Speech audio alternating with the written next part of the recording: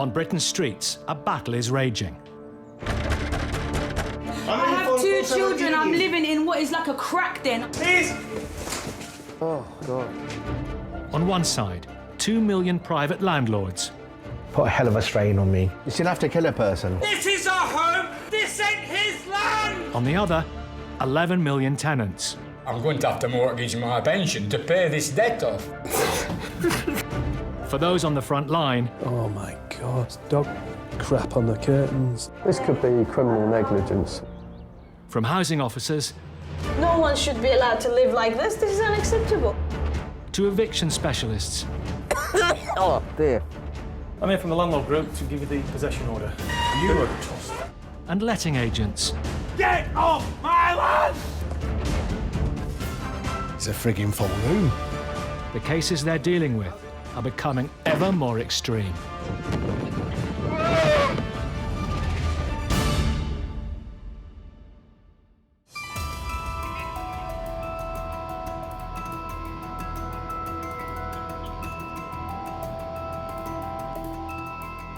We've scheduled an inspection on the property this afternoon. Because we've got a bit of arrears, we're a bit unsure about the whereabouts of the tenant. Letting agent Paul Ainsworth-Lord has over 800 rental properties on his books. This means every so often he's faced with difficult tenants and a dangerous situation. We're not really sure what the state of play is, so it's a bit of a fact-finding mission as well as an inspection. Today, Paul is chasing one of his tenants, Lee, who hasn't paid his rent in 4 months.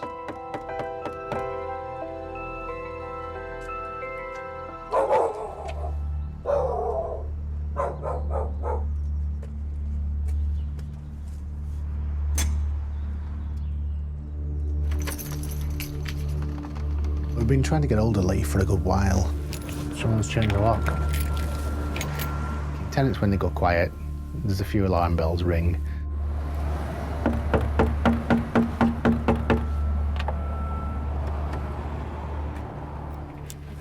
I'll just get my step ladders to go out and back. Fearing Lee may have abandoned the property, Paul decides to check out the rear garden. Because we've got a changed lock on the front door, quite often they don't change the back door. So a good old telescopic ladder's come in handy on this job. The dogs. This is the tricky bit. Looks like they might have green fingers who live here. I don't like what I'm seeing, actually.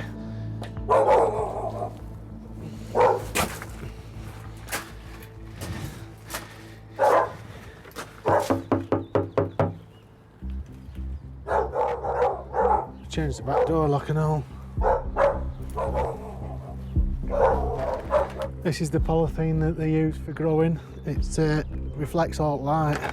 There's dozens of these tubs and loads of fans. Obviously growing cannabis. Paul came here chasing up missing rent. Instead, it appears he may have stumbled upon a drugs farm.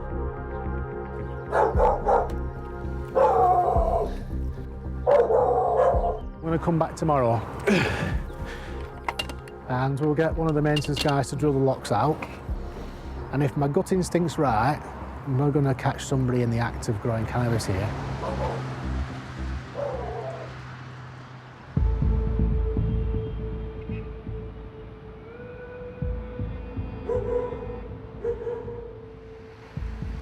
Just in case we have a problem with these dogs, we've got some chicken fillets.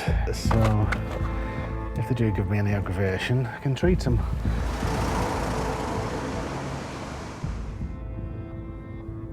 The following day, Paul returns. As soon as we open the door, I'll chuck them a bit of chicken, and hopefully they'll be interested in the chicken instead of my leg.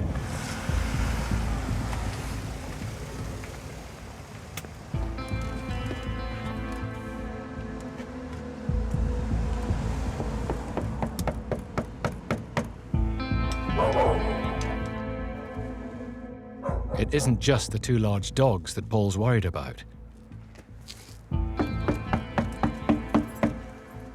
I've called one of the lads to come and drill the lock out so we can put the correct locks back on. It took us 30 minutes, half an hour to drill the locks out. There were special locks that were on this door. They'd been changed to hardened steel barrels.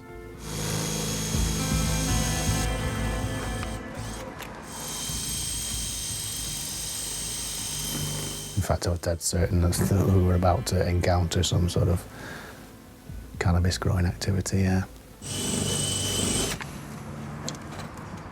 A bit too good to be giving to a dog. Right. Wait. Come on. Hello. What are you doing, guys? Come on. Come on. Come on. What's to do? There you go. Oh. God, it's nipped my finger. The tenant may be AWOL, but the property is clearly still occupied. These are like hydroponic trays. There's definitely either a supplier of kit or there's something going on here. I knew that we hadn't got to the bottom of this. I knew there was a grow in this house. I thought there must be. These two here, these should have been in the bottom of this side. So what they've done is put it directly into the fuse, so it's bypassing this completely. So they're robbing electric, are they? Yeah, completely. A couple of snooker balls in a sock. I thought, oh my God, just as well nobody's home. Could have been a different story. You could have grabbed a sock with a snooker ball and you just lash out, and next thing, you know, blue lights and ambulances. British champion. Men's English Thai boxing champion. This guy can clearly handle himself. The whole thing's just a bit weird, really. Oh yeah, here we go. This is where it's all. What are you doing in my house? Hang on a minute, lad, who are you? It turns out the house isn't empty. Who are you? A man's been hiding in one of the bedrooms, and it's not the tenant, Lee. Where's he gone? I just don't believe what just happened then. There was no sign of life one minute, and the next minute, all the hell breaks out. The fleeing man lets the dogs loose. Why have you done that? So, a female neighbour arrives to assist. Can I please? I've got a situation at 7 Union Street. I need some police assistance. Can I get the leads for the dogs, please? Because of all the comings and goings outside, I need to make sure we've got possession of the house. Just need to have a look upstairs.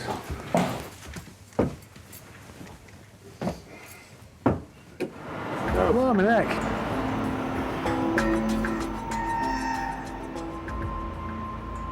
In terms of how well constructed this is, I'm quite impressed with, you know, it's clean, tidy, neat. Everything's, well, neat. The whole thing, it's like a professional outfit. This is like the filter. Quite impressive, really. It's got a complete irrigation system going on here.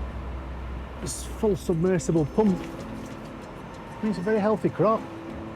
I mean, like, all beautiful and green. It's just a shame it's what it is.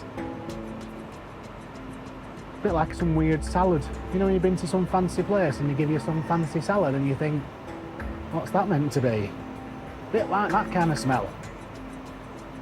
This is the very reason this house has been secured up. There are anti-vandal security barrels on the front and back door of this house. You know, a lot of thought gone into this. You know, it's like, this is all black market money. This is clearly a drugs farm, but the whereabouts of the official tenant and his unpaid rent is still a mystery.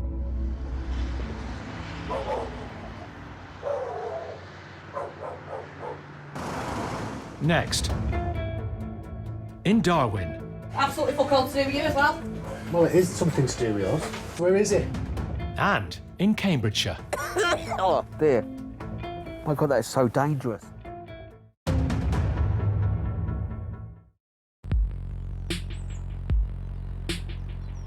One of them was hiding in the house and has just come out. Letting agent Paul Ainsworth Lord has just found a cannabis farm in a property he manages. Now the police have arrived. And so has an unannounced visitor. Excuse me. Oh, where's all these fucking claws? While a man has fled the scene, there's no sign of the tenant himself. Absolutely take a fucking piss. What the fuck has gone on here? That last there, she tipped up, wanting to get some belongings for the guy that was hiding in the front bedroom here.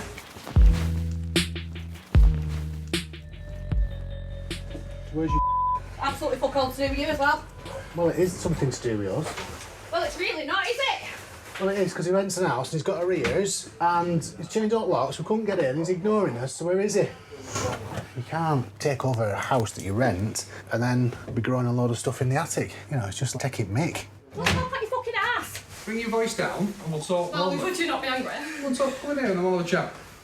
Are you going to continue like that? No, I'm not. I just need to calm down, so angry. You do need to calm down. Trust me, you do need to calm down. Yeah? Just stand to one side just in case she comes out like a banshee. It's a bit all of a tiswas right now. Just trying to keep a track of what's going on myself. Paul gets a call from the office, Ooh, I wasn't expecting that today. which appears to shed light on the whereabouts of the tenant, who hasn't paid rent in 4 months. This house is rented to Lee, and rumour has it he's in the nick. He's been banged up. Do you know when he'll be back roughly? I do not know, and like I said, that's got nothing to do with you. And soon you'll be finding out, won't you, obviously? Well, it is to do with us because he's a tenant here, isn't he? Right, anyway, got the keys, all I will say.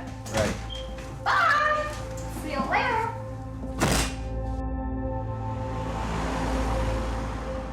It's been confirmed Lee is in prison, serving time for ABH. So it's possible he had nothing to do with the weed farm. Now, Paul and the landlord have to decide what to do with the property.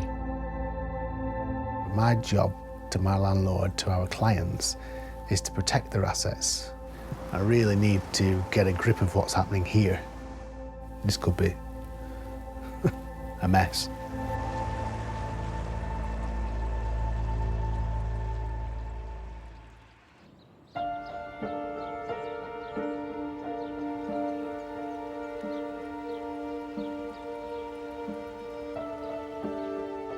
Becoming one of Britain's 2 million private landlords can sometimes mean taking on a whole lot more than just bricks and mortar. 3 years ago, Leslie Ann spent £30,000 buying the cottage next door to her riverside home. But she's not been able to set foot in it since. The property was cheap because it came with a long-term resident, known as a protected tenant, paying a controlled rent. I was a neighbour for 7 years and landlord for just over 3 years. She moved in February 1983, so she's actually been a tenant in the property for nearly 34 years. Leslie, a retired social worker, had serious concerns about her tenant's welfare and the conditions she was living in.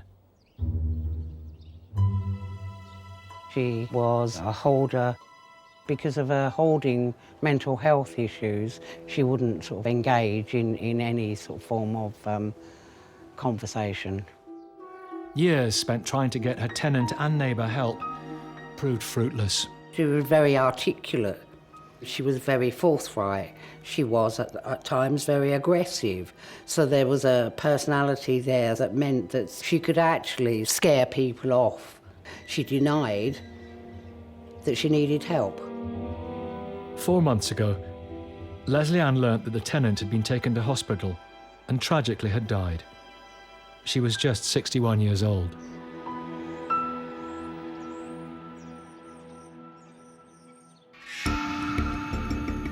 Eviction specialist Paul Champlina has been helping her with this unusual case.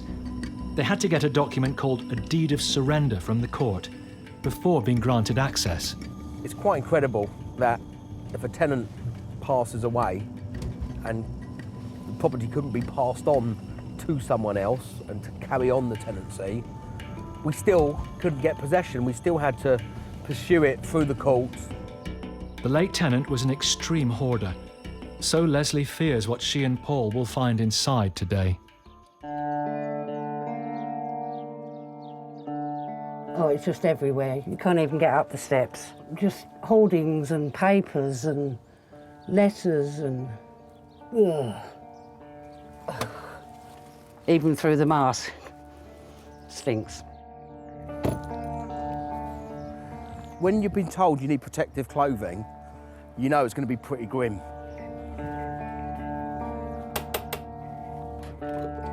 Leanne, we finally meet. How are you after all this time? My relationship with the tenant was really strained. I'd never actually been allowed to gain access inside the property. She was reclusive, like she was a hoarder, wasn't she? Severe hoarder. Really? The last time anyone has been inside, either yourself or Ian, was in 2015? Yep. Okay, right. The next stage is what's in there and how do you deal with it? Leslie Ann's friend and builder, Ian, is joining the inspection. To avoid the risk of infection, protective clothing is a must. I'm ready. I don't know what I'm ready for, but I'm ready. This was a really unique and very strange case because it wasn't an eviction. It was us to take formal possession of the property. But God knows what's behind that door. Right, oh God. Oh dear. It's horrendous. This is the first time in 3 years that Leslie has seen inside her property. Oh my God. Perfect cooker. Oh my God, that is so dangerous. So she never cooked? Obviously. No. When I walked into that property, I was just flabbergasted of how someone could actually live like that.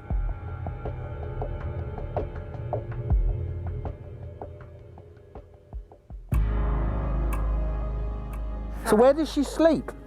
She slept for nearly a year in the living room. God, how can someone live like this? I've seen hoarding sort of in my social work career, but not the extent of the severity of the hoarding. We were actually shocked and horrified what we were finding. The smell is absolutely unbearable. The worst property I've ever been in 25, 27 years. It's all too much for Leslie Ann, who has to leave. To me, it smells of death, you know?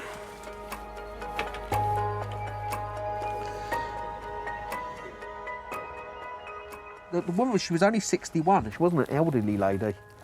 It's just really, really tragic, isn't it? How people have got themselves into. She literally had a little pathway and she was sitting there. So tragic. This is upsetting because you know that someone was dying in that chair. Someone's rubbish is someone else's belongings. You know, these are all her personal belongings. Paul needs to inspect the whole cottage, but that's easier said than done. Everywhere you walked, you thought something was going to fall or you thought you were going to put your hand through something. This is so dangerous, you can put your foot through it. Well, I don't even know, where's the stairs? Oh, right. That's how bad it is, I don't even know where the stairs are to go upstairs. The upper floor is so cluttered, even the deceased tenant had stopped using it. Oh my God. Let me put my torch on.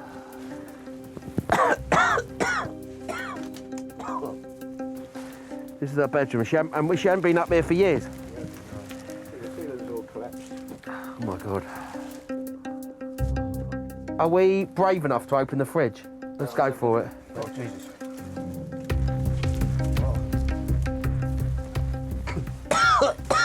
Yeah, I need to get a bit of fresh air. Oh.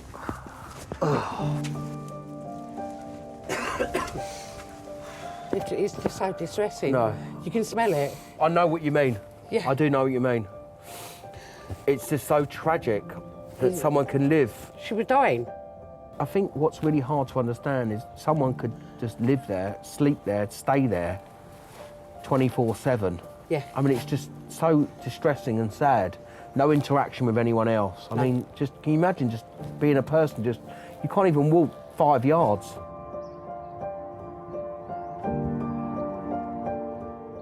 The only regret is that I couldn't help her, I couldn't save her, I could, you know, that's truthfully sort of, that's the only regret, sort of, you know.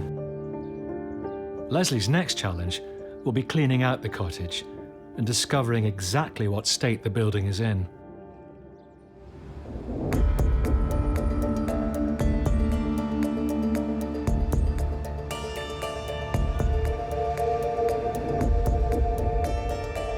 Housing enforcement officers, Micaiah Angus and Andrew Sedman, are on their way to one of the borough's most prominent landmarks, the Mason's Arms. But it's not the pub they're interested in. It's the rooms above it. It's been a problem property for approaching a decade. Overcrowded slum conditions. There's between 3 and 7 individuals in each room. There are 14 rooms. To sum it up, I'd just say it's a weeping sore of Harrow. Horrible. The property has already been raided several times by the council. Despite their efforts, it's consistently been one of the most extreme and dangerous examples of slum housing in the borough. As I walked in, I was like, oh my God, this is ridiculous. Fecal matter. Well, I wouldn't stand in that. I'm seeing raw sewage flowing onto the public highway and people having to like step over it or step in it. It's disgusting. This morning, the housing officers are joining the police, fire brigade and planning department for a full inspection. Good morning, Harrow Council. Next, in Harrow. There's plenty of money being made. There's a lot of questions here that need answering. And in Blackpool. A methadone bottle here. Another sharp on the windowsill.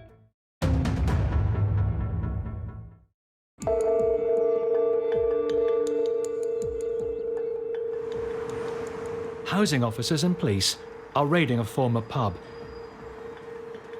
Hello, we need to inspect all the rooms. The property has permission to house up to 9 people. It's soon clear there are far more than that living here. Come on, this is desperate. Squeezed into each of the 14 rooms are 2 to 3 beds and at least the same number of fridges. Got 2 fridges. 3. 3, oh yeah. Andrew decides to check in with the housekeeper. Excuse me. How many people live here, please? Where? In the house? The whole property upstairs. Now it's 14. 14? Yes. There's a lot more. You must have had at least 3 people in each room. You've got 14 rooms there. So there was well over 30 people living there. As well as the housekeeper and her son, the only other person present is Nikolai, the man who collects the rent on behalf of the landlord. I wish to talk to him.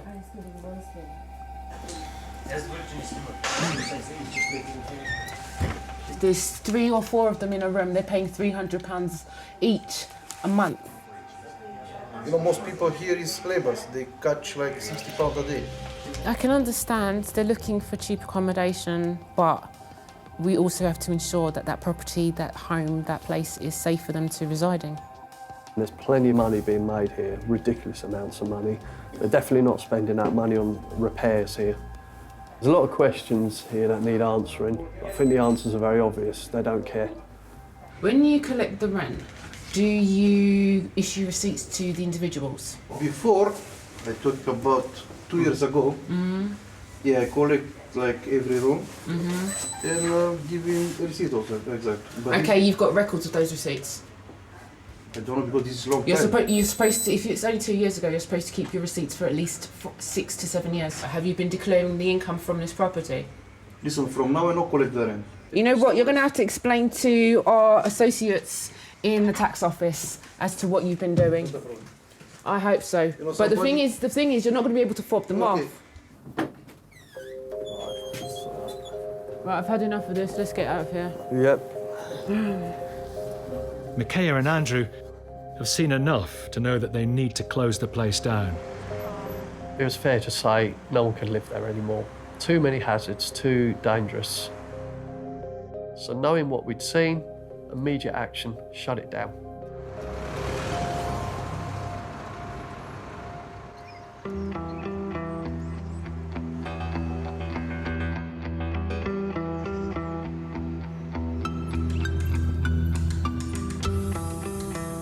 I think I'd be lying if I was to say there's a little bit of something going on in the back of my head saying, are you sure this is going to be okay? Over a month ago, letting agent Paul Ainsworth-Lord discovered a marijuana farm at a property he manages on behalf of a landlord. The tenant Lee was in prison at the time, so the police don't know who was responsible. I'm a bit worried about going up to Lee's house. He can definitely handle himself. Lee has just been released, and today Paul is meeting him to discuss whether he'll be able to stay in the house. You know, my job, you've got to manage these things holistically, because, you know, I don't know when I might bump into this guy again. It could be next Sunday when we're out with the children, with the kids, you know, and the last thing you want is some confrontation. Lee, a former British kickboxing champion, owes 6 months' rent. All sorts of things going through my mind. I'm thinking, you know, what sort of reception am I going to get? I really didn't have a clue as to how that meeting was going to go. Hiya. You all right?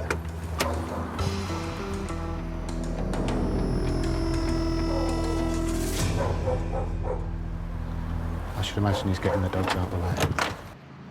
You put the dogs out back? Yeah. Oh. You all right to have a chat to you? See what's been going on whilst you've been away?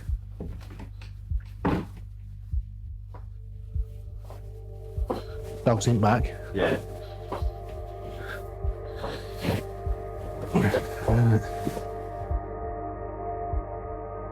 So what's been going on whilst you were away, Lee? You know as much as me.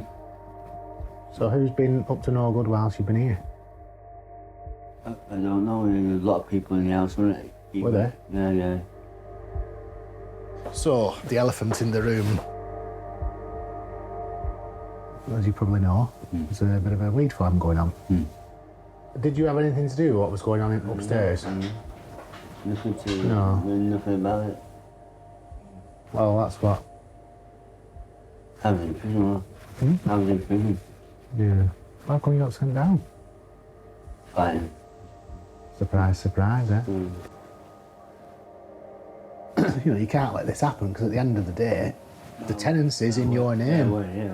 But the tenancy, the responsibility for this house is in your name. And if we're looking for somebody to bollock, if you like, or blame, or take responsibility, it falls to you. Yeah. So the benefit of the doubt was placed on you having nothing to do with it. And that's why it was agreed that you could move back. You know, don't let it happen again.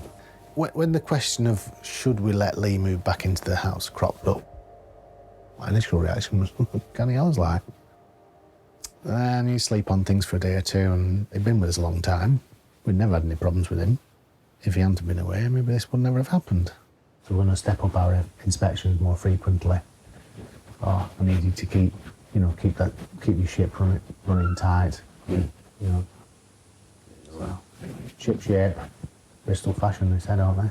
All right, like. Yeah. Okay, good man. As it's unclear who's responsible for the weed farm, the police take no further action. See you later, Lee. Cheers, fella. Thanks. Lee has agreed to pay the £4,000 rent arrears in instalments. He's very much aware that at the end of the day, it's his responsibility, that house. And he needs to make sure there's no shenanigans going on inside.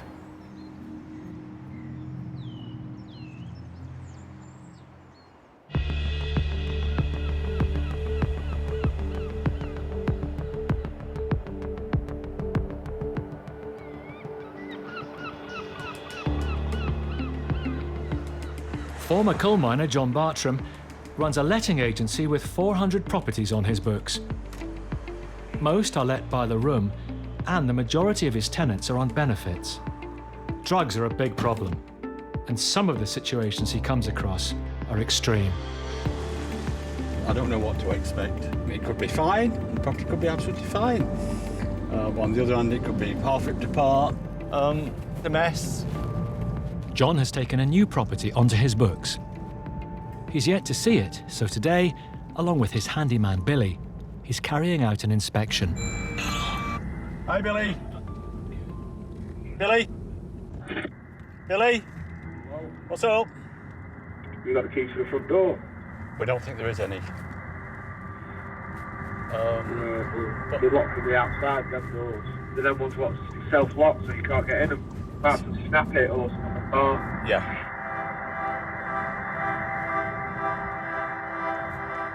With the decline of the tourist trade, many former Blackpool guest houses have been turned into bedsits for those on low incomes. This former hotel has been empty for the last 2 years. Something behind it. Right behind the door. Suspiciously, the front door seems to have been blocked from the inside. Something behind that door. Not gonna get past that. What we see as an agent is the darker side of life. You see a lot of poverty. So do we try and get around the back, Billy, or what do we do? That looks really. Can we get around the back? I wish we'd got a portfolio where there was all family houses. I don't know whether this is secure or not. But you see prostitution, you see your drugs, you see properties that's been broken into, being squatted. This actually looks pretty secure. A lot of these people are down on the backside.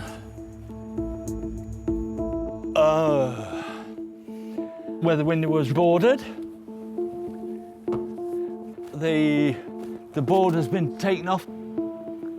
It's a sure sign that the squatters in there. Absolute nightmare, honestly, absolute nightmare. Well, no more once Billy's got his access. Let's slide that one away. Go in, let's have a look through here.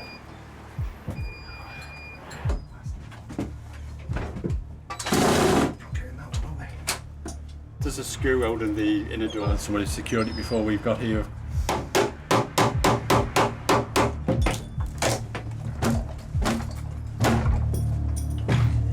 Let's have a look downstairs first. It's soon clear that the building has been recently squatted. Needles everywhere, you know, everything all over the place. There is an issue with drugs in places like Blackpool. Heroin, foil heroin burns. Methadone bottle. A methadone bottle here. And when you actually go into a property that's been squatted, you are always vigilant. Another sharp on the windowsill here. That could be something like sharps lying about that could do harm to me or my colleagues.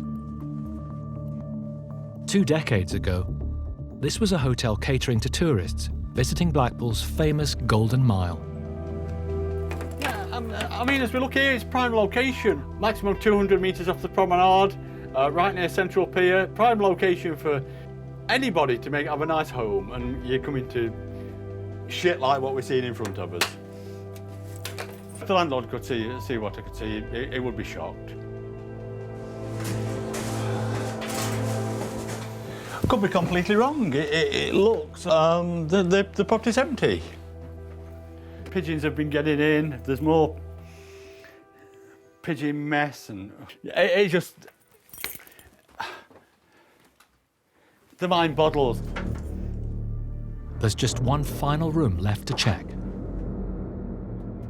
Next. What are you doing in here? In Blackpool,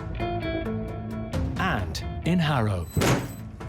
Oh, God. That's not for chopping vegetables, is it, really?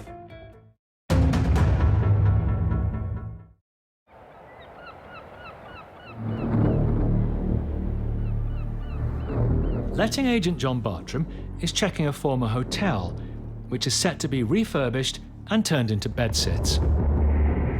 Hello. Oh, hello. I've been all right. Hey? What are you doing in here? We've been on the streets. Hey? We've been on the streets and we were staying here with a friend. There's no friend stopping here. Can you tell me how you've got access? Putting people on the street is difficult. You do feel a little bit for them, but they cannot see that you're a soft touch. Right, we'll go. Excuse 5 minutes, so we'll get... Can I have some names, please? And No, can you stop filming? but is it fair that you break into somebody's property? Not broken. Well, somebody's broken by... Someone else, but it wasn't Yeah, us. okay. In such circumstances, I've had threats. Being at properties where tenants have actually said, if I see you uptown, I'll do you in. It's out on the streets, freezing like that. Yeah, I'm not criticising you. I'm not criticising you at all. I know people deserve a place to stop. So what's going to happen then? In what respect? Well, what are we getting arrested? Why should you? You're leaving peacefully. You know we've got a mutual agreement that you go in and you won't come back. If it happens again, yeah, we'll have to take it down the legal route. Can you give us 2 minutes and we'll get everything out? We can give you 2 minutes and let you get everything out as well, yeah. I'm glad they went quietly, yes. You can't have any qualms. They're doing wrong. It's a criminal offence to squat. Right. Okay. Yeah, cheers, Phil. So you can go out the front door because that's actually open at the moment. The building is now empty.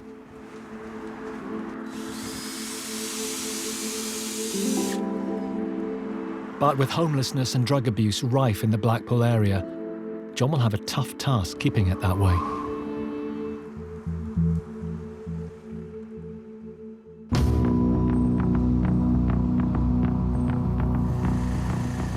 Who's got a warrant? It's 6 a.m. and housing enforcement officers Micaiah Angus and Andrew Sedman have returned with the police to the Mason's Arms in Harrow. Ready?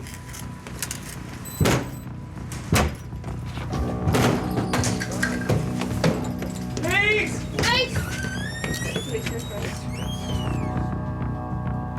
They suspect the rooms above the pub are still occupied. Prior to getting a warrant, we had actually passed by, seen the property, seen a TV on in the property, seen lights on, knocked on the door, lights had gone out. So I thought, yeah, we'll find someone in there. Good morning, is anyone here? A month ago, Micaiah and Andrew demanded the place be closed down. Yeah, I think so. All 14 bedrooms appear to be empty, but when they go into the kitchen, it's clear someone is living there. But the officers aren't sure who it is. There's evidence that someone or somebody's has been staying here. Yeah, I mean, you wouldn't leave an iPad, you wouldn't leave a system like this, a microphone. Food and other bits and pieces hanging around. I'm convinced that people are still living here. Please! In a locked room nearby, the officers make a chilling discovery. Oh, God. Holy ouch. Wow. Those need to come off the street. Those can't hit the street. They will do some serious damage. They're such big knives. What are you going to use those for? That's not for chopping vegetables, is it, really? They were horrible things. Those things are designed to kill people. And to have so many of them, what on earth is going on? What are they doing there? There was a rifle in one of the rooms. It turned out to be an air rifle, but things like that do make you wonder what else there is going on in there. While the police take the weapons away to be destroyed, the housing officers continue to look around. You're not going to leave your washing like that and vacate. Despite the obvious signs of habitation, Micaiah needs to know exactly who's living there. We've got to find somebody in here to prove our case at the end of the day.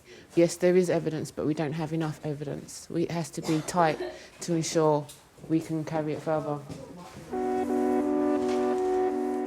I was slightly upset that there were no bodies in there, but it was clear to see people were still living and sleeping there. Loads of stuff in here, look. Ooh. The prosecution process may take time, but until then, the lucrative rental business is closed until further notice. We're not beating about the bush anymore. This is now the end of a line. We've shut the property down, end of.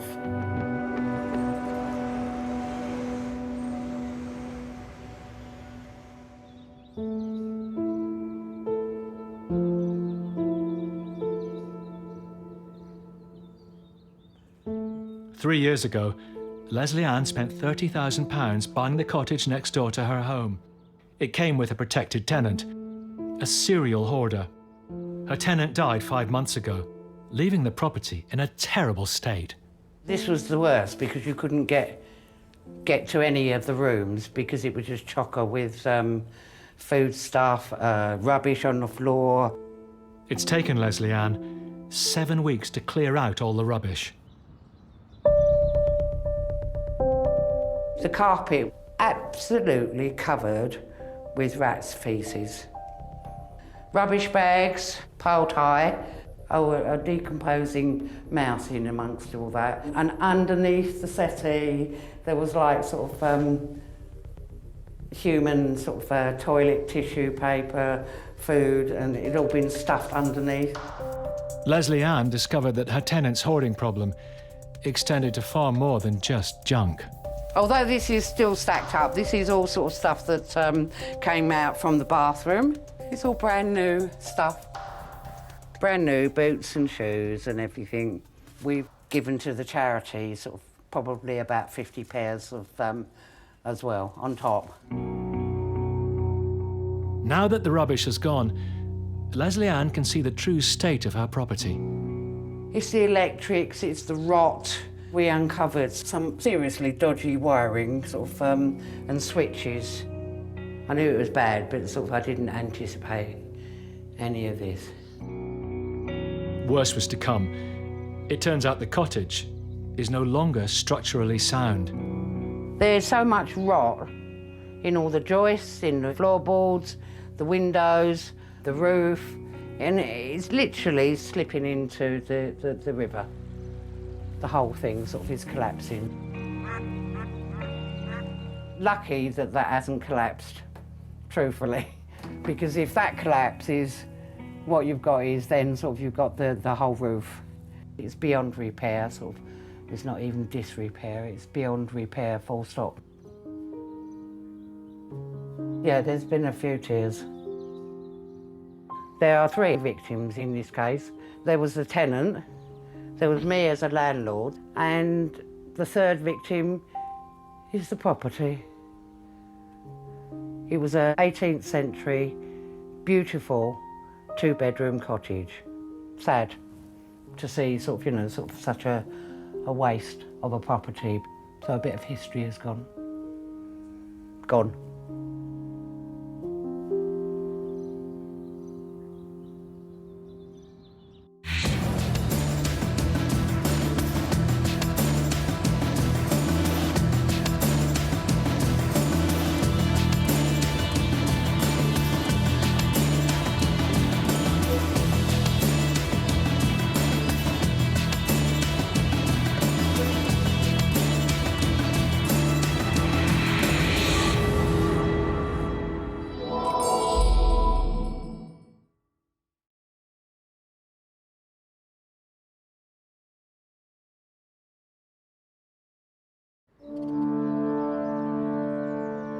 On Britain's streets, a battle is raging. 2 children. I'm living in what is like a crack den. Please. Oh, God. On one side, 2 million private landlords. Put a hell of a strain on me. You shouldn't have to kill a person. This is our home. This ain't his land. On the other, 11 million tenants. I'm going to have to mortgage my pension to pay this debt off. For those on the front line... Oh my God, dog crap on the curtains. This could be criminal negligence. From housing officers... No one should be allowed to live like this. This is unacceptable. To eviction specialists. Oh, dear. I'm here from the landlord group to give you the possession order. You are tossed. And letting agents. Get off my land! It's a frigging full moon. The cases they're dealing with are becoming ever more extreme.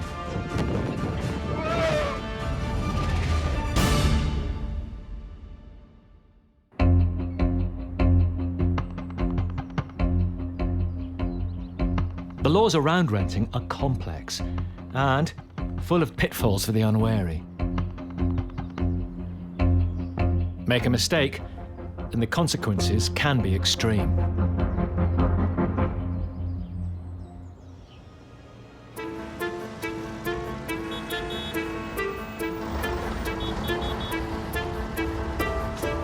This one, the white one, this one. The white card in the middle, sorry. Father of 2, Hamza Omar, is returning to the council flat, which until recently was his home. This is my sitting room, and this is my kitchen. And this is the bathroom and the toilet. 11 years I live in this address. He claims he did a favor for a friend, allowing a mother and her baby to move into his flat for a week. And now, 6 months later, he finds himself locked out of his own home.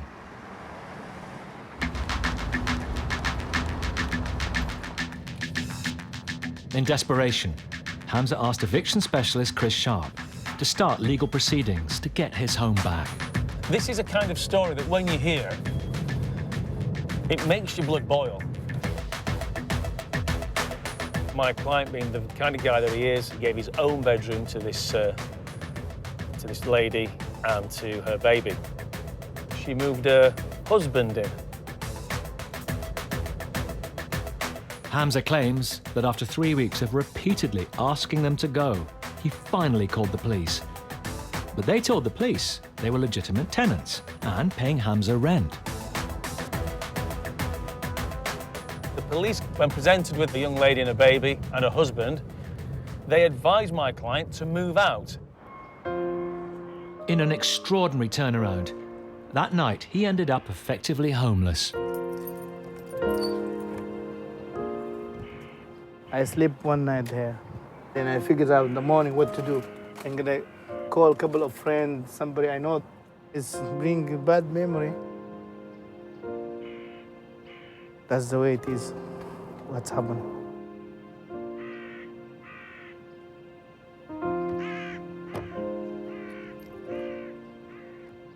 There's so much sad story there.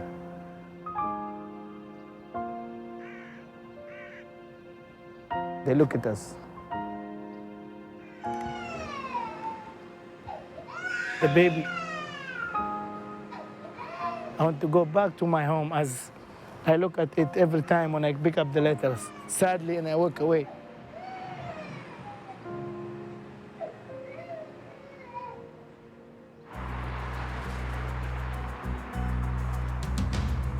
Today they're heading to court.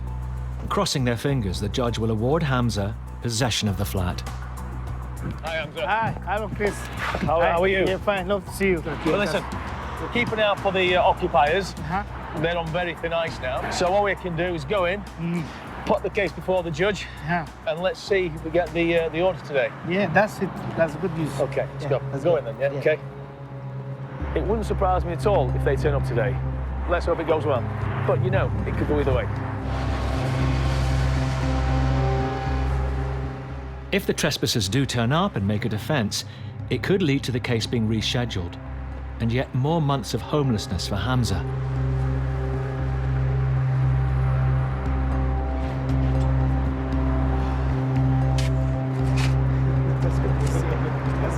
You see please. Got the order. They didn't show. You were relieved. Yeah, I was relieved. Yeah, I was able to judge it's himself. Thanks for that. Oh, no. This is why we do it. Okay, this is why we do it. That's good news. I am as relieved as you are that we've got that. This is the beginning of the end. It really is. Yeah, thanks very much, Hamza, Chris. pleasure. See I'll see you soon. Yeah, bye-bye. Cheers, Hamza. Bye-bye now. Okay. Hamza has got what's called a possession order in trespass, which means in theory he can evict the occupiers himself immediately. But Chris is recommending he calls in bailiffs. Because it's an order in trespass, technically, Hamza could go down there and use reasonable force to get them out. I would never, ever advise that, because what's reasonable, what isn't, and he would run the risk of getting arrested. But not only is Hamza desperate to get back into his flat, he can't afford bailiffs.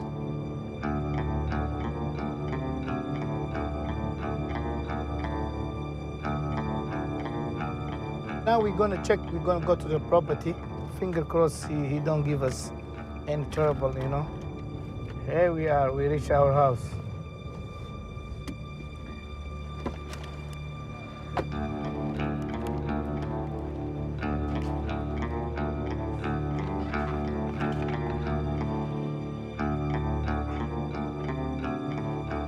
Let me check if somebody in. Yeah, we are. Mr. Omar speaking. Yes, how are you? Yeah, fine. We got the court order for eviction today. You didn't come to the court today. So we got the evictions. Are you ready? Pick your stuff. Which stuff? To go out because we got the court order today. When? Today. Is it today? Yeah, today. So let me call my lawyer first, yeah? When you gonna be ready to go? No, you don't need to ask me anything. Chris has got wind Hamza is at the property and heads over. So I need to talk to my lawyer first, yeah? Lawyer? Yeah. So I'll get back to you, yeah?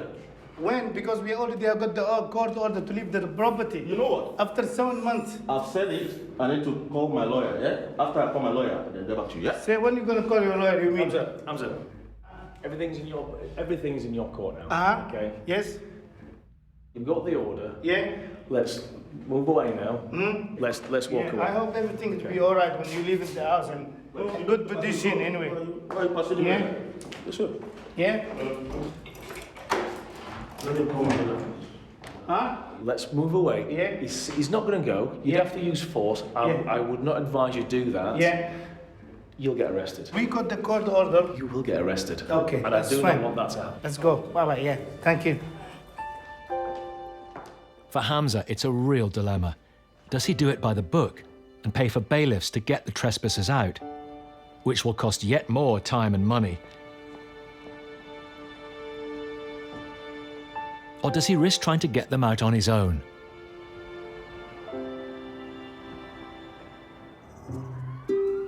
First impressions can make all the difference when a landlord is choosing the right tenant. But sometimes those impressions can be deceptive and cost the landlord dearly.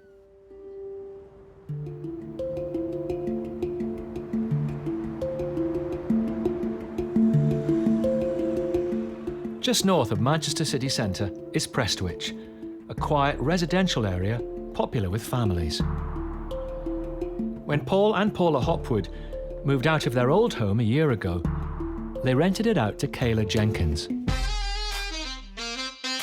aka YouTube makeup guru Okayla, and her friend Casey Pecci. Hi guys, welcome back to my channel. The two women now owe them over £9,000 in unpaid rent. Cue action.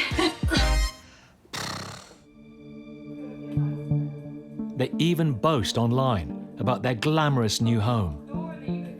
This is a tour of the property they did. It's our room where we do shoots. Just infuriates me. And their young fans are suitably impressed. Wow, you guys have a beautiful house and such good taste in decor, very pretty. You guys have done so well to get a place like that at a young age. The Hopwoods recently heard that Casey has moved out, but Okayla is still there. So a fortnight ago, they went to court and won an eviction order.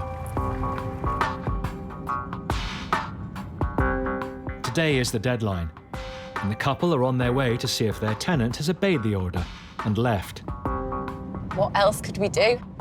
She just seems like, you know, she's sitting in the castle laughing at us. They're worried about what they'll find, as the last time Paul visited, he got a shock. As I walked in, the house absolutely stunk of dog feces and urine. I looked, she had 5 dogs, 4 cats, 2 budgies, 2 guinea pigs, and 3 rabbits. And in the rent agreement, we'd made it quite clear that no pets were allowed.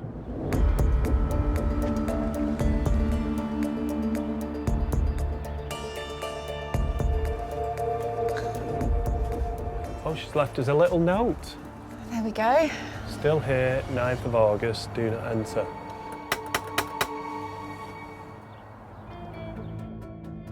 Next, in Manchester.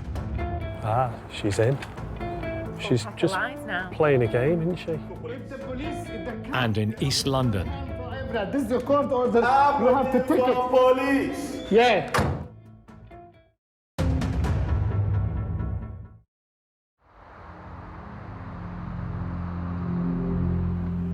Paul and Paula Hopwood have won an eviction order against their tenant, a YouTube star, who owes them over £9,000 in rent.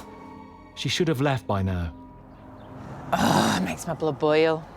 That is just the ultimate of cheek. Doesn't surprise me the least bit, though. Not the tiniest bit. She's in there. She's making money in our house, using it as a film set for her videos, and not paying her rent. And there's not a thing we can do. It was literally just a big middle finger to us, wasn't it? Yeah. Yeah, look, just dirty. That is actually one of our pillows. Ruined. Even though no one's answering the door, it appears their tenant is not only home, but has called 999. Oh, where's the police? Here we go. And, you know, we're just 2 nice, normal people, and, you know, we're having to deal with the police. It's quite scary, it's quite daunting. We've got an eviction order that runs out today, so we're the landlords. She hasn't paid any rent for 5 months, but she's still sitting pretty in there. So she's not paid? She owes 10,000. Yeah, yeah. Really? Yeah. Ah, she's in. She's just playing a game, isn't she? She's trying everything in her grasp to try and stay in the property. Right. She's got a vehicle booked for Monday at 4 o'clock to come and take all her property out of the house. Can I not be here just to make sure she doesn't take anything out of the property? What I'm going to say is if you ring us up and arrange for a patrol to come here at whatever time you're going to... We're not going to assist in any sort of moving or any arguments or all that. Literally, all it's going to be is preventing a breach of the peace. How'd the house smell when you went in? It's pungent. Is it? Just trying to mess with our lives totally, you know, it was just beyond words.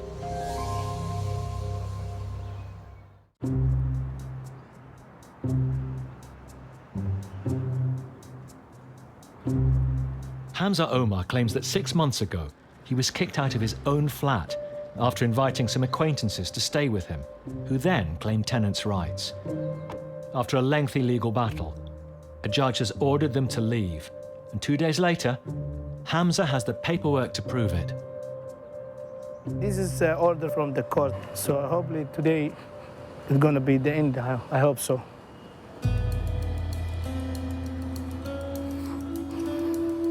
Despite being warned against it by his lawyer, Chris Sharp, Hamza is returning to the flat in another attempt to get his trespassers out.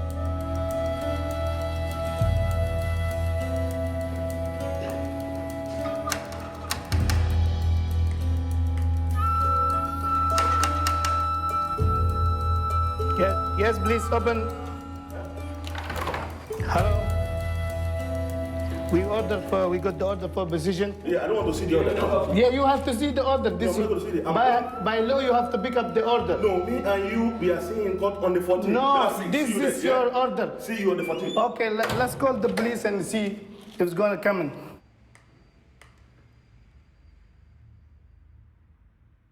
Hello, the police, please. We ask police for help. We give him the order position. He never accepted. So I need the police. I just got my right. 60 minutes. Yeah, we wait. If anything, you can call me this number. Thank you. We're gonna wait until the police is come.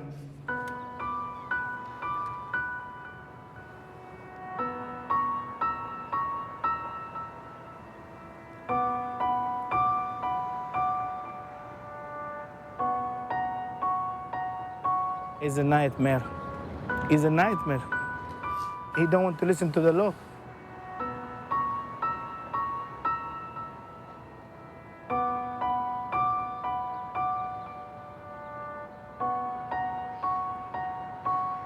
It's nearly 60 minutes now. An hour comes and goes, and there's no sign of the police, so he calls again. Yeah, the police, please. They said they're gonna be 60 minutes. I would like to know if they're coming. I need the police to just tell him, take the order now. I just need the police to give him the order now. The police tell him that as far as they're concerned, this is a civil dispute. And they'll only come out for a breach of the peace. In desperation, Hamza tries a different tactic. It's a counter property. Okay, if it's gonna be fight there, I'm gonna go there and damage the door, and whatever happened to me and him, then the police guy is gonna come. That's what you advise me now, isn't it? Okay. They don't want to come.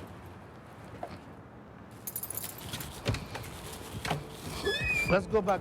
We cannot pay the locksmith. We will do it ourselves. Hamza decides to confront the trespasser again and phones the police to tell them what he's doing. I'm going to the front door now, but it's gonna be a big fight. Then you're gonna come. Yeah. Yeah. And the bailiff is gone because it costs me money. It costs too much money to pay them by hour. It's gone. Yeah. Cut this your court order. No, I'm not going to take anything from you. Yeah, this with the police now. No, let's go. I'm waiting to police. If the police, if they come, yeah, I'm waiting it's going to hand forever. This is your court order. You have to take it. Police. Yeah. Yeah, he shut the door now. We were going to fight, then you're going to come. Yeah. Mr. Case, what is going to say? For your information, I want to see your leg here again. Yeah, this one. Don't come to this place again. This one. This is the order. This is a court order. This is a court order, yeah? I'm going to see you in court January 14th. This is the court order you have to follow. This is the court order. You have to follow the court order. That's it.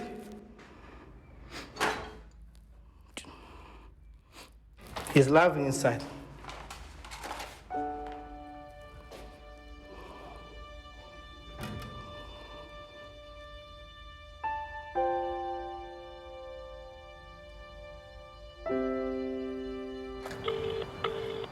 With no sign of the police and out of options, Hamza calls lawyer Chris Sharp, who's been helping with the case. Hello? Yeah, Chris, this is Mr. Omar here. He was aggressive for us. When we called the police, they refused to come. Hamza, if the police are refusing to get involved, which, as I advised you, there was always this chance that they wouldn't, it's a grey area. What I now suggest you do is simply walk away and instruct the bailiffs. Because you will end up getting yourself into trouble if you try and take back possession yourself, okay? Mm-hmm. You will end up getting arrested, okay? I do not want you to do that, Hamza. Yeah, I understand. And I'm advising you against that, okay? Bye-bye, yeah, bye-bye. Thank you, bye-bye. Bye. Then that's the way it is. Only we have to involve the sheriff, and that's the law. You cannot do it in yourself.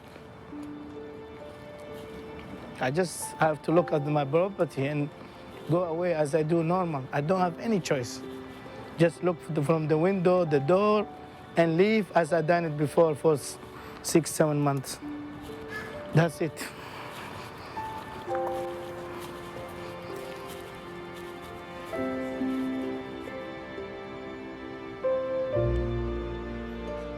Hamza had little choice but to be patient and pay for the bailiffs.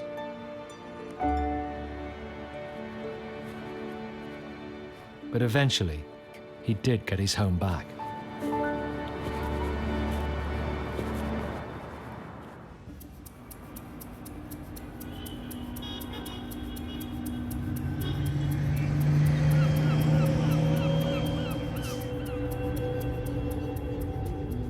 Letting agent John Bartram manages 400 properties on behalf of landlords in and around Blackpool. I'm out on the road most of the day, and if I'm out there, I know what's happening. Today, John is heading to a block of 11 flats where one tenant is causing problems. From day one of him moving in, we have had issues. Drug dealing, people using it as a drugs den. Even his social workers would not visit the property. Last time I laid the law down to him, one of his friends came and gave me a mouthful. Although it's unclear who exactly is dealing drugs in the bedsit, there has been a series of complaints against the tenant, who has a history of drug addiction. Oh, I feel sympathy for them, yes, but I'm not having them causing antisocial behaviour for other residents in the street, in the block, in the vicinity. And that's one of the reasons we're taking the notice today to terminate his tenancy.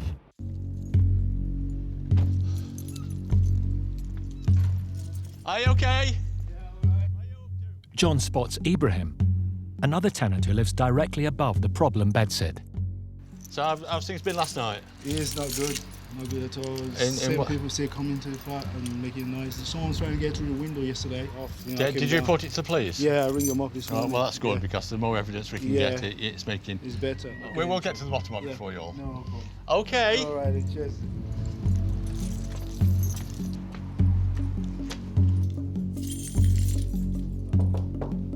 This landlord was on the verge of bankruptcy. We actually lost 5 tenants out of the 11 because of the issues that we was getting in the flat. Landlord, JJ Properties, could you open the door, please? I'm over here. Eh? Over here. Paul, because of all the antisocial behaviour that's going around in this premises, there is a Section 8 notice. Cannot put up with this issue any longer. We have now took landlord's instructions to give you this notice to vacate the property. You are responsible for your tenancy. I was here the other day visiting someone else and I got threatened by somebody who was wanting to come into here. I was in hospital then. But it's people that's revolving around here. If they're threatening me as an agent, they're going to be threatening other residents. So who's the dog, by the way? What? Who's the dog? It's my friend. Yeah, well, it shouldn't be here. I suggest you contact your social workers. Are they coming back to see you now? Yeah, they're coming tomorrow. Because they actually refused to come in because they was told to F off because there was somebody who was doing a drug deal in here. No, it wasn't. Well, you know, I'm afraid it is fact. Okay, thank you.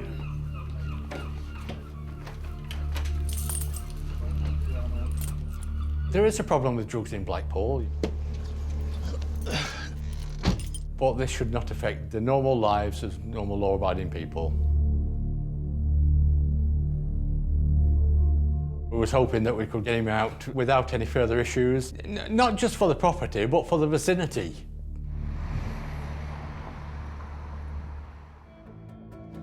Next, in Blackpool. Honestly, I ain't got another bloody tenner, Paul. I've got a £5, and that's my bleeding sandwich. And in Manchester.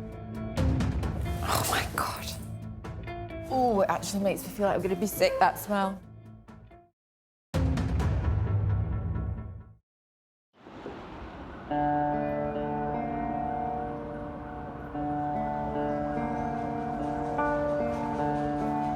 With more demand for a roof over your head than there is supply, unscrupulous landlords are cramming vulnerable tenants into run-down properties. Nowhere is this exploitation more extreme than in London. It's 6:30 a.m. and Brent Council housing officers are acting on a tip-off about dangerous overcrowding in a 5-bedroom HMO. Unsure what to expect, Head of Housing Enforcement Herb McGowan has requested police backup. Morning, we're from Brent Council. We'd like to come in. Brent, passports? Passports? Yeah. So. What they find is shocking. This is where you sleep? Mattresses line the floor of every room, including the kitchen.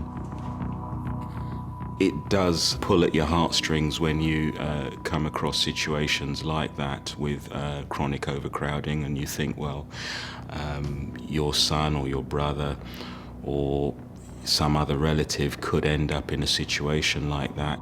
It's seriously overcrowded, and I think we just have to try to establish what's happening here. How did they get in here? Who recommended this property for them? So how many of you are in here? The housing officers need to establish some facts. From Brent Council, do you understand English at all? Intelligence English? They say that they've been here for about a week. And they came from Romania or? The Romania has been here? Yes. Okay, all right, okay, that's fine. They say we didn't come to steal, we just came here to make some money. No, I appreciate that, and I'm here to help you. If there's a fire or something like that, there could be serious problems. My friend, why are you stood around the Why are you back? standing around the back? Smoking a cigarette. You don't live here. At the rear of the property, police find more tenants and more mattresses. So there's a bed round here. This is crazy. A bed in a gazebo round the back, open to the elements. It's not acceptable. If something goes wrong here, all hell breaks loose. How many people are in this room? 1, 2, 3, 4, 5. A count up shows that there's a minimum of 35 bed spaces. A colleague brought him over, now he's left. Yes, he brought him here. Yeah. He's asked him for £10 and then he's got The team establish the men pay £10 a night for each mattress. If their figures are correct, someone is collecting nearly £2,500 a week in rent. Herb's next task is to find out who. I need to know who is responsible for letting this room to you.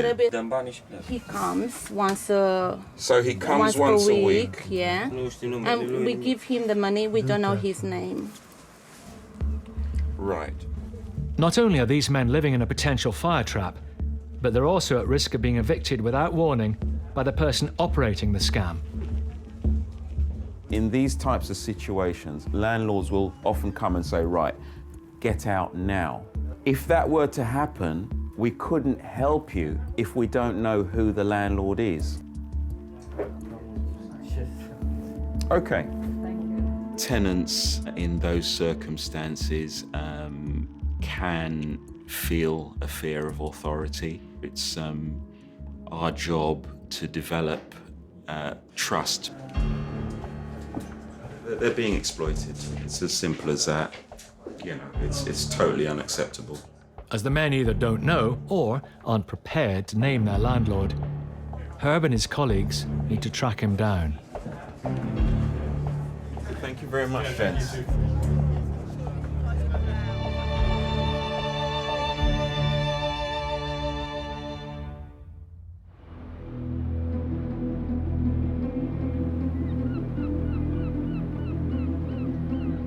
2 weeks ago, letting agent John Bartram issued problem tenant Paul with a notice to quit.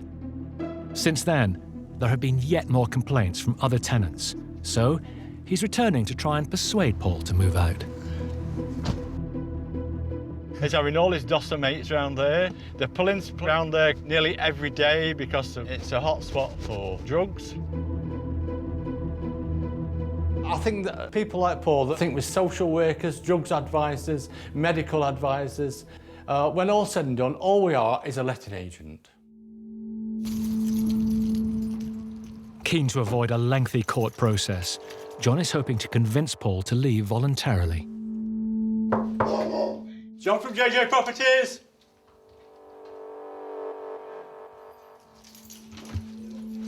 Can I come in? I just want to talk to you. Was everybody here? We're not ones that take them. Do you know why I've come today, Paul? Can I sit down? Hey? Go on then, I'll sit in your wheelchair. How's that sound? Well, Paul, I came down last week, whenever it was, and served you a Section 8. Now you shouldn't be here. No. All I want to know flat out the way from this area. Idiots keep trying to break in and out, taking the piss out of me, taking advantage out of me. Well, enough of it. Wouldn't a few quid help you to do that? It would. Basically, we thought the easiest option was to offer Paul a cash payment to find alternative accommodation on his own behalf. I mean, what I'm trying to do here, Paul, is get a happy between yourself and landlord. I mean, I've got the authority from the landlord to offer £300 to ask you to go. Is it 300 quid keys? Give me the keys back, yeah. Straight away? Yeah. Every time we visited Paul, there was always people in his home, and I don't think these people have his best interest at heart. There's been people coming to the window now, poking their head through, trying to get in. I don't know who this is, we keep trying to piss off. It's causing distress, not for people just in the block, but for people in the area. And I know I've got to leave here, you know what I mean? I've got to find somewhere. Anyway, please keep in touch. Has anybody got a phone number? Because you haven't got one. No, to go and get a phone today. Do you know what I mean? I've got a lot there. I've got to get some food in. If Yeah. I have a tenner, I could get something, I'll go and buy Well, honestly, I ain't got another bloody tenner, Paul. You will have a tenner. I've got, my pocket, I've got a £5. And that's my bleeding sandwich. We can look forward to having 300 quid ready for you on Friday to resolve the issue. Cheers, Paul.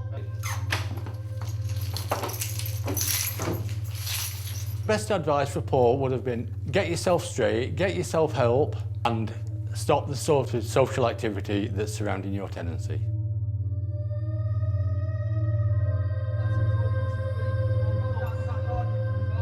As more people gather outside Paul's window, neighbour Ibrahim comes down to confront them.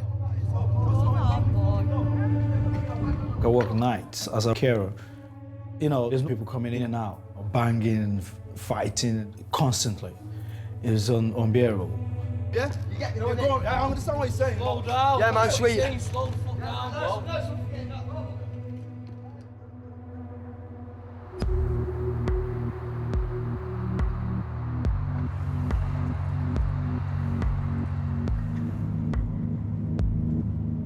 Landlord and builder Paul Hopwood is on his way to inspect his 4-bedroom rental property in Prestwich, Manchester.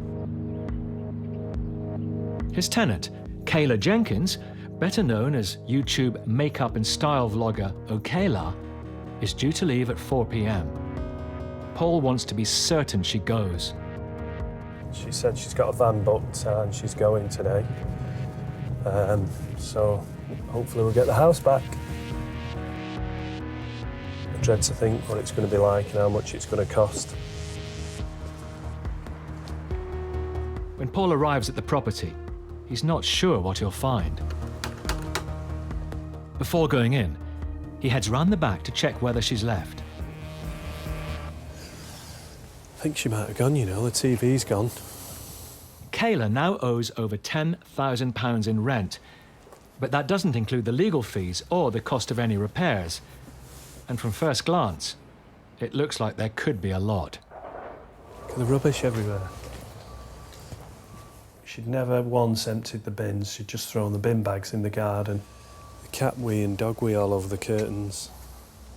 Paula is going to freak when she sees this. All right. Yeah, you.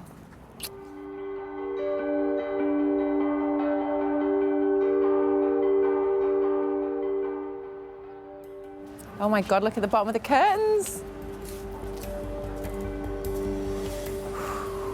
And then to just walk in and see that it had just been completely wrecked was just absolutely soul-destroying. Oh my God. Oh, the smell. Oh, it actually makes me feel like I'm going to be sick, that smell. The tenancy agreement clearly said no pets.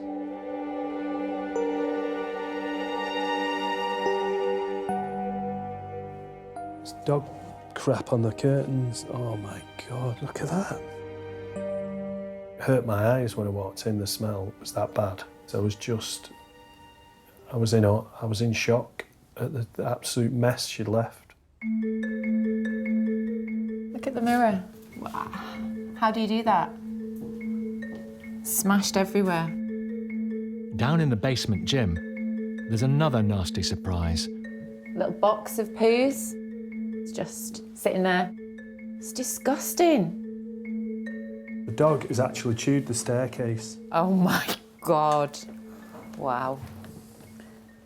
That Put is your hand in there. something else, isn't it? Oh my God, the smell up here is even worse. Look at that. Wallpaper coming off the wall. Skirting boards all chewed. I mean, why would we wash our hands? We'll just wipe them on the curtain, yeah? She's Don't need just to wash wiped them. her hands on the Let's just wash them on here, hey? A brand new mattress. Oh, look at that. Stains all over the bed.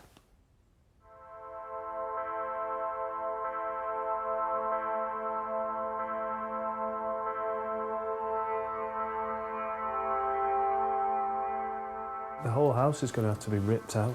Everything's going to have to be ripped out, all the carpets. It's just thousands and thousands of pounds of damage.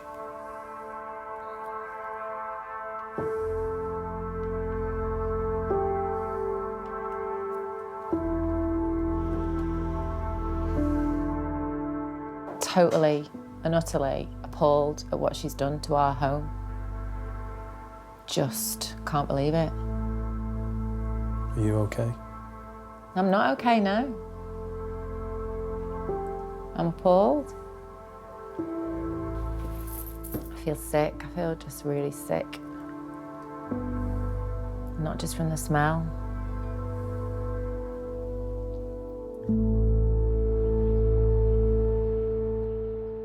In response to the allegations made, Kayla Jenkins states she kept fewer pets than her landlord claims, and Mr. Hopwood was aware she had a puppy. Ms. Jenkins alleges Mr. Hopwood is a rogue landlord who's making false claims she left the property in poor condition, and that the house was thoroughly cleaned by her mother on the day she moved out. She does acknowledge that a mirror was damaged. Kayla states she fell into arrears when her self-employed work dried up, and that she was keen to work out a payment plan with her landlords. Next, in Brent. These guys have nowhere to stay tonight. And in Blackpool. Are we ready, Paul? 2 minutes, let us get out.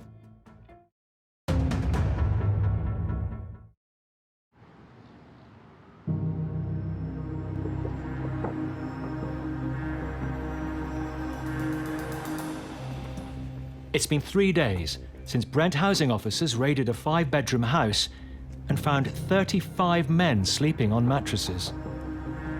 This morning, they returned to discover the men are out on the street. So it's locked, is it? So you've been locked out? All the men have been kicked out by their mysterious landlord.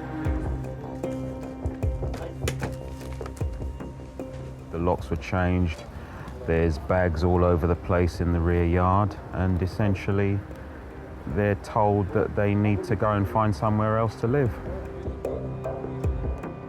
Even though the house is dangerously overcrowded, the men's eviction is still unlawful. Very nice.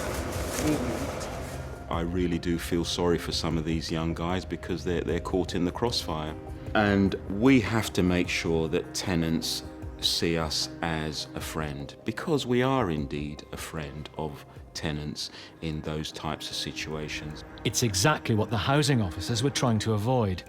Over 30 men forced to sleep rough on the streets.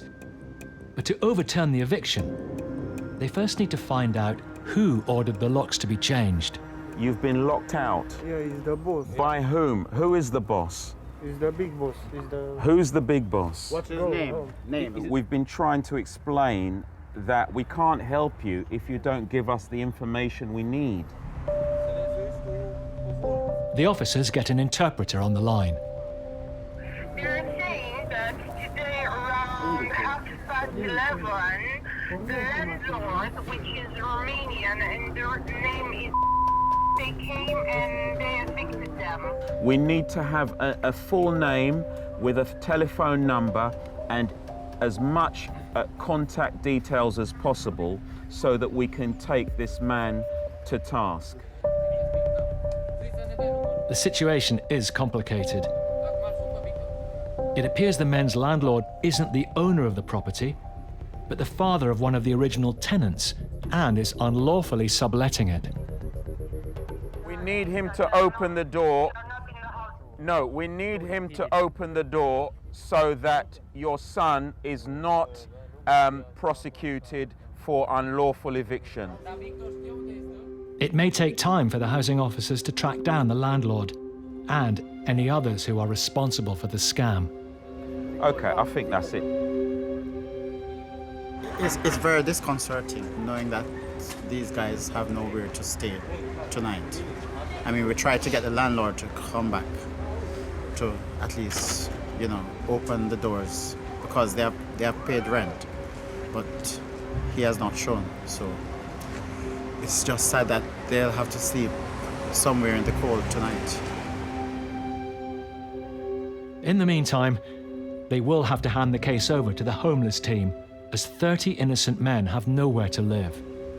Someone was clearly making a great deal of money out of an unlicensed and unsafe property, and we were determined to follow that money to wherever it leads.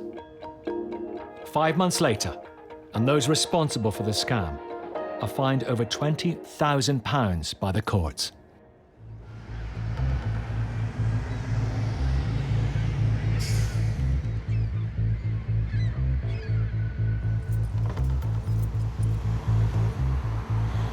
Letting agent John Bartram has been trying to convince his problem tenant Paul to leave the property he manages. Please do me a notice to say terminate my tenancy. Although there is nothing to suggest that Paul is involved, with continuing complaints of drug dealing at the bedsit, John and his landlord have come up with a solution. What he does with his money, that's a different issue, but I'm glad to have him out of our hair. John has been authorised to pay him to move out. Are we ready, Paul? 2 minutes, let us get out. Oh, no problem.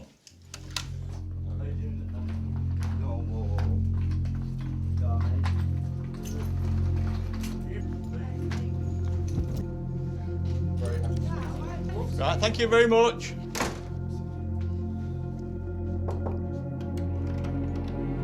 Are you okay, pal? Is Paul in? Yes.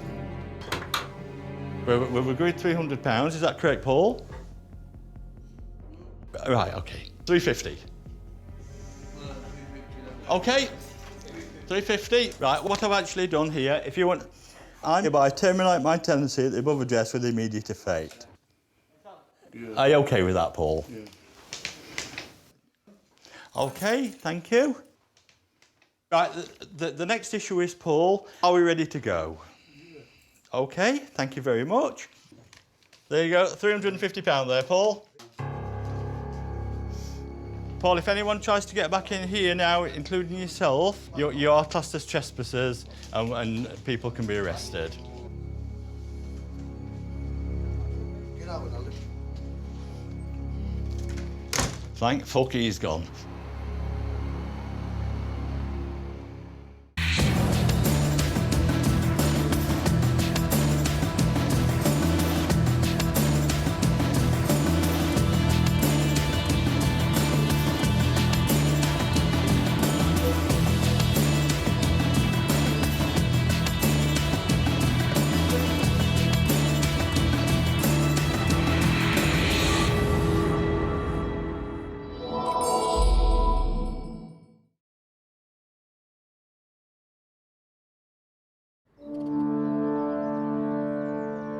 On Britain's streets, a battle is raging. I have 2 children. I'm living in what is like a crack den. Please. Oh, God. On one side, 2 million private landlords. Put a hell of a strain on me. You still have to kill a person. This is our home. This ain't his land. On the other, 11 million tenants. I'm going to have to mortgage my pension to pay this debt off. For those on the front line... Oh, my God. It's dog crap on the curtains. This could be criminal negligence. From housing officers... No one should be allowed to live like this. This is unacceptable. To eviction specialists. Oh, dear. I'm here from the landlord group to give you the possession order. You are a toss. And letting agents. Get off my land! It's a frigging full room. The cases they're dealing with are becoming ever more extreme.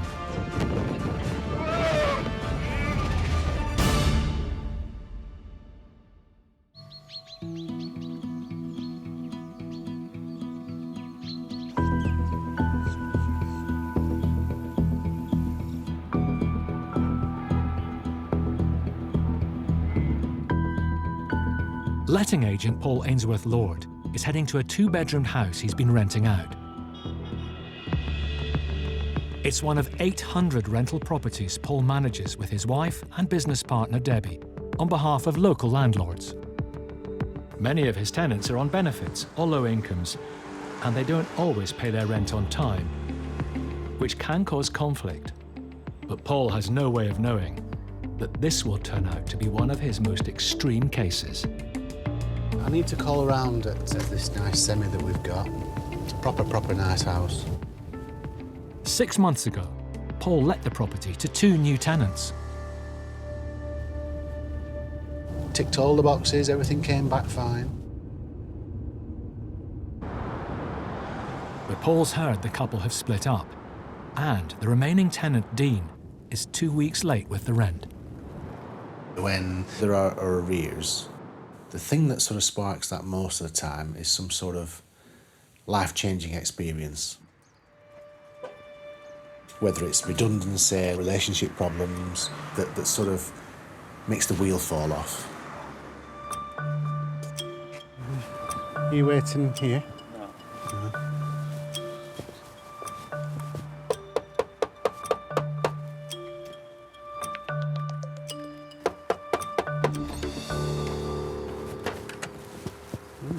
Not locked. Must be in then. Hello? Hello? I'm thinking, well, nobody's in. House is unlocked, it's insecure. So I thought, well, I'll go and have a chat with these guys at the front to see if they knew anything. Paul has seen Dean's photo on the tenancy application, but never met him in the flesh. Is it Dean? No, it's not Dean. I'll get him to ring you. I'll look next. You look like Dean. Huh? You look like Dean. I'm not Dean. No? Do you know where Dean is then? He's on holidays away. Is he? For a week. Well, it's not locked up. What? It's not locked. His girlfriend lives here. I thought she'd left him. Huh? I thought she'd left him. You know a lot more about Dean than Dean. Then what? You know a lot more about Dean than I do. Well, who are you? Huh? Who are you? I'm David. David? Yeah. Apparently he's on holiday. But why would you go on holiday and leave the house unlocked? Hello? Hello? All sorts of things go through your mind, one of which is, have they done a bunk? Hello? But there's dogs in there. For all I knew, he could be dead. Hello? It's a funny how do you do, isn't it? So I'll look upstairs, see what's going on. Hello? Nice and warm. Wow.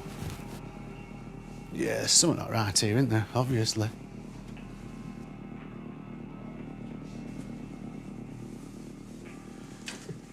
Get out. I am Dean. Get out the house.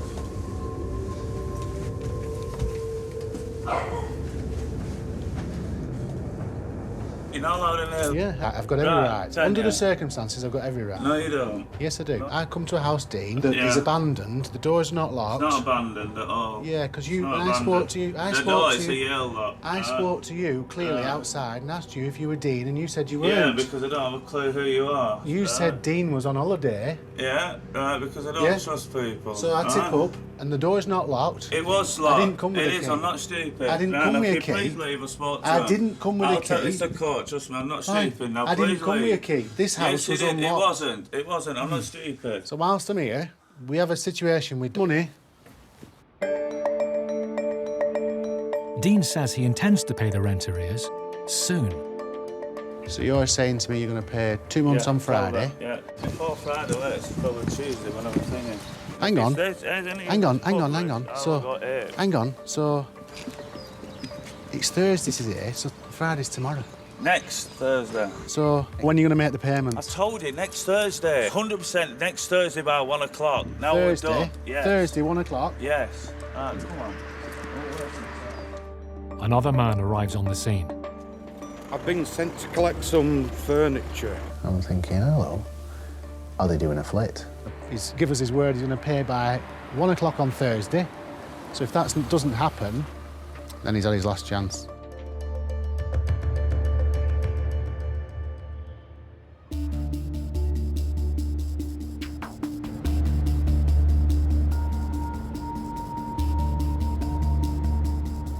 It's 7:30 a.m.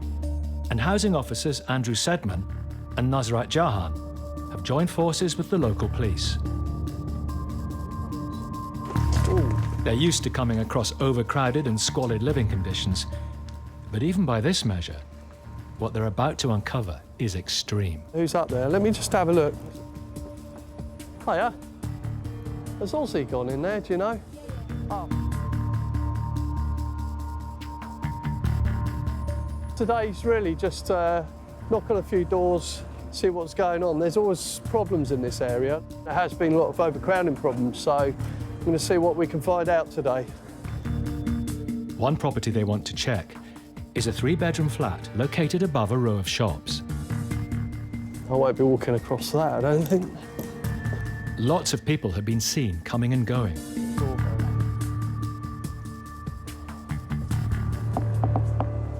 But the police think they know why it's been so busy. We done this place as a brothel last week. Oh, really? Yeah. Ah, OK. Might still be... They got kicked out. Oh, right, OK. So hopefully there's no one in there. Fingers crossed. It's the council with the police. Despite the earlier police raid, it looks like the brothel's back in business. Yeah, you're working here. How many people are here? 3 others. We're aware that it was a brothel, and we visited this house once before, right? Kicked the alleged prostitutes out. The people that are in here today are different from the people that were in there last time. Hello. So I'm from the council. How are you? From residential licensing. OK. I'm in from the council. We're just inspecting the property to see how many people are living here at the moment and the current use of the property. It looks like the women are living as well as working here. That means it's not just a police matter, but also a worry for the housing officers. We just need to find out what the status of this house is. Obviously, there's been some problems here in the past, but what we're concerned about is that it's safe for the people living here, and there's not too many people as the other reason as well. Hi. Right. While the police investigate the business side of the property, the housing officers try and find out who the landlord is. Do you know who do you pay rent to, or who you agreed to pay the rent to? No? So how do you came to this place? Through a friend or agency, and who can bring you here to stay? No, one friend telling me. Okay. Does your friend lives here as also? No, she's gone. She's gone. Do you know your friend name? No. No, you don't know. Where do you live? I don't know. Well, your driving licence has an address on it. Where do you live? I don't have house. No. You don't have house? No. How long you lived here? I don't know. Yesterday I come. I don't know why I come here. It's clear the women either don't know the name of the person who owns the property or won't tell them. But Andrew's confident he can chase them down. The usual thing is we do a land registry search, also check the council tax records. And once we get a name, I tend to do a bit of searching on their social profile as well. Company's house, we always catch up with them. Whether the landlord knows their property is being used as a massage parlour and unlicensed HMO isn't yet clear.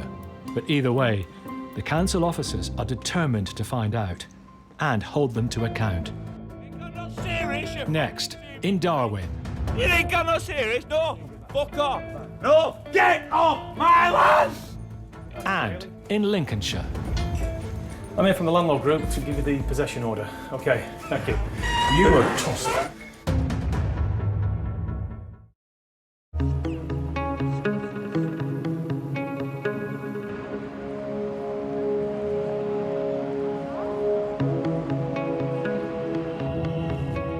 Letting agent Paul Ainsworth-Lord is concerned about the behaviour of his tenant, Dean.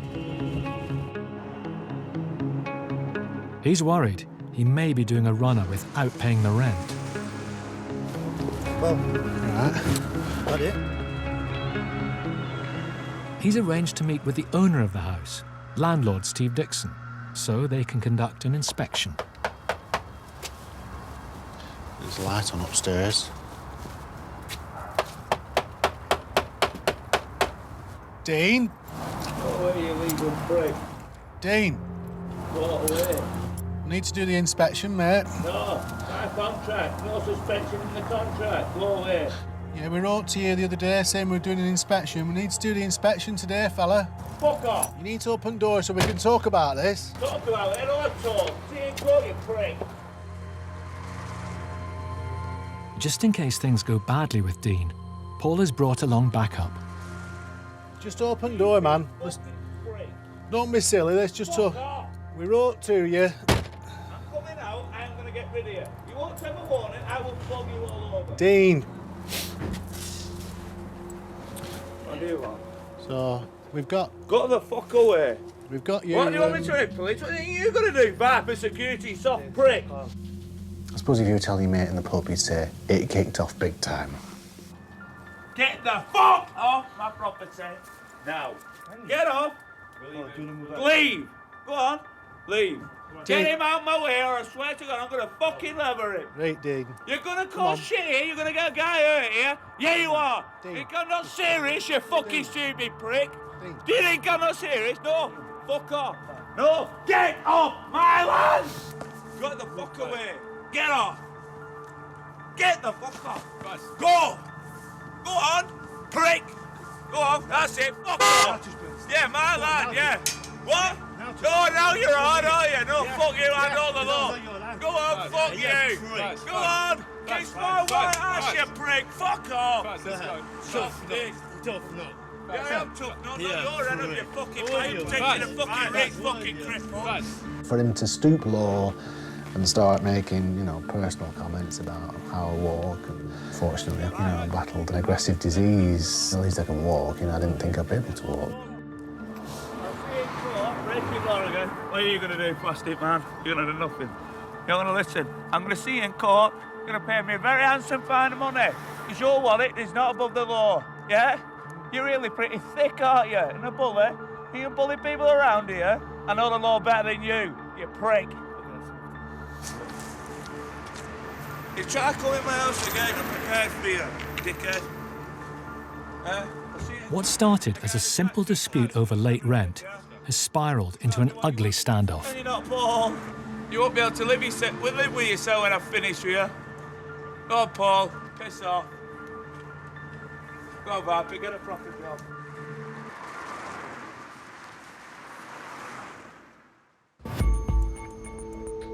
Evictions are fraught for both landlord and tenant, and can sometimes spiral into serious conflict.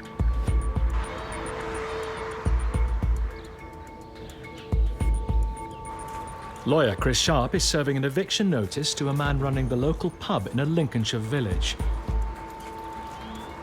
His company has gone bust, owing £40,000 in unpaid rent to the pub's owner. Hi, Mr. Haley. I'm here from the landlord group to give you the possession order. Okay, thank you. You are tossed. The £40,000 that... Go away now. Go away. What's now. happening to the £40,000 that you owe Jim? Excuse me. Because you don't pay any rent.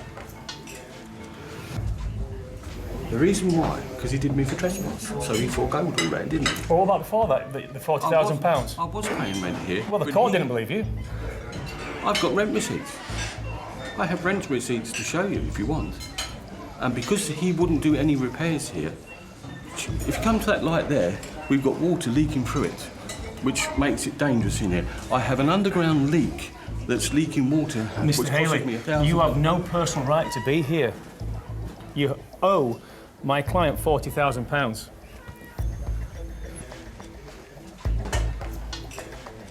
You don't pay any rent. You're a trespasser. Thank you. Thank you very much, Mr. Haley. Bye-bye. Chris is shown the door. But inside, it's clear that John Haley knows the game is up.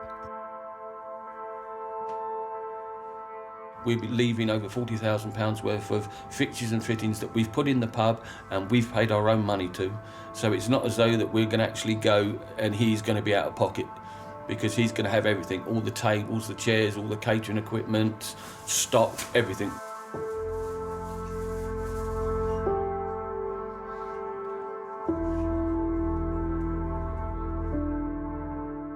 I can't even get a job in a pub trade because of this court case being done for trespass. I can't even rent a house for myself because of this court case, because it comes up on the record and nobody wants to touch me. When I walk out here, I'm homeless. I've got 2 dogs going into a caravan and we're going to be pulling up on the side of the road. He's got the order. He clearly wasn't expecting that. The fact is, he's got no right to be there. He's still trading there, not paying my client a penny. Where's the money? What's he doing with it?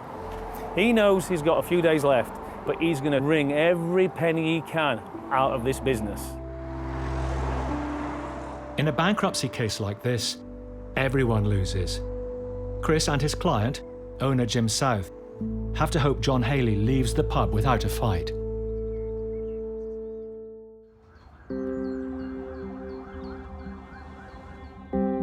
Three weeks after raiding the massage parlour, Andrew and Nusrat are on their way to inspect the property again. I received an email from the landlord over the weekend stating that her property is no longer a brothel, it's empty, and new tenants will be coming in. So we're just going to go down and check out if she's telling the truth and see that the property is empty. Hello. How are you? Hi. The landlord has given her property to a new agent. But Nusrat checks she still knows she's responsible for whatever happens here. Do you come to visit the property or I like never every did 3 months? visit the property. Because as a landlord, you should, because Yeah. then you know what's going on in your property. Now I know, because the agent was dealing with it and I thought everything was fine. They done all the checks, all the referencing and all that, and I was totally shocked to hear about that. It is your responsibility, although agent Yeah, are now involved. I know, but you this is your opportunity to come across yeah, and exactly. say like what, You don't- because we are you not don't blaming think you. of this kind of thing. I didn't even think that this kind of things were possible. Okay, let's have a look. All empty.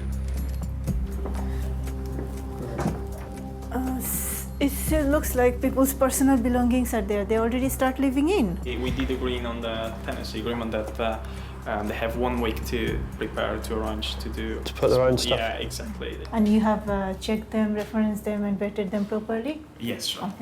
Okay. We will be taking extra care of this place now that we had those problems previously. We are planning to do monthly inspections at the beginning, and yeah, hopefully everything will be all right. Satisfied that the brothel has closed down, Andrew and Nusrat's job here is done. Take care and good luck with everything. Thank you. Bye-bye. This is a good result. I mean, now that we've met the landlady, we've now met the new managing agent who's on board. He seems to be quite sincere and on top of things. We are happy with that, and Yeah. she's happy to make the application for license. So hopefully everything will go well. And now we have the agent in front of us as well. So if anything goes, we can hold the agent and the landlord both accountable. It's one less brothel in our borough, so they're not there now. That's great. Yeah.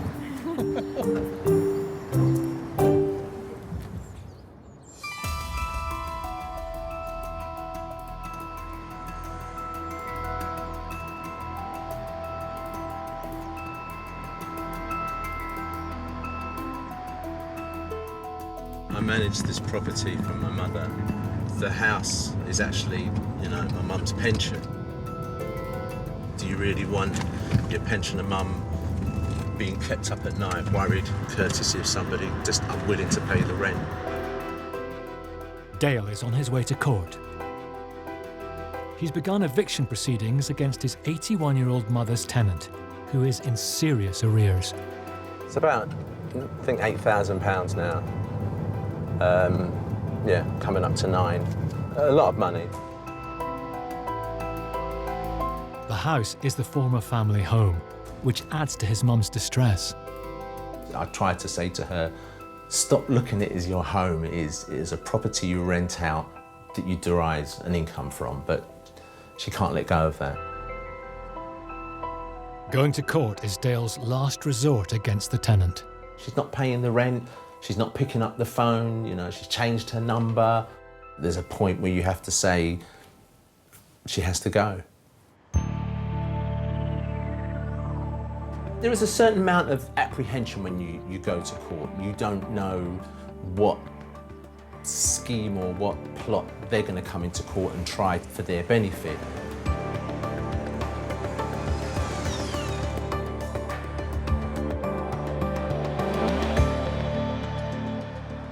We've got possession, so she's got 14 days to vacate. I can't wait to ring my mum and let her know that she'll soon have her property back. But as Dale calls his mum with the good news... Getting your house back on the 2nd of November. Praise God. He spots the tenant, leaving the court with a friend. Just need to know, are you gonna vacate on the 2nd of November? Are you gonna go on the 2nd of November? Wait, walk away, walk! Are you? No, you don't do nothing. No. Can you stop filming her, please? Exactly. Can you stop filming her, please? You don't need to film me. Why are you Please filming stop me? that, please. Do you want me physically to me to hold the camera before you to realise that? Stop filming her, please. Please. I've asked you nicely, please. Thank you very much, sir. Yeah? Don't be rude. I'm not being Please. rude. Thank you, sir. Have a wonderful day, sir. So he's accused us of being rude, and how rude is it not to pay the rent? But that's the kind of people we're dealing with, unfortunately. Hopefully she'll be gone when we turn up. If she's not, we'll just engage the bailiffs to have her forcibly removed.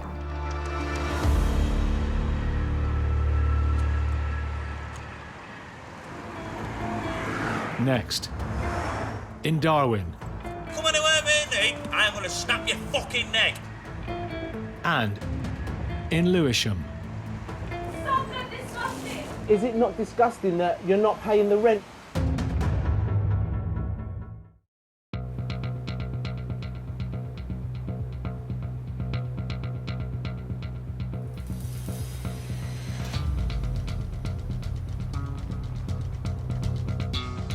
Good afternoon, Ainsworth Estates. Letting agent, Paul Ainsworth Lord, has decided to take action against his troublesome tenant, Dean. His extreme behaviour has only strengthened Paul's resolve. Have you got that notice, Sal? Yeah, it's there. All right, Ta. Even though Dean has now paid his rent arrears, the landlord wants him out. So Paul and his wife and business partner Debbie need to serve him with an eviction notice. Right, so after all shenanigans, we're on, Mum. Gonna serve these notices tonight. What? And you're gonna take them? Well, yeah. I'm not being funny. Do you think that's a good idea for you to serve it? If he starts kicking off, I'll just come away. Well, I'm not too happy him going by himself, because you really don't know what he's capable of.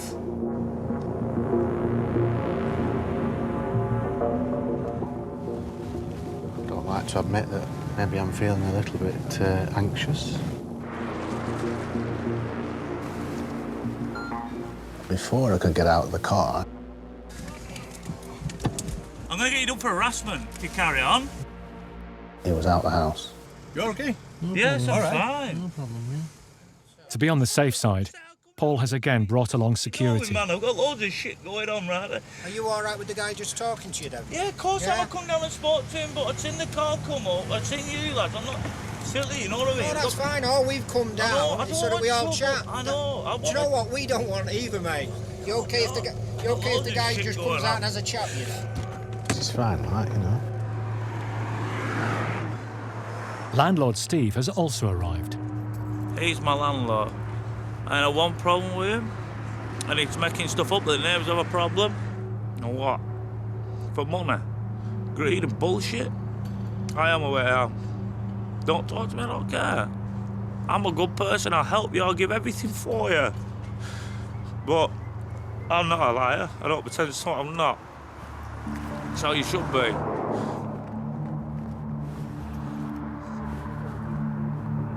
Wasn't quite expecting this. Bit of a contrast from last time we came. There was all the big hard man. Today he's the kid in tears. Don't know what to make of it, really. There's a little bit of me in my head saying I do feel sorry for him, but I can't let that get any bigger, you know. But then things changed. Paul, really? I just want to give you this. I just want to give you this. I'm giving you a warning. You come anywhere near me, I'm going to snap your fucking neck. Give it him, I'll talk to him. Do not push me, because you will never see the light of day, really. All I have to do is give you this, Dean. No, give it him to give it me and I'll read it. That's all I want to do. You give it him? No, because I can't just sell me, because I want to fucking hit you. I don't know why you're being like that. Because you're a prick. No. Really? I'll shove that stick so far in your eyes you'll have a human kebab, you prick. Dean, Whatever. he has to physically hand it you. Let me just give you this, No. then I can go. No. Give it to him. Go home. Come on. Go home, I know where you live. Hell, that way, no. Get here, Paul. Do you want me to whack you? I really will. You come in, I swear to God. You want to? I'll give you enough warning. Right, come on, you big. Just take the letter. Just take it. No, fuck! No. Take the letter and we're done. You're a prick. I am going to end you. Get him away. And he came straight for me, and it was like... I wasn't sure what was going to happen. I thought maybe for a moment he was going to actually take the letter. But, oh, no. And then sticks the head on me, and it's like, don't really get paid for that. Fuck off in your car, you fucking sorry excuse of a man! That's the mailbox. That's it. Served. Job done. Right, we're done, Dean. I've done my thing now. Yeah, see you fucking court. I'll see you up that nice little lane. Whatever.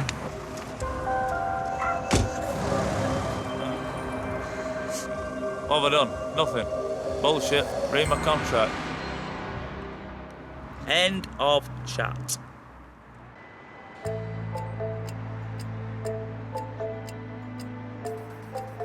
Two weeks have passed since Dale won the case against his mum's tenant, who owes £10,000 in rent. And today, she's due to leave.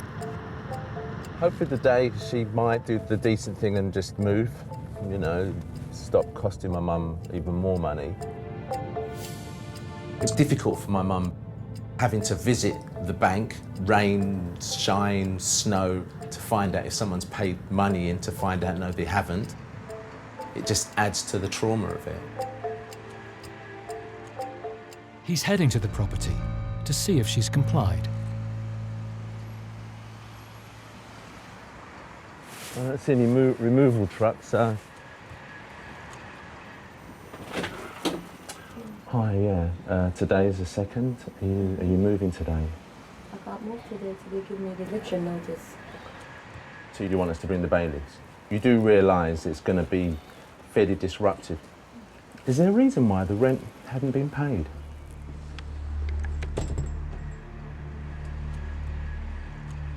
You showed no real concern to me, to my mum, but you've not paid the rent. An unfamiliar voice shouts at Dale from inside the property. Come on! We're all human beings at the end of the day. What are you doing? What's the problem? The problem is you're living in a house for free. Not even renting the house to you. Don't know why you're there. Stop being disgusting! So is it not disgusting that you're not paying the rent and you're living free? And there is now 3 adults in the house, you couldn't muster enough money to pay the rent. If you've got so much to say, say it in my mum's bank account. £10,000. Yeah, I thought you didn't have anything to say about that. There is a natural respect for elders, and she had done what she'd done to an elderly woman, my mum. And that's almost the unforgivable sin.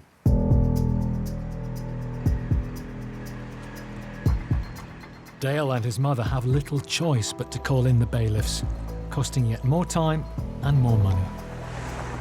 She's going to be forcibly removed from the property and see what she has to say.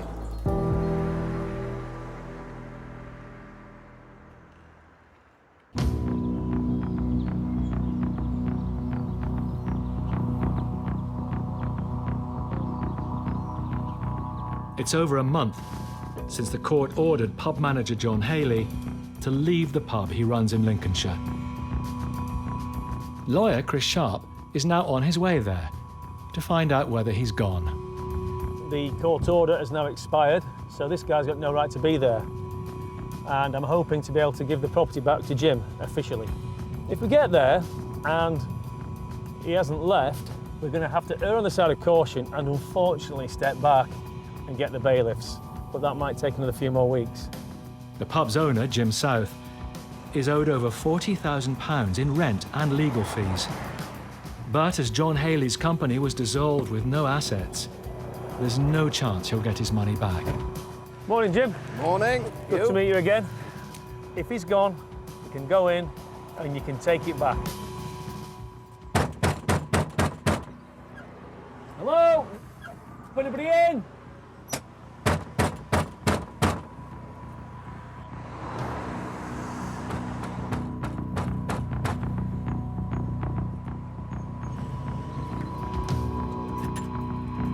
Okay, Jim. Right. Hello? Anybody in?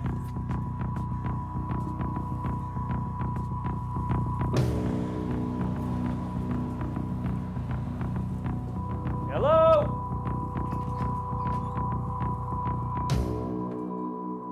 It's soon clear that the pub manager has left and the property's empty. Jim's 19-month ordeal is over. Well done.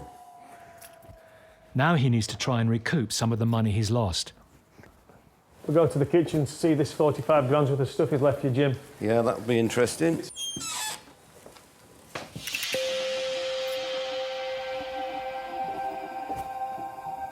So is this what has pretty much been left? He said he wouldn't pay me because he'd spent £45,000 on the building. But when we asked him for what was done, when it was done, who did it, how much was it, and receipted invoices, he then said, well, it isn't actually that. It's equipment I brought into the building from other pubs. Is that in another room, then?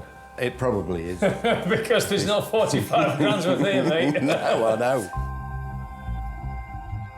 Outside, the only thing Chris and Jim find is a fridge full of old dog food for the pub landlord's pets. No.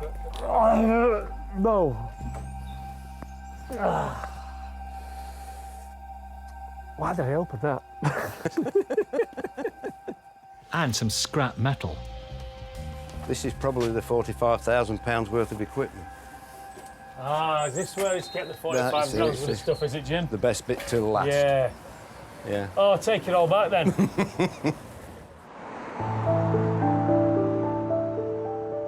Now that John Haley has gone, Chris's job here is done. One last thing. There's the keys. Jim, it's been an absolute pleasure meeting you. Thank you very much. Thank you.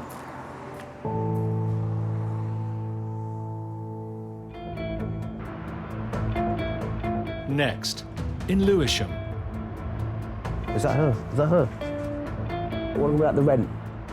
And in Darwin. For me to go, you best come up with something really good. If not, basically this place won't be open tomorrow. Okay.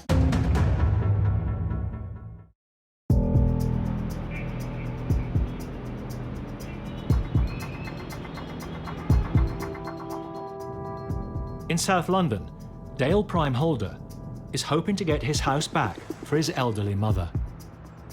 Now over £13,000 out of pocket, Dale's meeting eviction expert Paul Champliner at the property. For Paul, it's one of his more extreme cases. We've got the possession order. So today is going to be D-Day for us to get the property back. I don't know what state the property is going to be in, but what I do know is we're going to be getting the property back. There was apprehension. You know, what's going to meet me when I arrive there? Is it up there? Bearing in mind all that anger towards me, on our last encounter, we could now potentially meet face to face. Looks empty, doesn't it? Yeah. We just spoke to the neighbour and she's confirmed that she moved in the last couple of days. She saw vans coming and going. So that's a good sign. So she's clearly left. Just annoyed that they've taken it to the wire at a cost to my mum, you know, time and effort for everybody concerned. By law, Paul and Dale can't enter until the bailiffs arrive and do the paperwork. Is that her? Is that her? Just then, the tenant turns up. Do you have the keys? I lost one of them. Sorry? I lost one of them. You've moved out now, yeah? Okay. What about what about the rent? Are you gonna make an instalment plan? Yeah. Okay, because a lot of money, 13 grand.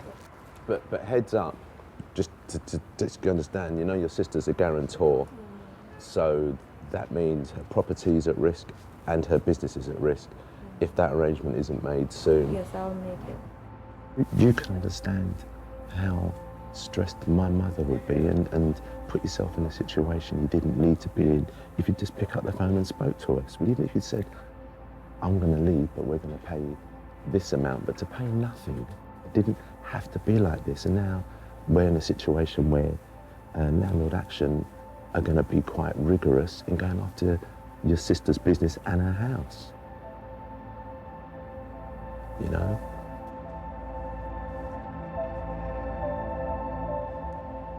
The tenant's turned up because she wants the document from the bailiff to say that she's been made homeless. So she can take it to the council and try and be rehoused. So yeah, so the tenant's just getting the document signed with the bailiff just in there. No, it's not bad condition, is it, Dale? No. Normally tenants, they just leave a whole load of rubbish, the stuff that they can't take. No, it's not too bad, is it? Could have been a lot worse. Thank you. Thank you very much.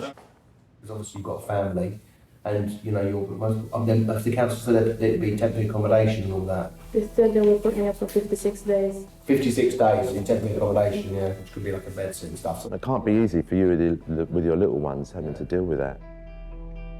To see her standing there, almost sort of stripped of everything, it brought a different feeling to me.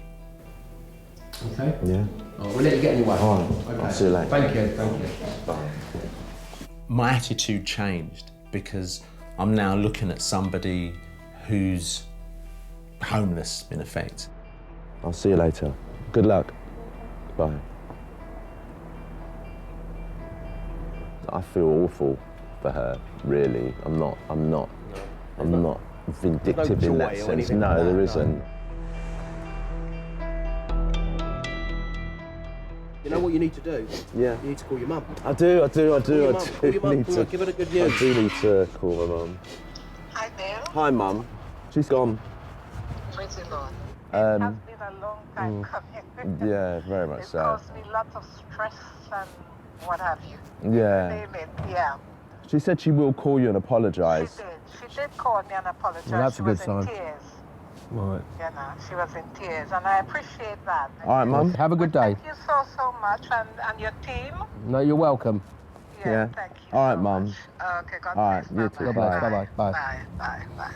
Sorry, don't cut my mum off. My mum will go down the road and bless her. She will- Well, listen, when you see her, you'll give us some keys, so Yeah, she'll give you a big hug. Don't worry about that.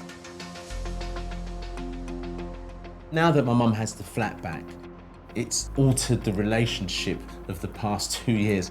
You know, I can have normal mum phone calls now. Just back to asking me when I'm going to start going back to church.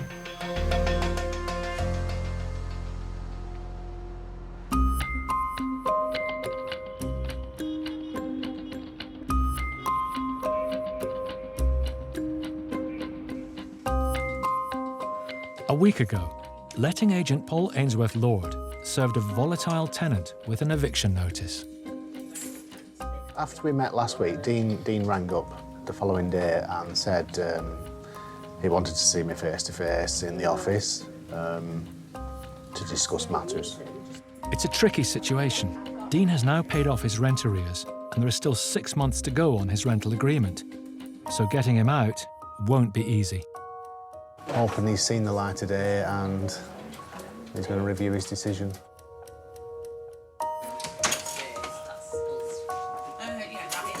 Yeah, I think we should do, yeah.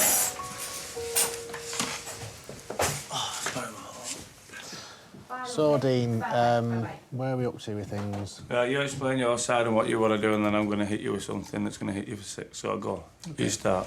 So, as you know, the landlord's asked us for to get you to leave, yeah? Just come on, just you say what you've got to take, because I'm going to hit you, because you're pretty fake, to be honest. Okay, go on. So, I was hoping that's what you wanted to come and talk to us about. Right, are you finished with that? Yeah. Right, are you ready? So if this is how clever you are, I ain't going anywhere. There you go. Now where do you want to go? You know what we want. The landlord's asked us to get you to leave. Yeah, right, yeah, but So right, that's no what we about want. that. So that's what I'm we not want. going anywhere. So you're not leaving? Not going anywhere. Dean, would you rather deal with me? Oh, I'll speak to anyone, not bother. Because we really would like to resolve it. Why don't you come and sit at my desk? I'll come sit out. I'll speak to anyone, not bother. With negotiations going nowhere, Paul's wife, Debbie, steps in. I don't like it, Dean. And I'm sure you don't like it. No, I can't want any of this, you know. Well, Obviously, the landlord, yeah, I know that. he wants his house back. I'd rather resolve it amicably. It's up to him, isn't it? No. Would you resolve it with me? But how's it going to get resolved? Because it's like you're an isolator. I can help. I don't think you can, but I'll listen to what you'll listen to anyone. Go on, then how do you think you can help? I probably am a psychologist, to be honest with you. You've got to treat people differently. You've got to be able to read them. It's not as easy as it looks. We just want to part company, amicably. We don't need to be fighting. We don't need to be arguing. I know that, but he's done we don't need to be calling each other names. I didn't say that. I said that, but he started it all. Can we bring this to There's no way. I how? can help you. Well, what? How are you going to help it? Because honestly, you'll be looking for a new job when I finish with all that of this.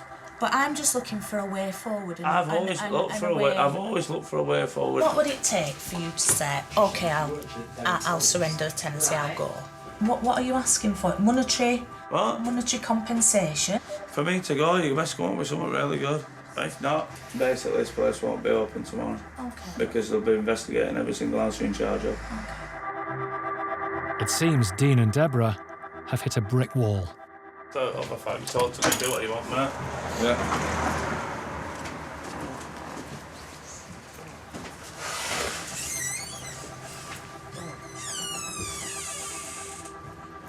It was a bit like a plate of spaghetti, really, wasn't it? It was all over the place.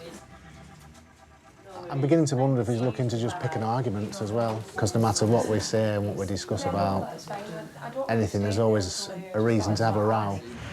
What you were hoping to get? A pretty big cash offer. A few million, anyway, for that way. I want to go around the world and see the world. He's clutching at straws, I think.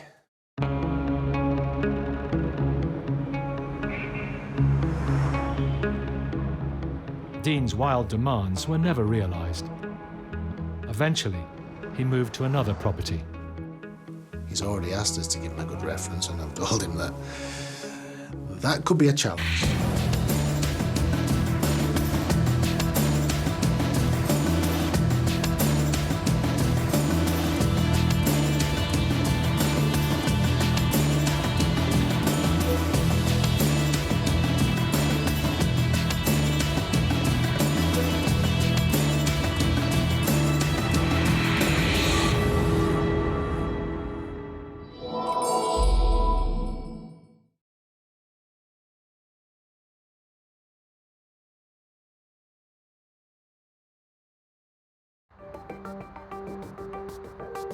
Britain's rental market is at breaking point.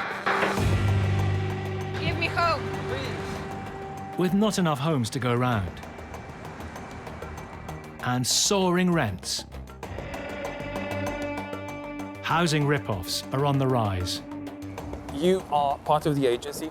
You haven't paid me the last 3 months. I want to know when I get the rent from you. Rip-offs that target tenants. Well, sorry, hold on, wait a second. I got this place to be safe. And unwitting landlords. What went through my mind is how money's gone. Causing misery for their victims. We need help, please. I am angry and I am very frustrated. One of the worst days of my life.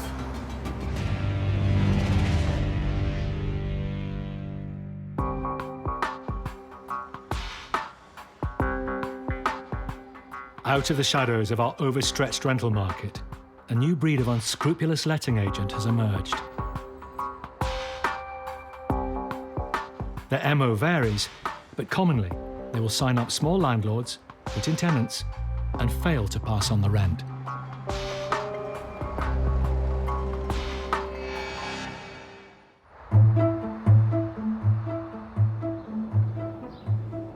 Oh, come on! What is it? Gear change. How did you do it?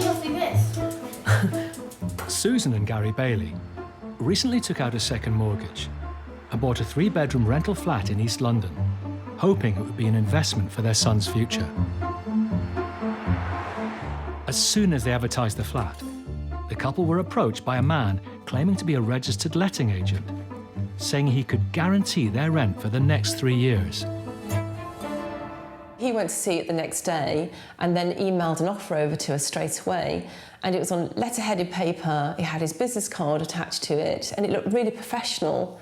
And then he really got us. He sent us another offer through and another email higher than the original offer. And that's when I said to my husband, this is a great offer. Wouldn't it be great if we could just give the responsibility of this property over to this agency?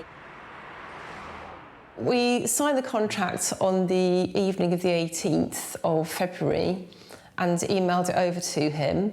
That evening, I looked at his website again, and that's when alarm bells started ringing. She realised his website was a carbon copy of another legitimate agent's website.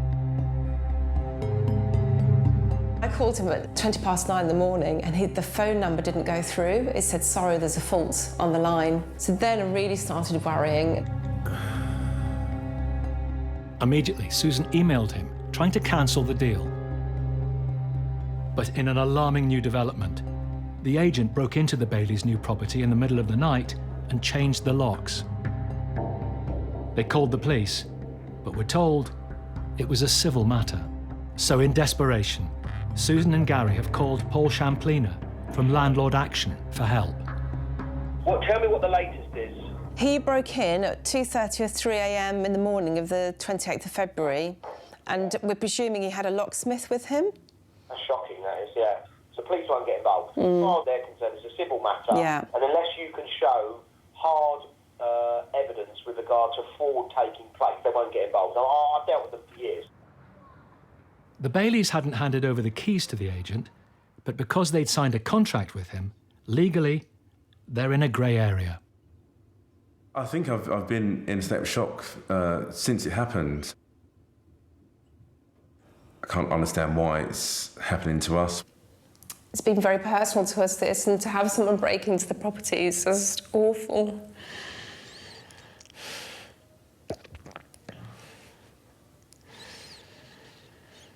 And to have nothing that we can do about it. So yeah, it does make you feel a lot less secure. In another twist, the agent has put tenants in the Baileys' flat and is collecting their rent. Rent he's not handing over to the couple. While he's earning money out of your property, he doesn't want to give it up. No. We need to try and remedy that problem so that you can get control of the tenants. That's the key to this. She wants the property back. He doesn't want to give the property back because he's earning money out of it. I do blame myself.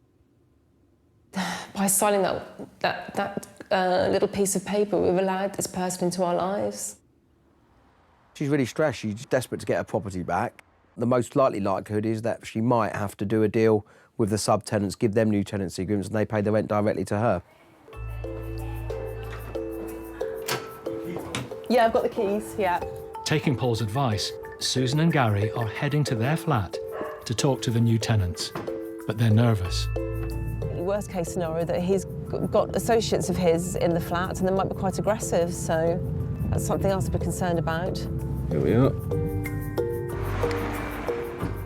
They're hoping they can persuade the tenants to tear up their contracts with the letting agent and sign new contracts and pay rent to them. Hello, hi. Hello. I'm Susan and this is Gary. We're the actual owners of the flats that you're staying in. Is your house? Yes. Yeah, okay. Yeah. Okay. Oh, not good. So I'm Yes. sorry, it's a problem for us and also for you. Recently arrived from France, this tenant is one of 5 the agent has put in the Bailey's property. In total, the agent is charging them £2,500 a month in rent.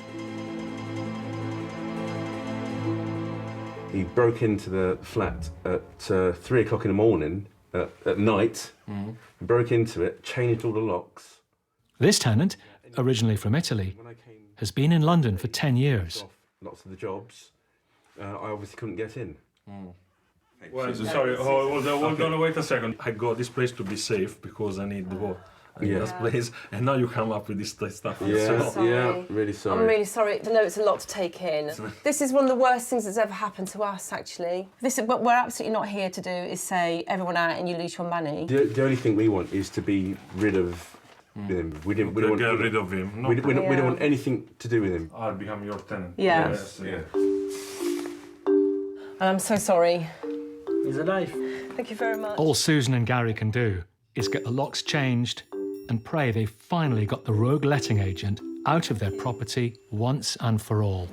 Thank you, bye-bye. Bye. The story almost sounds too far-fetched Yeah. to believe. Turn their world upside down with this bombshell.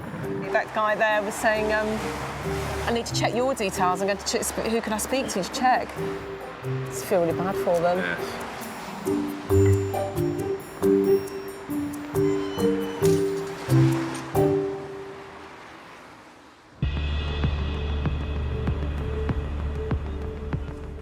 The role of letting agents is to collect rent from tenants on behalf of private landlords. Most are fair and honest. Nonetheless, for Paul Champliner, going after rogue agents is an increasingly important part of his job.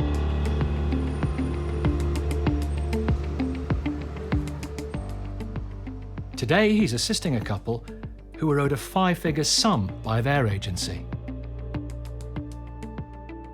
Landlords, Monwara and Mohammed, instructed a letting agent called Lang & Ward to rent out their property, and the agents appear to have turned rogue on them. They received £15,000 in rent up front from the tenants in the property, and Monwara and Mohammed, they haven't had a penny. Morning. Hi, morning. I'm Paul. Nice to Mona. meet you, Mum. Hi, how are you? I'm fine. Well, not really. What's happening? Every time you call them, they're never available. You send them text messages, you send them email, phone calls. They're never in the office. All right, so let's go and confront them now and speak to them, get some answers. And the frustration has grew into anger in a way. It's a huge amount of money, and it's a sum that no one can afford to lose. It's a huge amount. Let's hope that there's someone in the office. With the couple owed up to £20,000, including legal fees, today they're paying a surprise visit to the agency. But there's a problem. Change the name. Change the name. What was Lang & Ward's office is now home to a company called Strathmore Asset Management. What went through my mind is our money's gone. Next, in the Isle of Dogs. In Barking. I need to speak to you about Daniel's rent. And in East London. Who are you again? I'm your friend. I don't know you. I don't have. Well, you know me now. You are not my friend.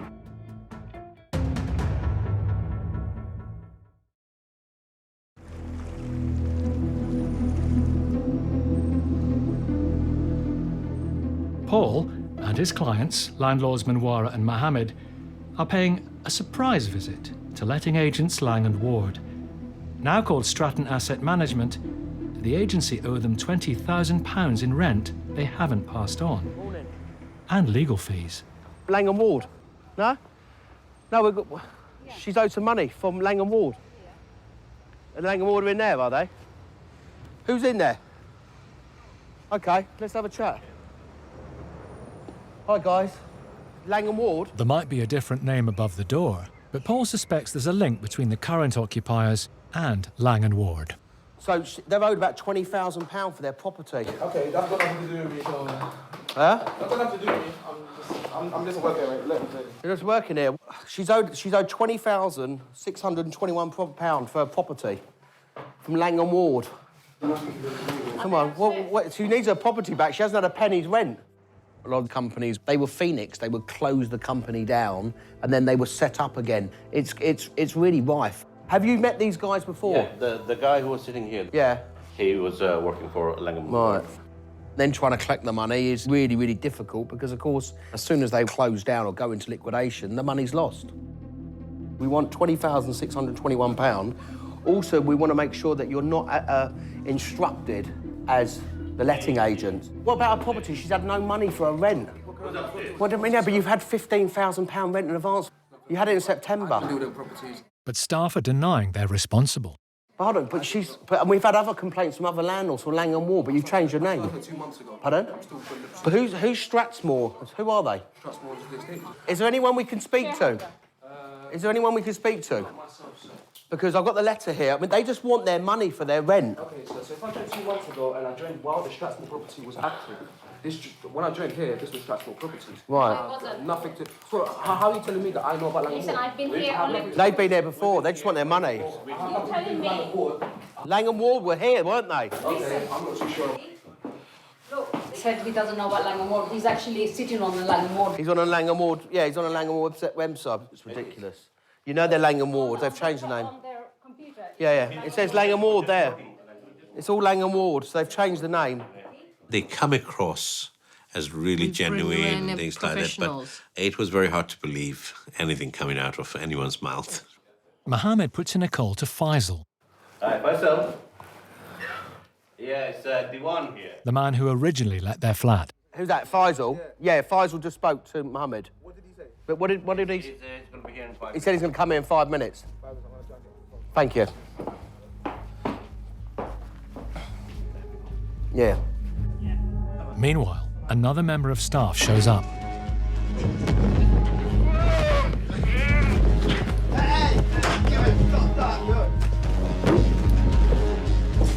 Sir, my foot's trapped. His foot is trapped. Are you going to let me out? Are you going to let me out or not? Are you going to let my foot out? Let his foot out, let his foot out, let his foot out. Come on, let my foot out, sir. Let's get his foot out. That's all right. He wanted to just go and get them by the throat or something like that, but obviously, you know, you don't do that. All we're looking for is our money. For our money, which they were holding on to. Paul, Mohammed and Manwara have been locked out in the cold. Can you hear me, Faisal? Yeah. But with the landlords more than £20,000 down, they decide to stay and wait for the elusive Faisal. You know, Faisal, you know we haven't had any That's money Faisal whatsoever. there, And everybody's denying Lang & Ward does not exist there, whereas very clearly everything does. Can we please have a chat? Without the camera, shall we come over and have a chat? After 6 months with no money, Faisal agrees to speak with the couple alone. I just don't know how these guys can sleep at night and not have a conscience, you know, and ruin people's lives. Following just 10 minutes behind closed doors, Manwara and Mohammed appear to have achieved a breakthrough. He has basically promised to pay the money within 24 hours. There could be a happy ending. It could be, yeah. Was it worth getting thrown out of the Yeah, office? definitely. Yeah. The following day, Faisal contacted Manwara and Mohammed and paid them in full. Big relief. Relief. Relief is an understatement. It was Christmas coming early for us. The couple let the tenants remain in their flat.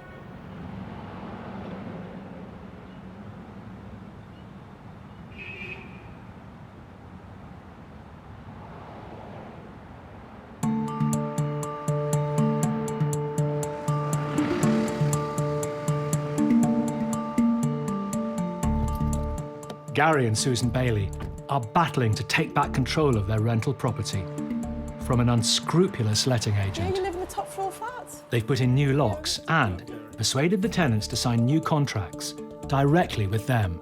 Thank you very much, thank you. It's really nice to meet you as well. Things are very much looking up. Now the tenants have signed with us. We feel pretty confident that they're happy to be with us. And straight away we've done loads of things for them anyway. We got the internet sorted out for them and other little bits and bobs. You know, they completely believe us. It feels good to feel like we're starting to get back in control, and in the near future we'll start to get some money back on the property, because obviously we've lost at least 2 months' rent now. This is a huge blow for us. So far, the Baileys are down around £3,500, but they should start getting some rent in soon. I'm being more cautious than Gary at the moment. He keeps saying, we've won, we've done it. I'm like, we're not home yet. We'll have him. We'll get him. They look good, you can wear them again, can't you? You can wear them to play football in. 2 days later, there's a shocking development involving the letting agent.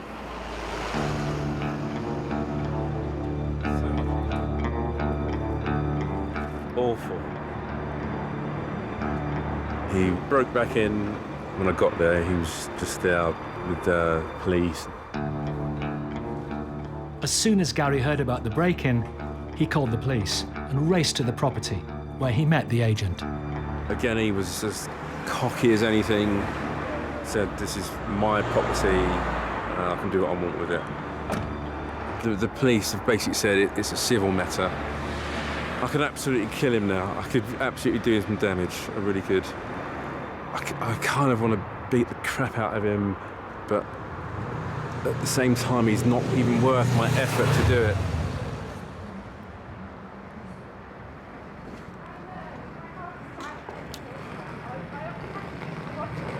I just don't know what to do next. We can't keep bankrolling this. We can't afford to pay 2 mortgages.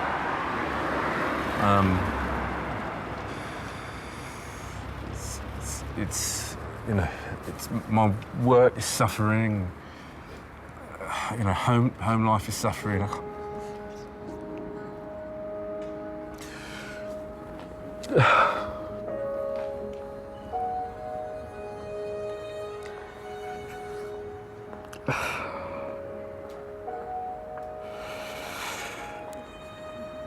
Oh, God. I can't let him win. He absolutely cannot win this. With the police unable to do anything, Gary has little choice but to watch helplessly as the agent re-signs each tenant and gets the locks changed yet again, locking Gary out of his own property.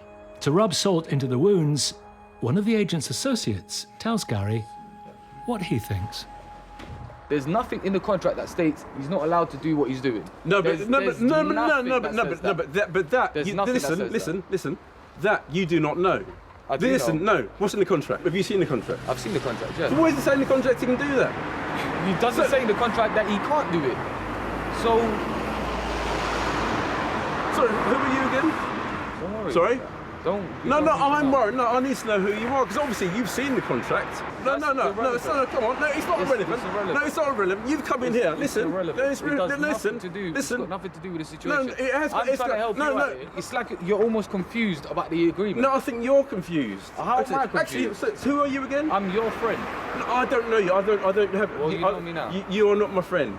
You obviously are friends with him, aren't you? No.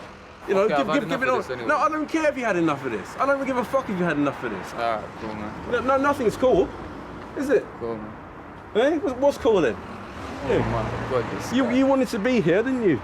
Are we still cool then, are we? Who's that? Not a clue. Not a clue who that is. All Gary can do is walk away, leaving the letting agent inside the property.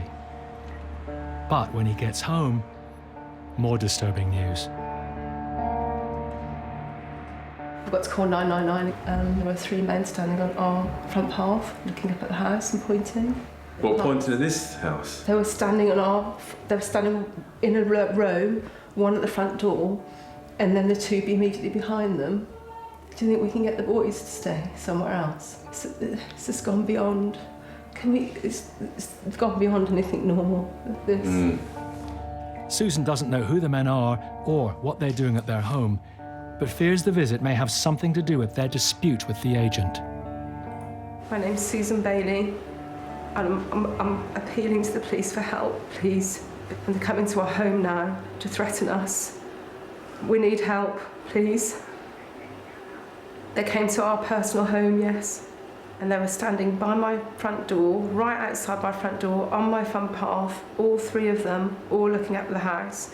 And when I pulled up in the car, they already slowly walked away from the house, all looking at me. It's clearly escalating and we need help. Thank you. Bye. I'm just going to make an appointment for another policeman to come round and see us. Tonight? It might be tonight, yeah.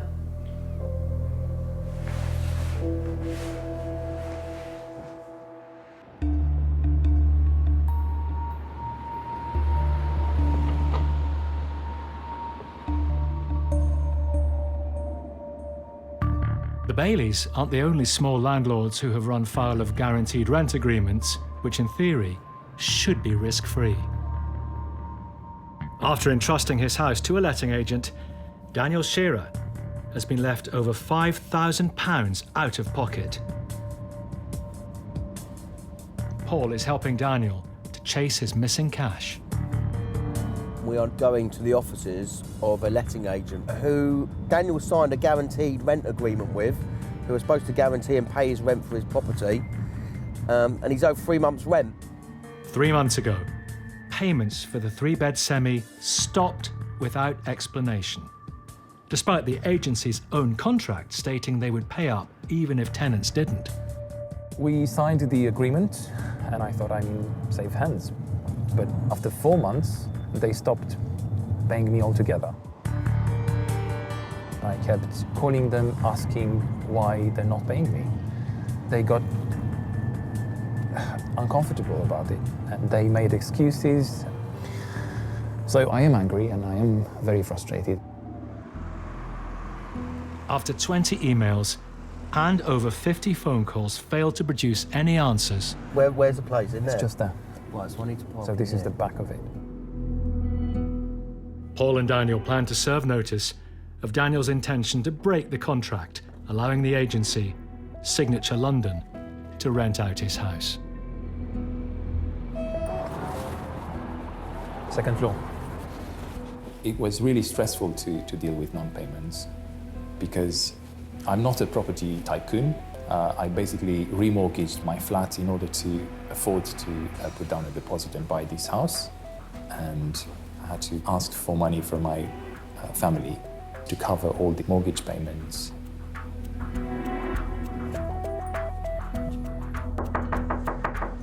May not be there.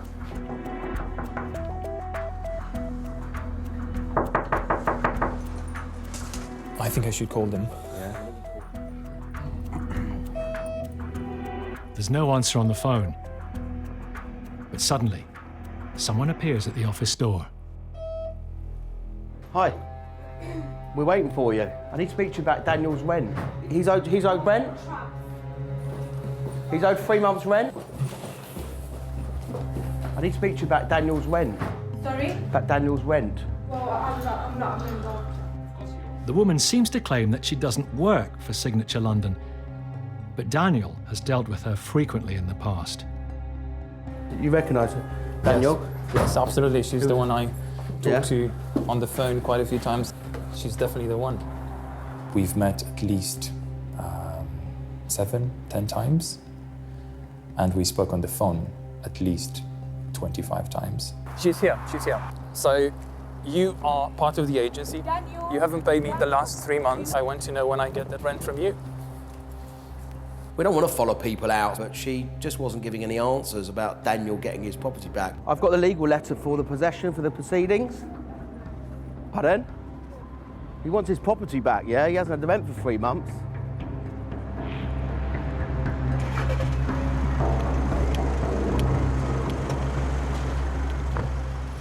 The woman heads off in a cab before Paul can hand over the legal letter. Well, let's go and serve the letter. So they decide to return to the empty office. Next, embarking. He just said to me he hasn't got 3 months' rent. Proof. He has proof. Yes, I'll show you right now. And in East London. The police said if he does this, then they're going to arrest him.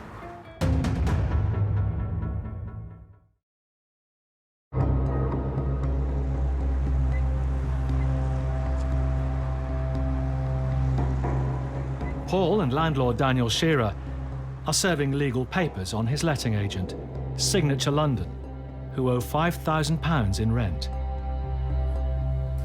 And it's been served. So what happens now? We have to wait. We've given a deadline on the letter. I hope they will come back and say we're surrendering the lease, but at least we're a step closer of gaining control.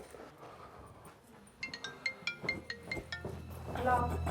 As they leave, Paul and Daniel bump into the woman from the agency, who just 5 minutes earlier fled in a cab.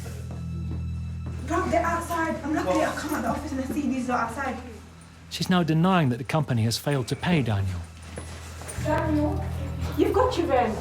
He hasn't been paid. He's had 3 months. Why hasn't he paid his rent? Excuse me, I'm a tenant. Pardon? No, you're managing the property. You guaranteed rent. Signature property, guarantee the rent. Signature, yeah. He's got a mortgage to pay. Do you not feel for that? Fine, so how can he get his rent? So why don't you get one? Fine, get one of the directors on the phone. He'll speak to the directors if it's not you. Okay, yeah, okay, I will. So it's 3 months' rent, okay? You wouldn't be paid. Just wants his rent. You've got your rent.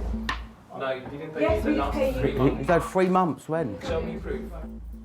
The agency office is being manned by only one member of staff, Yeah, no, speak on. and she gets a colleague on the phone.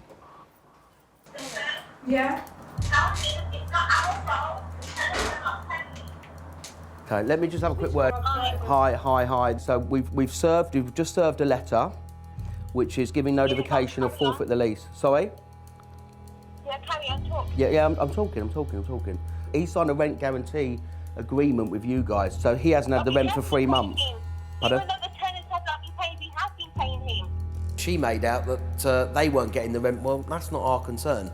You know, Daniel signed a contract of guaranteed rent. Whether the tenant doesn't pay you or not, you're still liable for the rent. It's rent guarantee, you know the score. We are paying him. We are paying him the rent. Right, Daniel, you're such he just said to me he hasn't got 3 months' rent.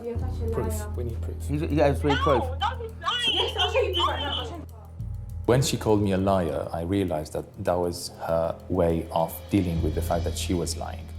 Daniel has no way of knowing if the tenants are paying, but he can prove he hasn't received any rent. I'm going to hand you back now, let you get on with your day. We'll get on with our day, but deal with the issue in hand, which is the letter that I've just served. Fine, but because what I'm saying is, he wants his... Oh, is that right? He's not going to get property back? Really? Okay, all right. She was trying to make out that she was a victim. There was only one victim, and that was Daniel. Have a good day. Bye-bye. I thought rent guarantee will keep me away from those kind of problems. So it's really frustrating. It appears that the visit does have an effect. Because an hour after Daniel and Paul leave the office, the letting agency pay up part of the debt. Hello? Hello, Paul. I've got some good news from the agency. They basically paid me for 1 month. They still owe me 2 months' rent, but they did something, so I think that's great news. In debt to his family, Daniel now needs to get the rest of the rent money and his property back as soon as possible.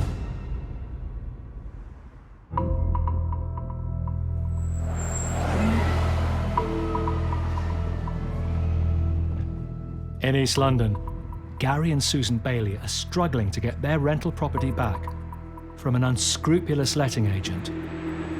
Just when they think things can't get any worse, Gary gets a call from one of his tenants saying the agent is about to evict him. The tenant, a chef, has come home after a 17-hour shift to find he's been locked out of the house. Someone's coming.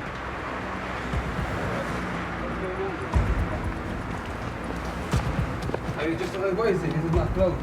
Yeah? Why is it, yeah? Why are you wearing my glasses? What am I going to do? Was that him, was it? Yeah. The tenant's belongings are in the hallway. Why he's been singled out is unclear, but Gary suspects it's because he re-signed with him and Susan. So did he give you any indication he was going to do it? Did he say anything, or did he... Not from him, not from the other guys. Normally, evicting tenants without warning is illegal. Gary hopes this might be enough for the police to finally arrest the agent. And he's now in the process of evicting someone. But they're coming, basically. So the police said if he does this, then they're going to arrest him.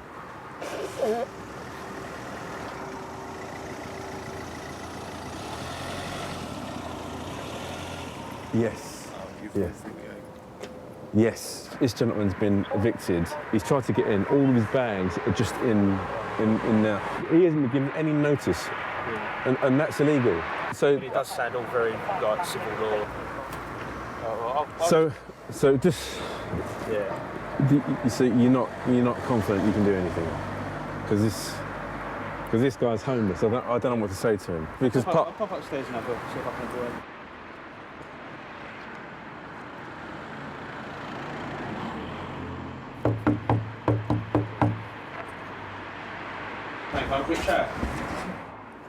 I'm not confident at all. He's not confident himself, so I don't see why I should have any confidence in the situation. It feels like we're going backwards.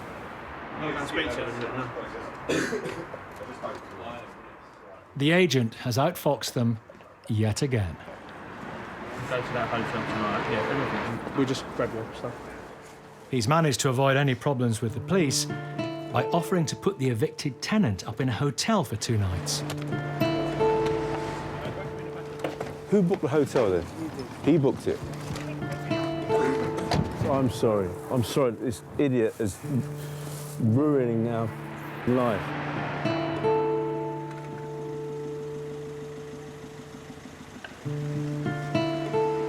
After 2 nights, I don't think he's going to, give her 2 hoots where he's going to be staying.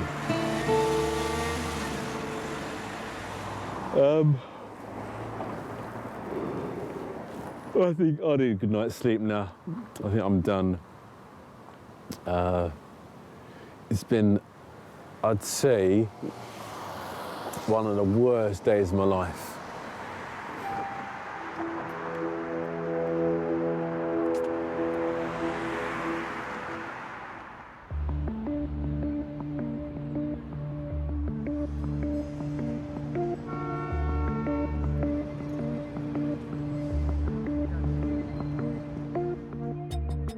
A month ago, landlord Daniel Shearer started proceedings against the letting agency who owed him over £5,000, despite offering a rent guarantee.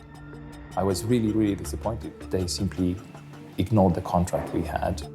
After visiting the agent's office, Daniel did receive a partial payment, but no more was forthcoming, leaving him deep in financial trouble.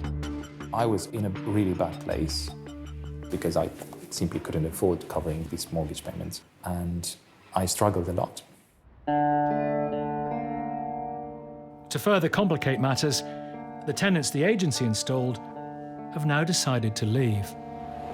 They called me today and they said that they don't want to give me the keys personally. They just left the key in the bin area. Today, Daniel is going to check up on the state of his house. And okay, I found some keys in here. But with the property still under contract to the letting agent, he won't be able to rent it out again until they agree to end the deal. And for this, he may have to go to court. Excited and nervous at the same time. Okay, I'm nervous. I might need to spend more money to repair it. Right, so this will be the kitchen. Well, this is definitely not how I left it. As well as guaranteeing the rent, the agency, Signature London, were meant to ensure Daniel's home was kept in good condition. And look at this mess. Terrible. When I gave this house to the agency, it was immaculate. Okay, let's go upstairs. Yeah, big mess. I mean, look at this. They've broken the glass. They obviously flooded the bathroom, hence the spots on the ceiling in the living room. And so I'll have to change the floor completely and repaint the living room. So on top of the fact that I lost quite a lot of money with this house already, I'll have to pay more money.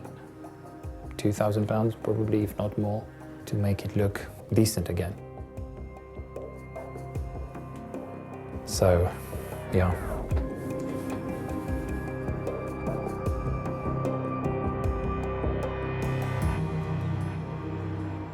But before Daniel can begin work fixing up his property, he needs to get the letting agency to tear up the contract. Next, embarking. Have you got anything to say to me? So the total amount comes to £6,263.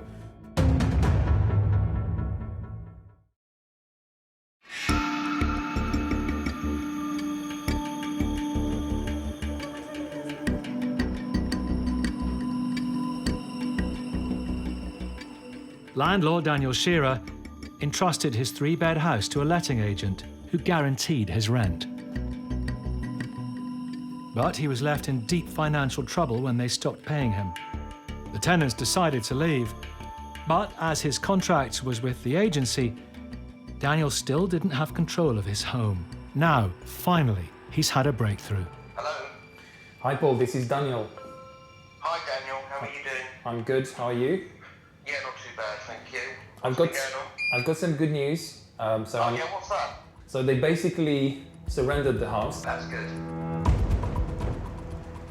Thankfully, Daniel has got his property back, but he's still owed some money from outstanding rent to utility bills, because believe it or not, the actual tenant in the property changed the utility bills and put them in Daniel's name.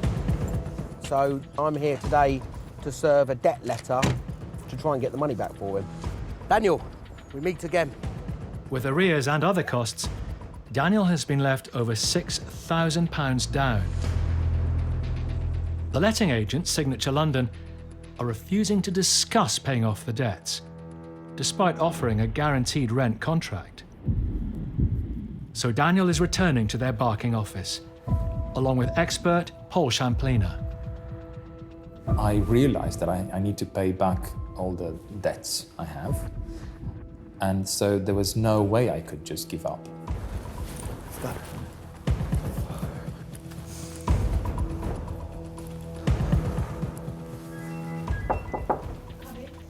Hello. I'm here with a solicitor to sort things out. Hi, 1 second, let me call you back. I'm just going to give you this letter. It's a debt letter for Daniel. It's the outstanding debt that he's owed.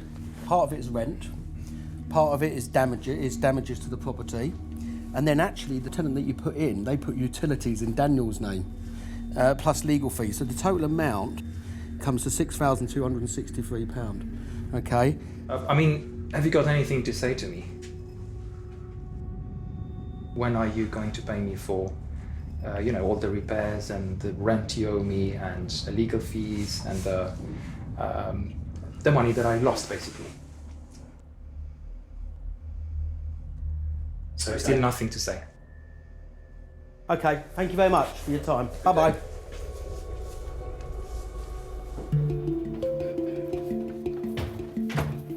The agency eventually paid Daniel £1,850, but most of his claim is yet to be settled. Despite the experience, Daniel has decided to keep renting his house out, but through a different agency.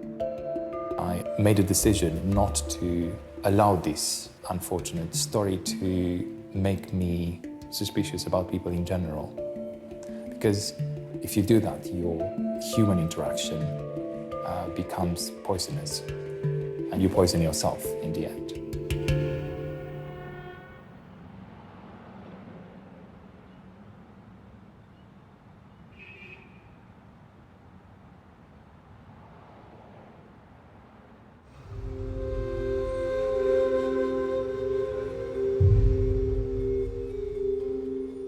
Susan and Gary have decided on a high-stakes gamble to get their property back from the rogue agent. They're attempting to take out an injunction which would ban him from the flat on the grounds of trespass. How are you? You okay? Yeah, good. Meeting them outside the courthouse is their barrister, Leon Glenister. Today, the couple's main worry is that the letting agent will turn up and challenge the injunction. We're not expecting him, are we? I don't know. Play the wild card on that one. I really don't know. 10. Fingers crossed. If it goes against the Baileys, not only do they lose thousands of pounds in rent and legal fees, they will also have little choice but to accept the agent has control of their property for up to 3 years.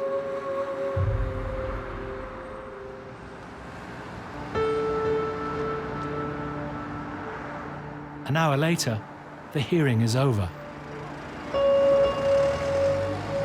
Good news at last. Yeah, I know, amazing. Thank you. Yeah. We didn't actually know. Yes, there was lots. Actually, during the conversation with the judges, it just went one way and then another way. We were literally hanging with every word, but yes. Yes, it finally went in our favour. Yes. So, they were in shock. You give me a hug, Gary. An injunction has been granted, meaning the agent will be arrested if he attempts to enter the property. Can't believe it's nearly the end, isn't it? Yes. What's more, they've also won a possession order, allowing them to take back the flat. There's the injunction. And there's the order for possession. That's brilliant. So good, that's amazing, yeah. Thank you so much, really. Thanks a lot. Thanks. I know you're going now, but... Yeah. No problem. Well done, guys. Thank you. So good. Never been so happy to get anything in my whole life. So, yeah, I don't know if you can notice, we're quite happy we've got this. Within minutes of the hearing, the couple race around to their flat and tape up the legal notices.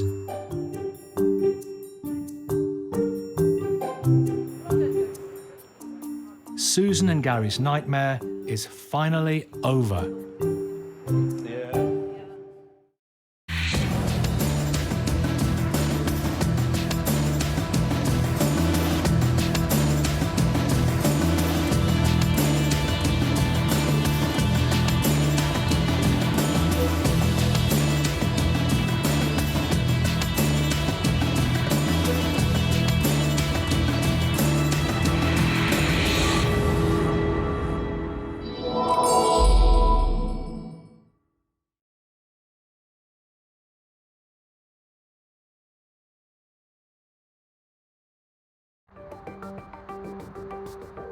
Britain's rental market is at breaking point. Give me hope, please. With not enough homes to go round and soaring rents. Squatters are every landlord's worst nightmare. I love you! They took off a water heater and now there's water coming in because the drains are blocked. Look at it. Get out! Jesus Christ. Look at how they're living. It's just absolutely horrendous. Some squat as a lifestyle choice. No, you're trespassing. I've got permission to go on here. Not by us. No, it doesn't matter. It doesn't matter. Others because they have nowhere else to live. I'm not going back on the street. I'm not doing it. Whatever the reason, conflict is inevitable. Move it out of my face now, do you understand that? Don't touch me, son. Well, I already just did, didn't I? What are you going to do about it?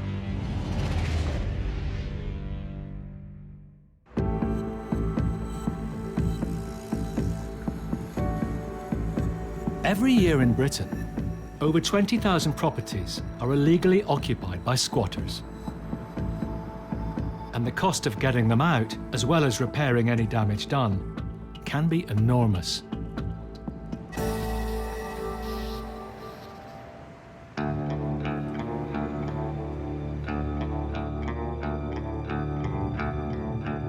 Lawyer Chris Sharp has a number of difficult cases on his books involving squatters. His clients hire him out to get the squatters out as quickly as possible, and sometimes conflict is inevitable. This morning, he's heading out on a tricky job. We're on our way to the site now, and my client has already informed me that we are dealing with travelling squatters. Now, I'm not going to lie, this part always fills me with a bit of anxiety. You always have to have your wits about you because you do not know who or what you are about to meet. There were 10, perhaps 12 caravans on the site, but it's changing all the time. Sometimes there are more on there. It's added up to 20 on there this morning. Chris needs to inform the squatters he's started legal proceedings to keep them out, so things could turn nasty. I think there are going to be about 20 to 40 people there potentially. If there's any sign of confrontation, if I feel it's a proper or real threat, I will simply call the police.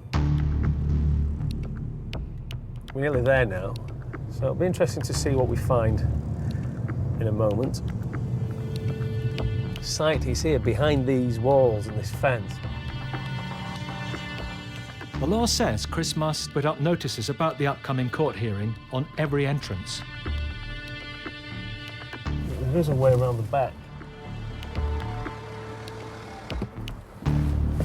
This is the side entrance. I can observe what's going on then from this angle. Chris can see some of the caravans, but there's something shocking he wasn't expecting. There are. A mountain of dumped waste. Carnage. A week ago, this 1.5 acre site was completely clear. The disgrace. Taken them 2 to 3 days to do this. You know, they will fill this site. It's as simple as that.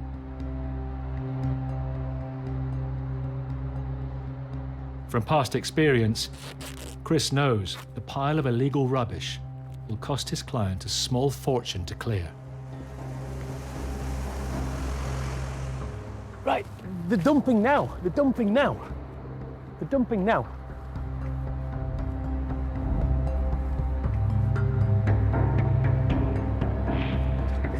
The truck's just pulled up now and it's reversed up to where they've been tipping before, and it looks like it's about to unload another load of house clearance. Yeah, he's doing it now. He's doing it now.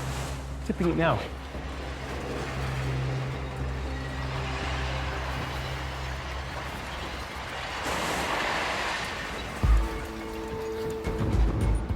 Okay, let's go to the top.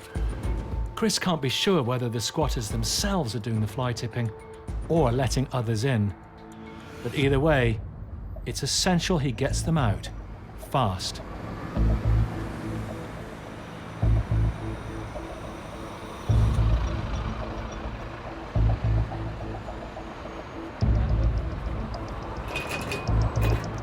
I act for the guy who owns this land. Yeah, move that out of my face. No. Move that. You there? Move it out of my face now, do you understand that? Move out with that out of my face. Guys, don't threaten me. Don't threaten me. I'm not touching that. Move. Do not touch me. No, don't touch that. Move out of my space.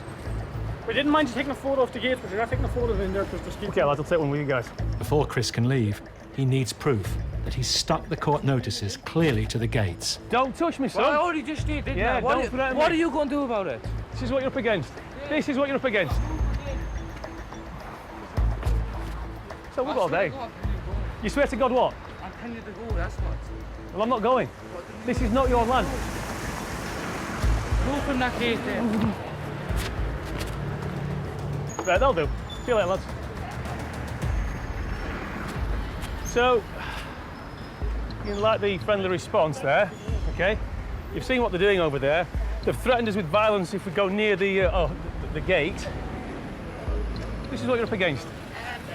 As more people arrive on the other side of the gate, Chris decides it's time to disappear. Let's go. Come on, let's go. Get straight in your car and let's go. Time to leave Dodge.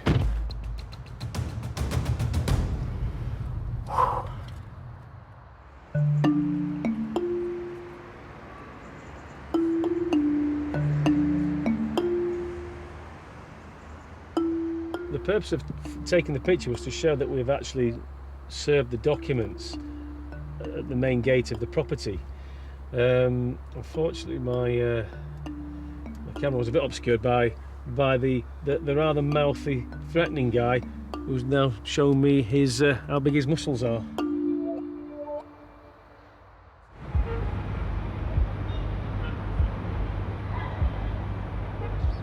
In 2012, squatting a private home was made a criminal offence in England and Wales.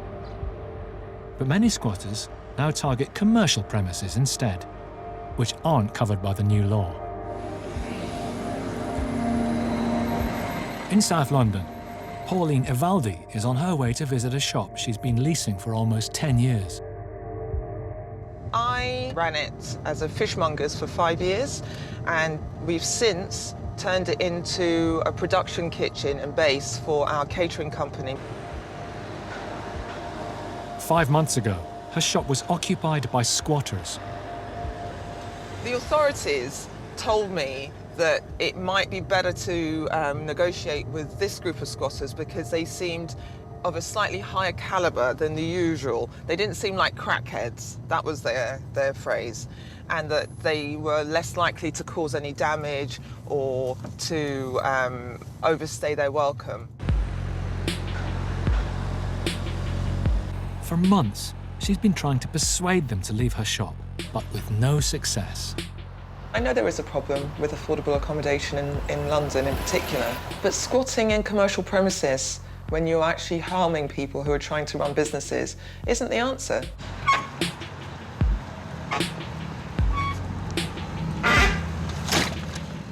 Pauline's up against a deadline, and she's asked lawyer Chris Sharp to help end her nightmare.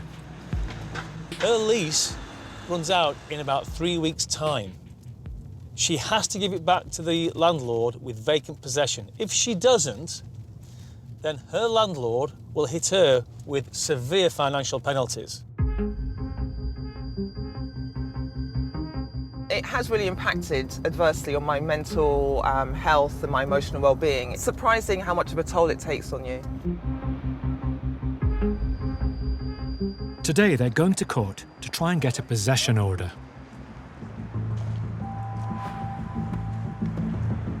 The squatters have also turned up to fight the case.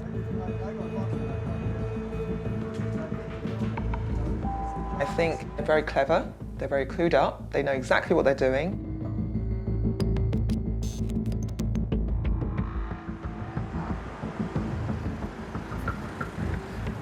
Well, those guys didn't make it easy for us. They told the judge that they had a right to be there. The judge said, "You're trespassers, you've got no right to be there." Pauline, how do you feel? So relieved, honestly. It's the order, it's what it's all about. Absolutely. Next, in Norwood. Are you going to leave? In Bristol, Entry or attempt to enter into this premises is a criminal offence. I love you! Hello? Anybody home? and in Chelmsford. I'm not going back on the street. I'm not doing it.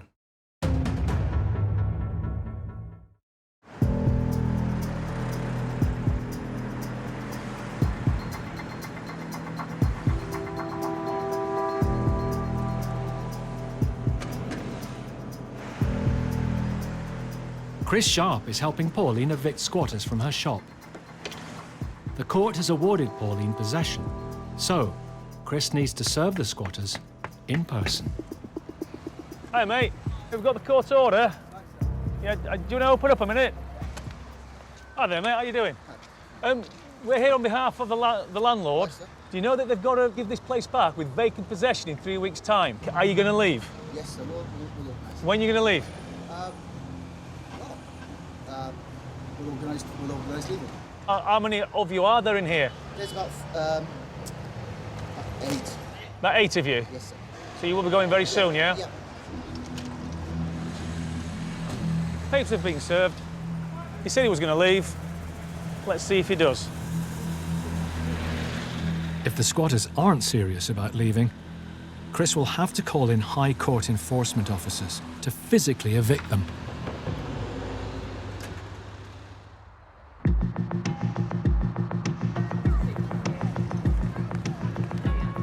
Britain's housing crisis isn't limited to London and a few wealthy towns.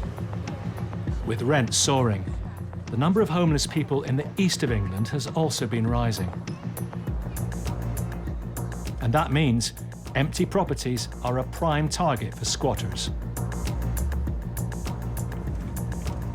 Chris Sharp is acting for a property developer who owns a former print works, which is being squatted by a group of homeless men.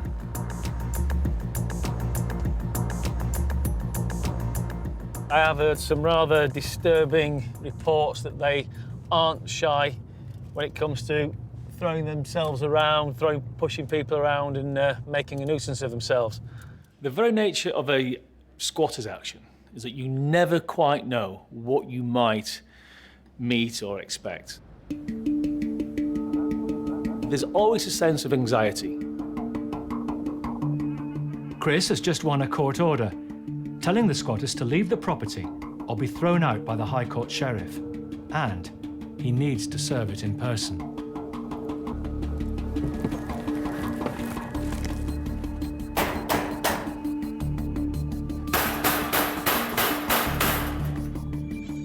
Hello? You can just see there's evidence that it's been used. Tins, cans, dirty mattress. Hello? Anybody home?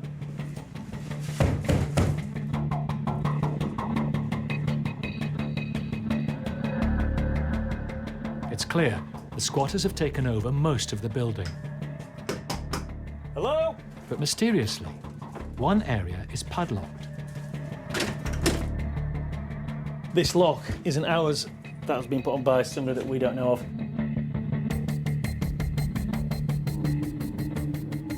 There's lots of recently opened and discarded cans of beer, bottles.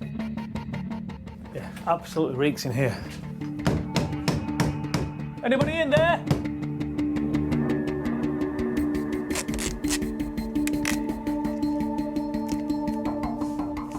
What's going on? I'll be honest, when these guys rode up, I had to be prepared thinking, here we go again. You guys living here at the moment? Yeah. Oh, okay, guys. Well, look, just doing our job today. We've got the court order. It's a forthwith order, so basically there's no right to be in there anymore. But clearly you are. Well, yeah. Well, we're going to stay until basically the bailiffs come and throw us out. We've got stuff up there. If you want, you can come and have a look at the premises. It's not a shithole or nothing like that. It's tidy. We're homeless, but we're not animals. Okay. As you can see. If you want, if we can go and have a quick look, that's no absolutely worries. fine. Yeah, it smells a bit damp downstairs, obviously, but we live upstairs and it is reasonable. It's not brilliant, but it's better than getting your head kicked in living on the street. Yeah, you know, like I've been homeless for about 8 months now, do you know what I mean? Yeah. But like, you know, like all I need is a place for a month. Yeah, then we can sort ourselves out. Yeah, it's been me ex 19 years, split up, lost my job and then ended up homeless, yeah. Well, I'm born and bred Chelmsford. I'm a plasterer by trade, 16-year relationship, 3 children. And unfortunately, when I split up with missus, alcohol dependent, and yeah, things just didn't work out. And so this is the scenario I'm in now. I met Dave on the street. Yeah. And yeah, we pretty much kept an eye out for each other. There are other homeless people living in the building, but the two men prefer to keep themselves to themselves. We have took a couple of other people in, but yeah, some of them we didn't realise they were drug users. I'm totally against drugs, so they had to go. I've got enough problems as it is, let alone getting on drugs and all that crap, do you know what I mean? When you meet people like that, it does touch your heart. Suddenly, you then are faced with the reality of what you are dealing with, and it's a dichotomy. Here's my job, and here's my heart. But I have to do that job. I know you guys, you'd probably say that like, it's safer than being on the streets. I get that. My job today isn't in any way to have a confrontation with you, just to let you know, look, the order's been made, it's forthwith. You know how it works. There will be a point in the future that if you don't leave, then the bailiffs or the sheriffs will turn up. Yeah, that's fine. I mean, like, you know, like, I don't want no trouble. Yeah. Listen, guys, I'm not taking more of your time, but thank you for your hospitality, okay? Cheers. The two men and the rest of the squatters will have about a week before the sheriffs arrive to kick them out. I'm not going back on the street. I am not going back on the street. I'm not doing it. I am fed up of people out for a good time. They see a homeless person, they think, oh, right, let's have a little bit of fun with them, start kicking you, throwing dog ends over you, pissing on you. It's not nice, so I'm not going back on the street, no way. People out there like it, that's up to them, but I'm not doing it. I'm a bit more human than that.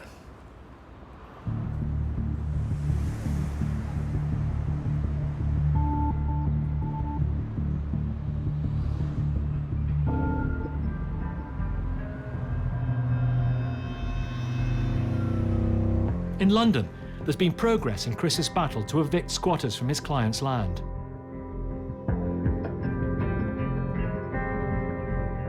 The courts have now granted a possession order. But to ensure it's legally binding, he must act fast. We're now on the way to the site to serve the order like the law says we have to do. We have to serve it within 24 hours. I'm hoping that we will not be met by the same hostility as we were last time.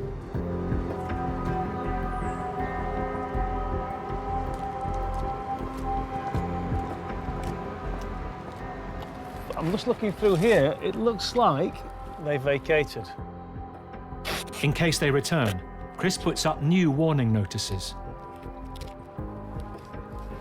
If anybody comes back, they'll see this, and this pretty much tells them it's a criminal offence if they come back.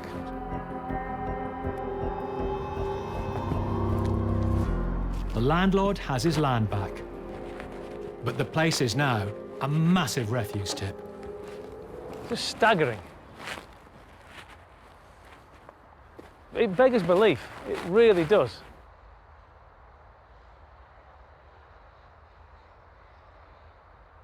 What you have to remember is this, whilst this was a derelict piece of land, it was clear. There wasn't one bit of rubbish here.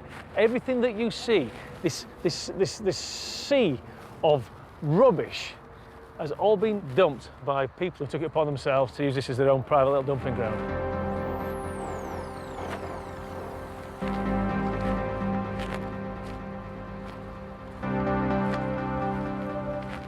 It's bittersweet, isn't it? Because, yeah, we've done a job for the landlord and we've got rid of those people, but look what they've left. It really is a disgrace, an absolute disgrace.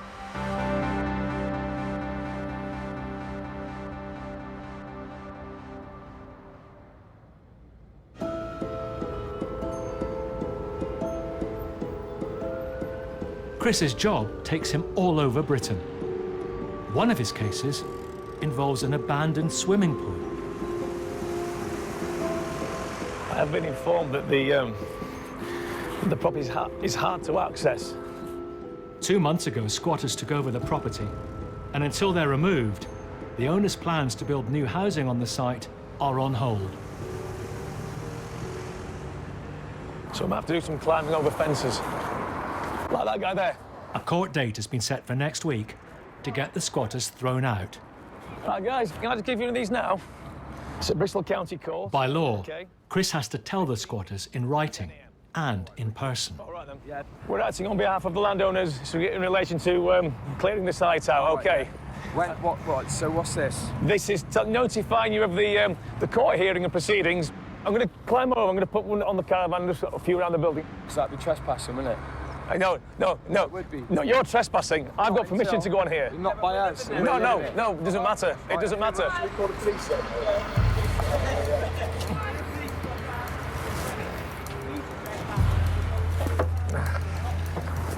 I have permission of the owner to be here, so that's not a trespass. We'll go to the back. Chris puts up notices in plain sight. If any of the squatters claim they didn't see the documents, they could use that excuse to fight the eviction in court. Hi, guys. I'll just leave that for you there, guys. Okay. It's on Friday. No, excuse me. Entry or attempt to enter into this premises without our permission is a criminal offence. I've got permission of the owner, but you're unlawful occupiers in any event. Okay. Do you want to come up? Hey, work away, man. What day is it? Well, we come by a couple of times, and I had a look in because gone over to live, and it was open. Just walked in. The electric was on and everything. Anybody could have walked in here. Yeah, this is a communal area. That's why it's such a mess. This is a nice room. This is the master bedroom. Nice and warm, nice and toasty. Yeah, I sleep in here. Have done for the past seven weeks. All we've done today is serve you with the papers. You have been served? Yeah, mate. Cheers. Absolutely, sir. Here you go. I'll leave it with you anyway, okay? Maybe see you again, perhaps, maybe not. Thank you very much. Goodbye. Okay.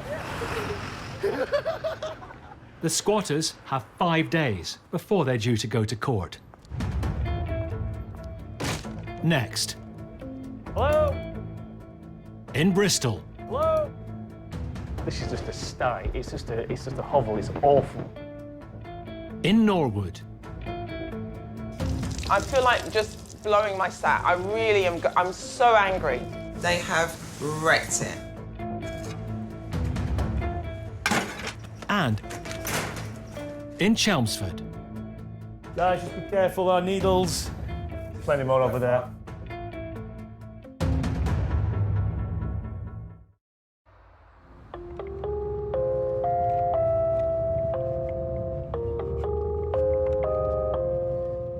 Chris Sharp is on his way to court to try and regain possession of a derelict swimming pool that's overrun by squatters.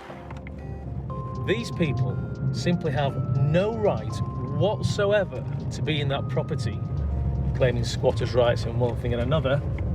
We're not really convinced that even if we get the court order, the squatters will leave, so it may necessitate us going further and having to get a warrant and get the bailiffs around there in a few weeks' time.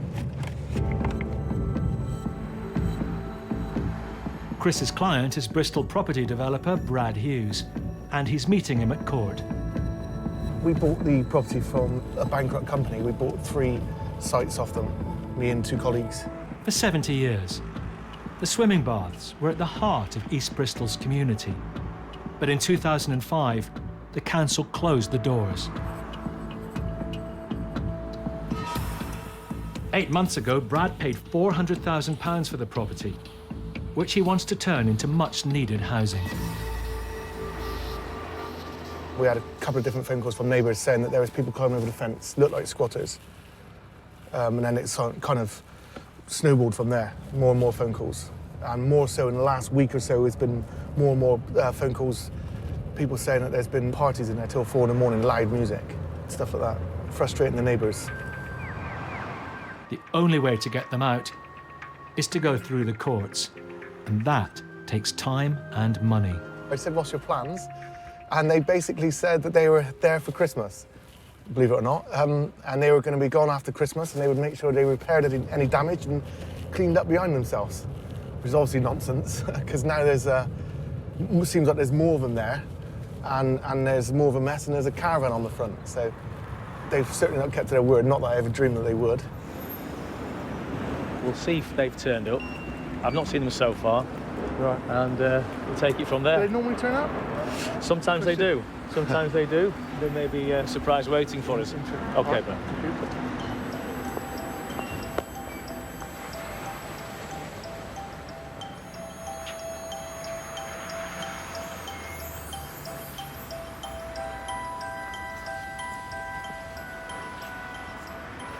That went well. There was no show by the squatters. The judge was happy to make a order for possession. My worst worry now, we get them out and they come back. Then we'll be back to square one, won't we? I don't know what else we can do. Later on, the squatters get wind of the fact they'll have to leave shortly. We plan to live here until the landlord kicks us out. He wasn't using the building, we've used it, and now he's going to give us a date that we need to leave, and we'll leave. Innit? And we'll go piss off another landlord. I love you! We'll just go and get another building. And then when they kick us out of there, we'll just go and get another building. And then when they kick us out of that one, we'll probably have another already. We'll have another one already. Do you know what I mean? For some of the squatters, it's a lifestyle choice. For others, the only choice is between being homeless or being here. I didn't feel safe or comfortable, surrounded by heroin addicts and crackheads, and you know what I mean, vicious alcoholics and dangerous people. So I turned down, and then I got taken off of the council's register for a place to live, so I have to wait an extra year before they find me any housing, because I don't want to live around a lot of drugs and people like that, because I've lived around that my whole life. I'm trying to get away from that scene. So yeah, that's why I'm in this position, really. And I love it. It's a great life. It's good fun, good people, you know. I feel safer here. It's your home as well, isn't it, Sky?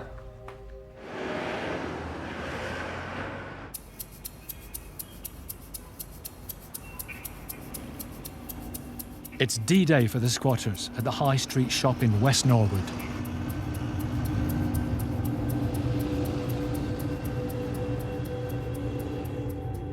These people can sometimes be problematic, and it's the problems that we do not want.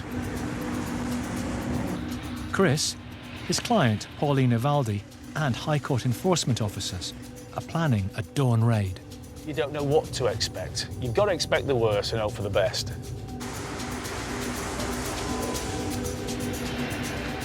I felt just so shaky and really apprehensive. I've never had to deal with anything like this before in my life. How are you, mate? Good to see you again. Pauline? Hello, hello. To be fair, if they get out and jump over the fence and do a runner, that's the result. Okay, let's go.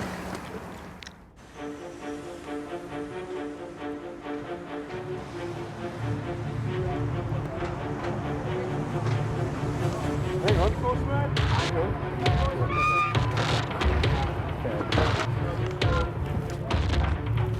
I've not seen anything like this for a long time. There's loads of people here. How many are there of you, mate? How many are there of you? I don't know, I just worked out.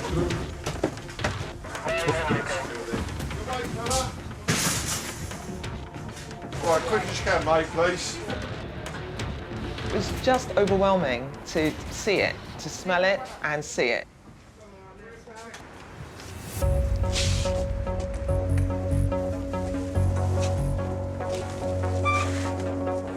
Pauline, you said there was nothing in here? Nothing. It is absolutely jam-packed. It was empty. It was not just the amount of stuff, it's just what they had collected. It just seemed bizarre. I'm stunned. I really am. I'm speechless. I can't believe they've got a piano in there. Well, this one is for the book.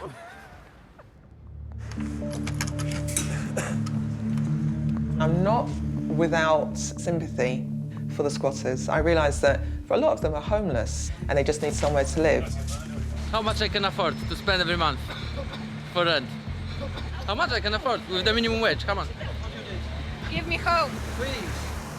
But I have to hand back this property as quickly as possible.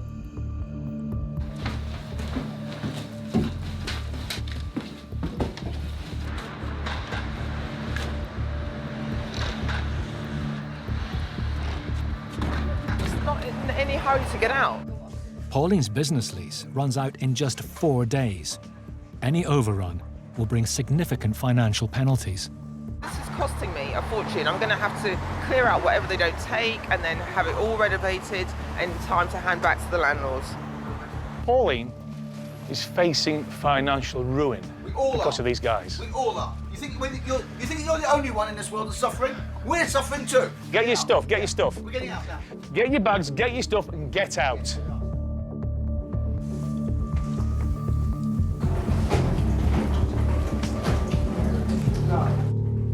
Look at this idiot. What are you doing? Keep my power shower.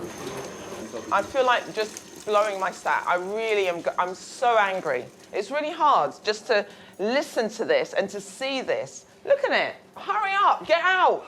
Yeah, You can always give me extra 100. Don't worry, let's try to get everything out of it. To get myself. Sorry, you'd like me to give you money? Yes. What if you for? want me to leave my stuff in here. We're not malicious against This is okay. You're not malicious. Clear out every scrap that you. No, all of it. Yes, we will miss. All of it. Who's been paying for the electricity? Who's been paying for the water? We've been taking a lot of water. Oh, you've done me such a favour. I'm so grateful. We cleaned up a lot. You cleaned up for me, and this looks clean, does it? It was full of. This looks clean. It was very Does this bad. look clean? It was full of garbage. Does this look clean? It's not bad.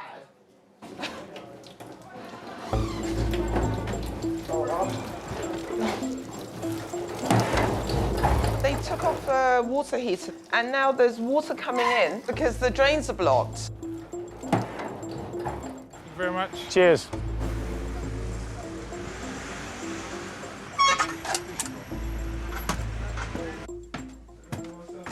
Oh my God! This was empty!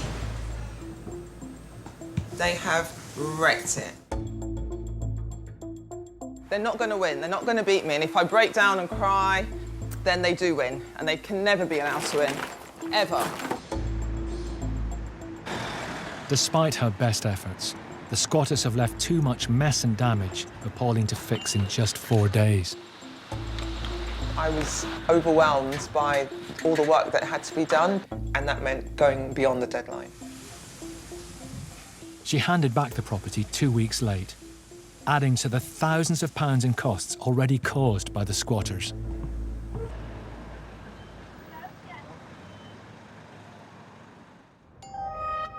For the past 2 months, a dilapidated swimming pool in East Bristol has been home to squatters. A court has today handed possession back to the owner, Brad.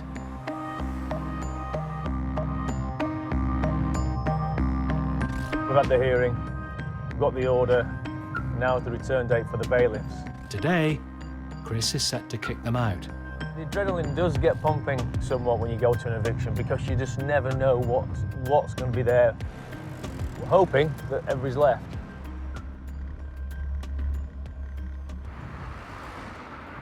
Hi, Chris. Are you doing all right? Not too bad yourself? Yeah, good. The owner, Brad, can't make it, so Donald, his business partner, is here in his place.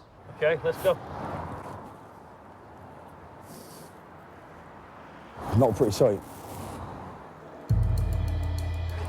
Good morning, guys. The bailiffs arrive to start the eviction, not knowing if they'll find anyone inside.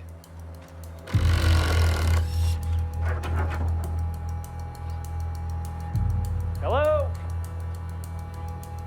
Hello? Anybody here?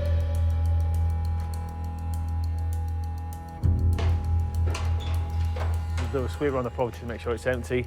That way they can be satisfied that it's empty and they can execute the warrant, and then they can be on their way. At 10,000 square feet and over 2 floors, it's a mammoth task. Should take them 15 minutes to make mind how big this place is. This floor's clear. Done that one, yeah? Yeah, it's all been done in that one.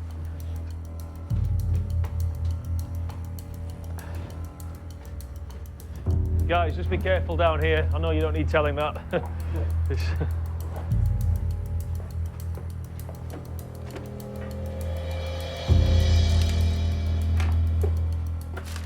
Empty. The building appears to be clear, but Chris still has his concerns. This lot here suggests to me that, yeah, they've gone, but they may have plans of coming back. Well, I did think that. They usually do carry around with them their own bedding. I think you have your work cut out. I think they may well I come tried back. to keep them out, just absolute nightmare. I really do think that this is going to be one difficult place to keep secure for long enough. There may well be more trouble.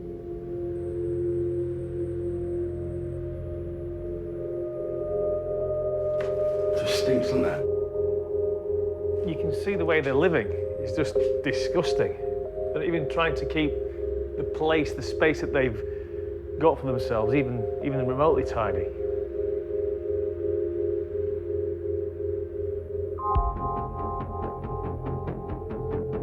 Absolutely disgraceful.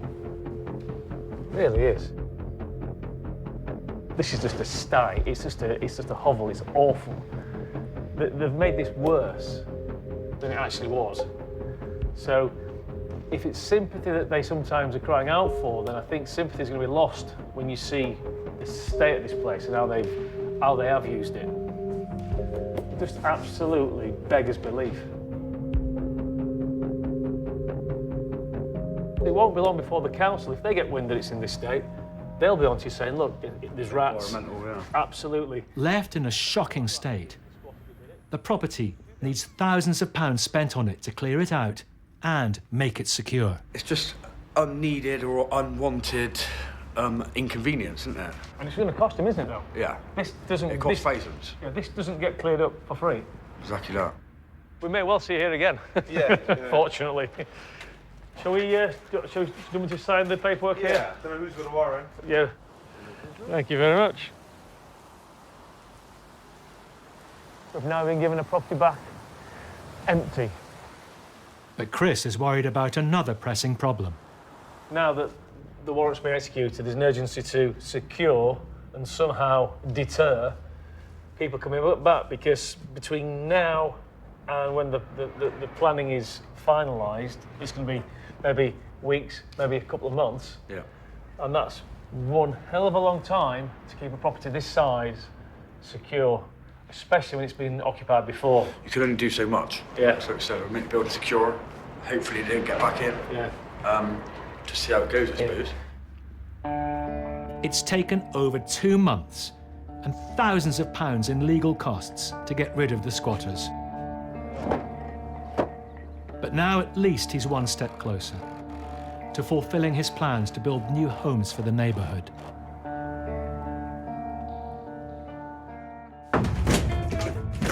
Next, Sheriff's office! in Chelmsford. You see the needle there? Look at how they're living. There's needles everywhere.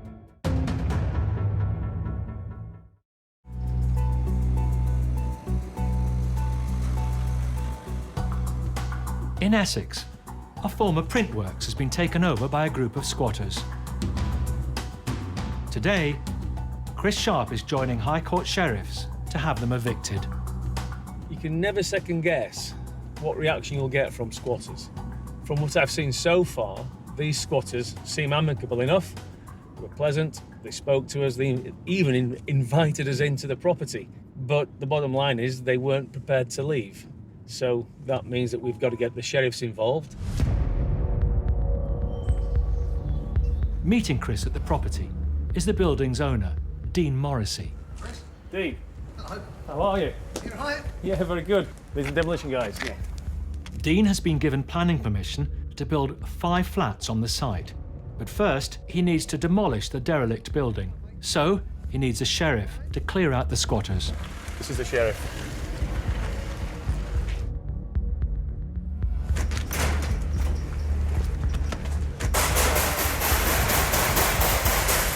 Sheriff's office! Can you show yourself, please? Sheriff's office! It looks like the 2 homeless men Chris met before may have left. But the other rooms still need to be checked.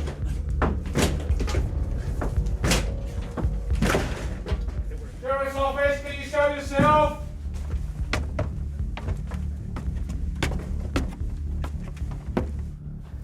You see the needle there?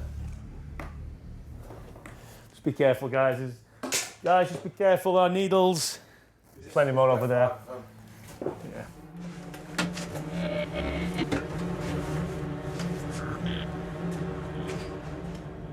Jesus Christ.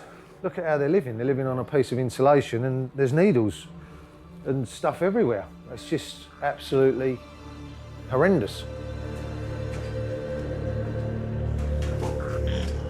Now they're sure that every room is empty. The demolition team move in. If your guys want to start... We're going to fence off. We've got to fence off because obviously health and safety. Nobody's coming back in here now. No, good.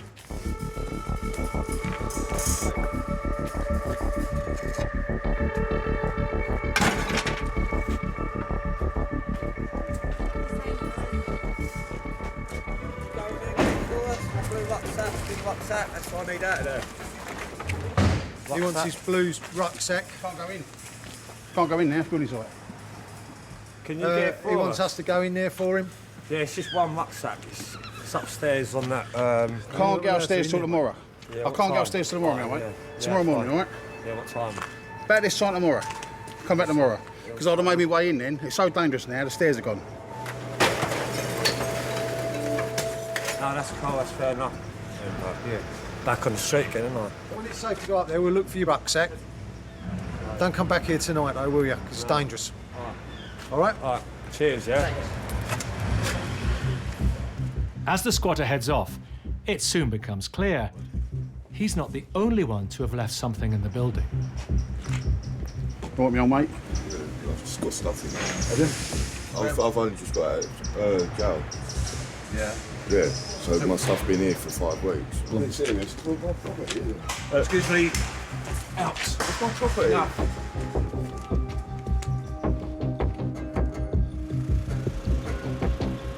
If the guy's just come out of prison, you know, he needs to be going to the authorities because this isn't a place for anybody. This is no halfway house. I've been incarcerated for a couple of months. That's HM prison, so I've just got out of jail. This is my belongings. That's all I've got. You know, I'm disgusted about it, to be honest, because I've lost my job. I've got 5 children. I've lost my job, everything. My life's just gone bang. I need help. I need help. I'm not asking for help. I've gone. I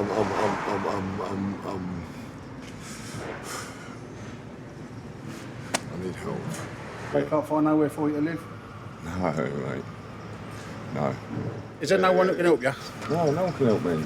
Chelmsford is riddled with homeless people. Yeah. It's riddled, mate. I'm telling you. But the problem, I mean, honestly, the problem we've got now is this is now a building site. Oh, not problem. No, I'm just saying, you can't come in here no matter what. It's honestly, I swear to you now, it's dangerous. We can't go looking for tobacco and all that sort of stuff. I'm sorry, now, mate. Yeah. But, here, let me shake your hand. That's all right. Take that.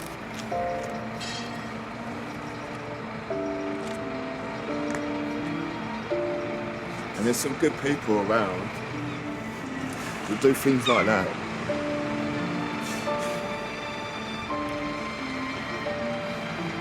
You do get some good people.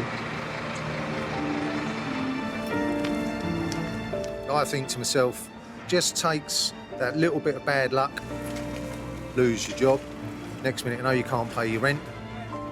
What do? You walk out, you live on the streets. They all not sticking needles in their arms and not all relying on alcohol, they just are stuck.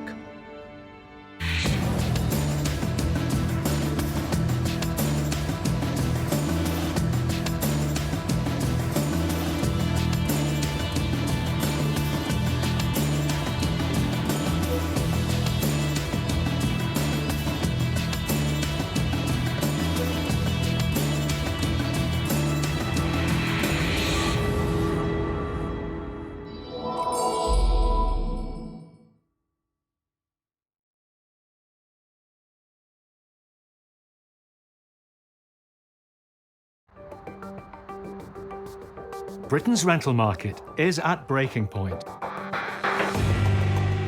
Give me hope, With not enough homes to go round and soaring rents, They don't want to give me a place. I can't afford it.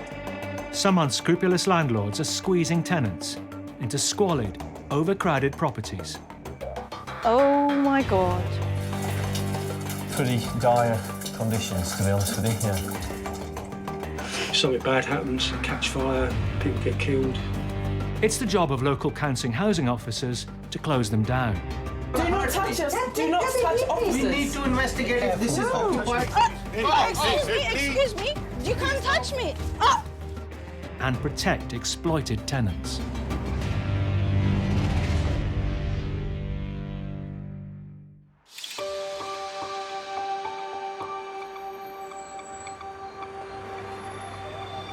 It's up to council enforcement officers to ensure that properties built without planning permission are taken down.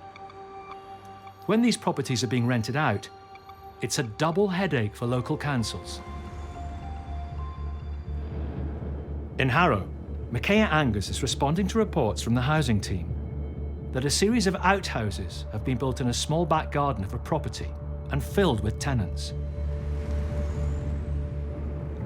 We found a bungalow that had been converted and extended into 8 self-contained units. The electrics are unsafe. It's all been converted without planning.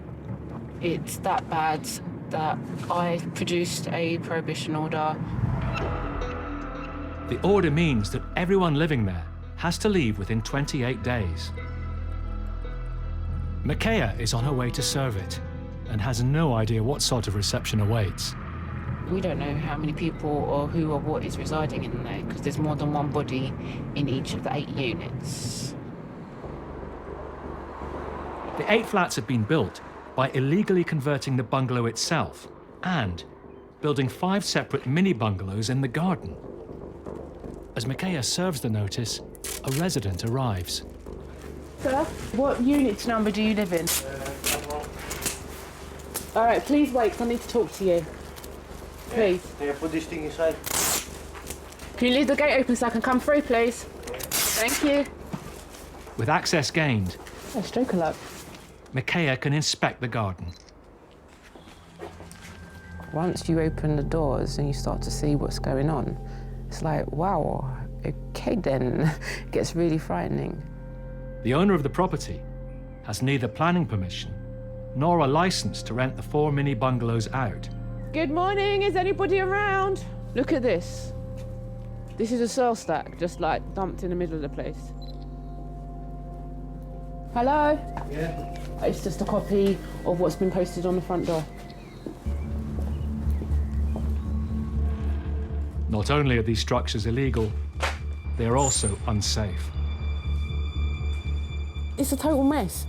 You've got internal quality electrics outside. We've got electrics and water in very close proximity. They've just crammed as many units on site as feasibly possible. This is another unit, which is in the process of being dismantled. It's sad and it's dangerous and it's frightening. It's extremely frightening. This is an extension of some sort. Excuse me, you cannot get in like that. Yes, I can. You under don't the have... process, under the housing. You just put it like that and you come. Yes, I can. Under the Housing Act, I have rights of entry.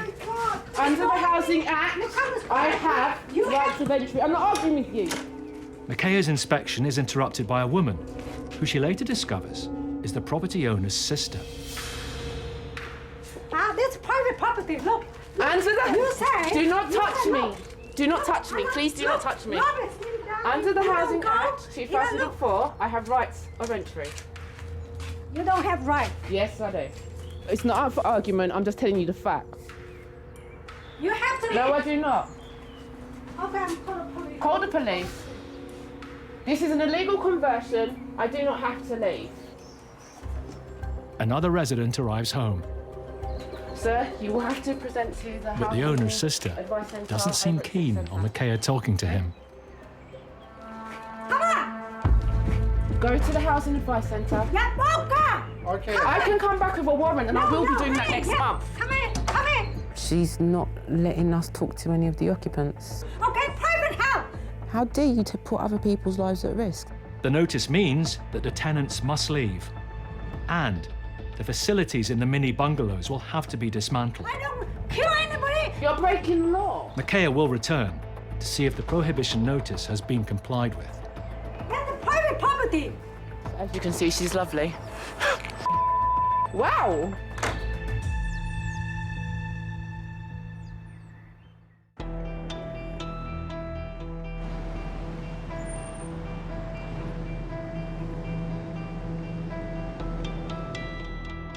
According to the housing charity Shelter, 1 in 5 homes in Britain is substandard.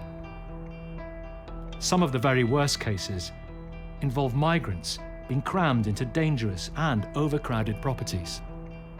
Makaya and her colleague, Ozzy Al-Bayrak, are responding to an alarming call about a 3-bedroom semi.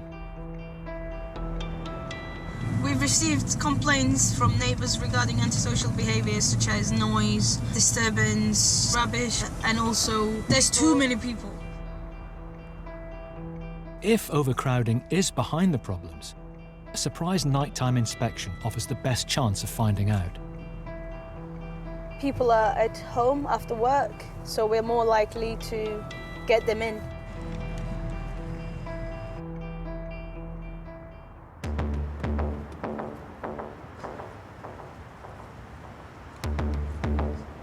The lights are on, so somebody's in. We're always cautious, and we are aware that we could face a really dangerous situation. Badge ready? Let's go.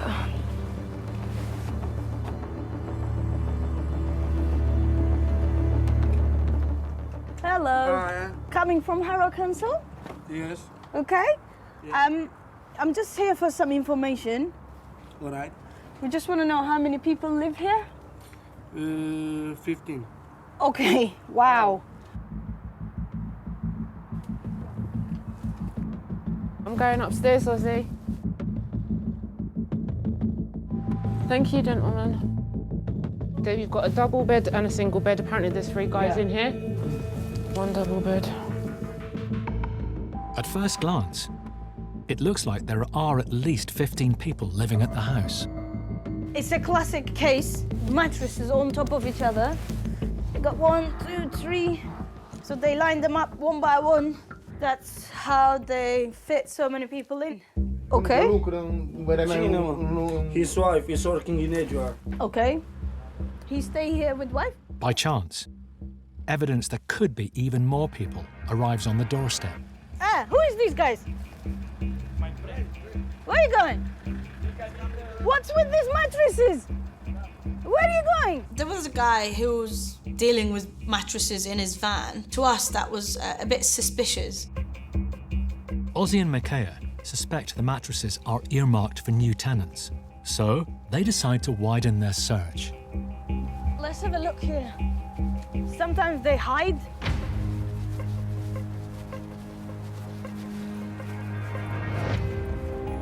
Oh my God.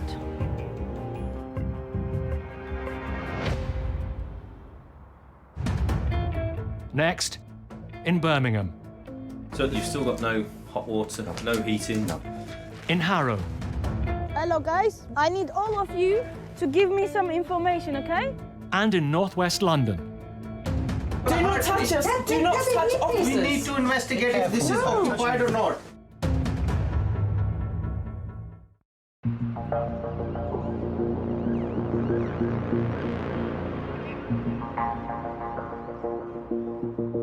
Housing officer Ozzy Al-Bayrak is searching the back garden of a suspect semi. Oh my God. Oh my God. Guys! Guys, I can see you! There were 7 to 8 people hiding from us. Literally buried themselves on the floor, hiding. Get up! Hey, we're not gonna eat you. Come on. Come. We're here for your safety. They were frightened of us. They thought we're police or immigration. You two, I can still see you. Get up. Come on, get up. Come, I need you to give me some answers.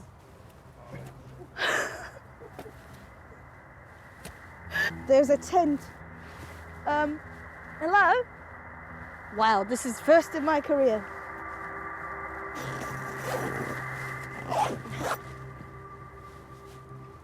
That's empty.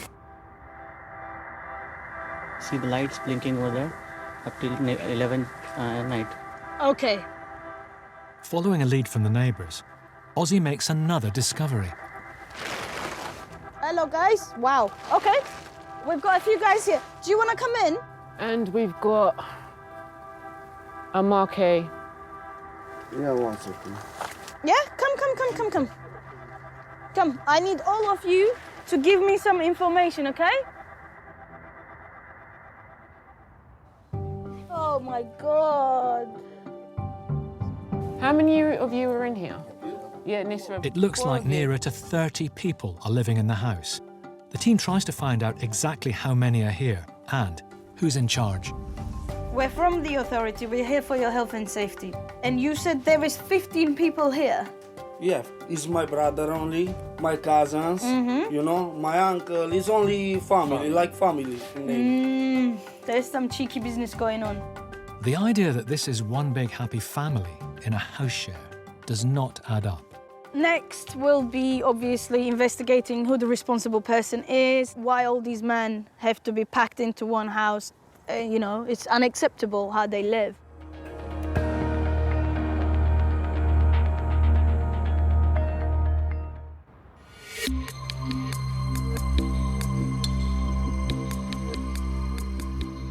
A big part of the job of local council housing officers is to protect vulnerable tenants. Enforcement officer Steve Broderick has had a call from a man who is living in appalling conditions.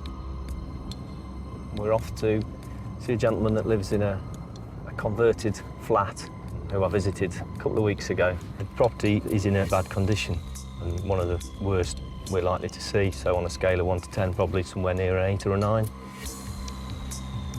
From the outside, the building looks derelict. But despite appearances, someone is actually paying good money to live here. Hi, Jason. You all right? Yeah, right. I would offer you all a cup of tea, but I'm not too proud of my gaff at the moment. Yeah, then. Okay, we'll come up, yeah? Today, he's meeting the tenant who made the complaint, 56-year-old Jason Cook. I like to be a host, but I can't in this bloody mess. Jason's one-bedroom flat is packed with memorabilia. You're obviously quite attached to a lot of this stuff, Yeah, aren't you? my finery, you know, because some of this I've had since I was about 2 years, 3 years, 5 years of age, you know, up to present day.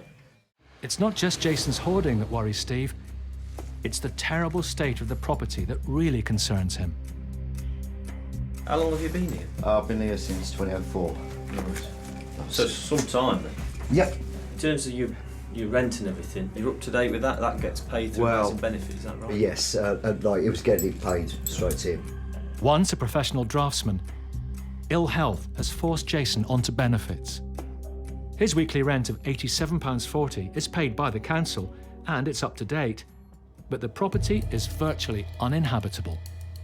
So you've still got no hot water, no heating? No. Besides that radiator, what costs it? But that's just a plug-in radiator. The boiler packed up 5 years ago. You've still got no lighting, is that right? I've got no overhead light at all. So you're just using lights plugged into the socket? What I've got to do is just have a look round today. Yeah.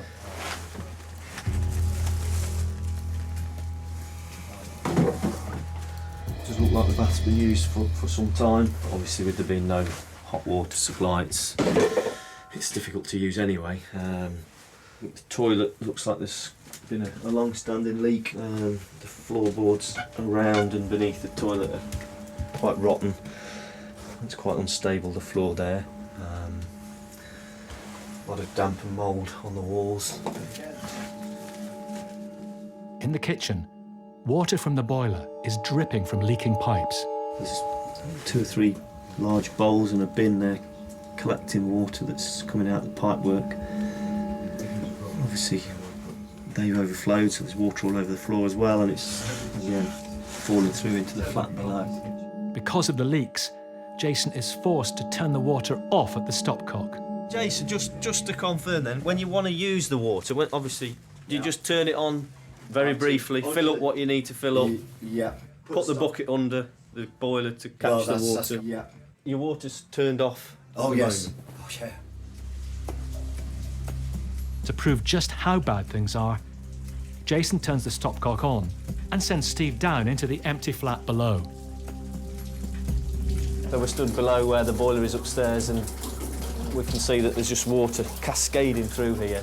The ceiling's collapsed partially, and it looks like the rest of it's about to come down fairly soon as well. So pretty dire conditions, to be honest with you. Yeah. It's certainly one of the worst properties I've been in. There's a catalogue of serious problems that need to be sorted out.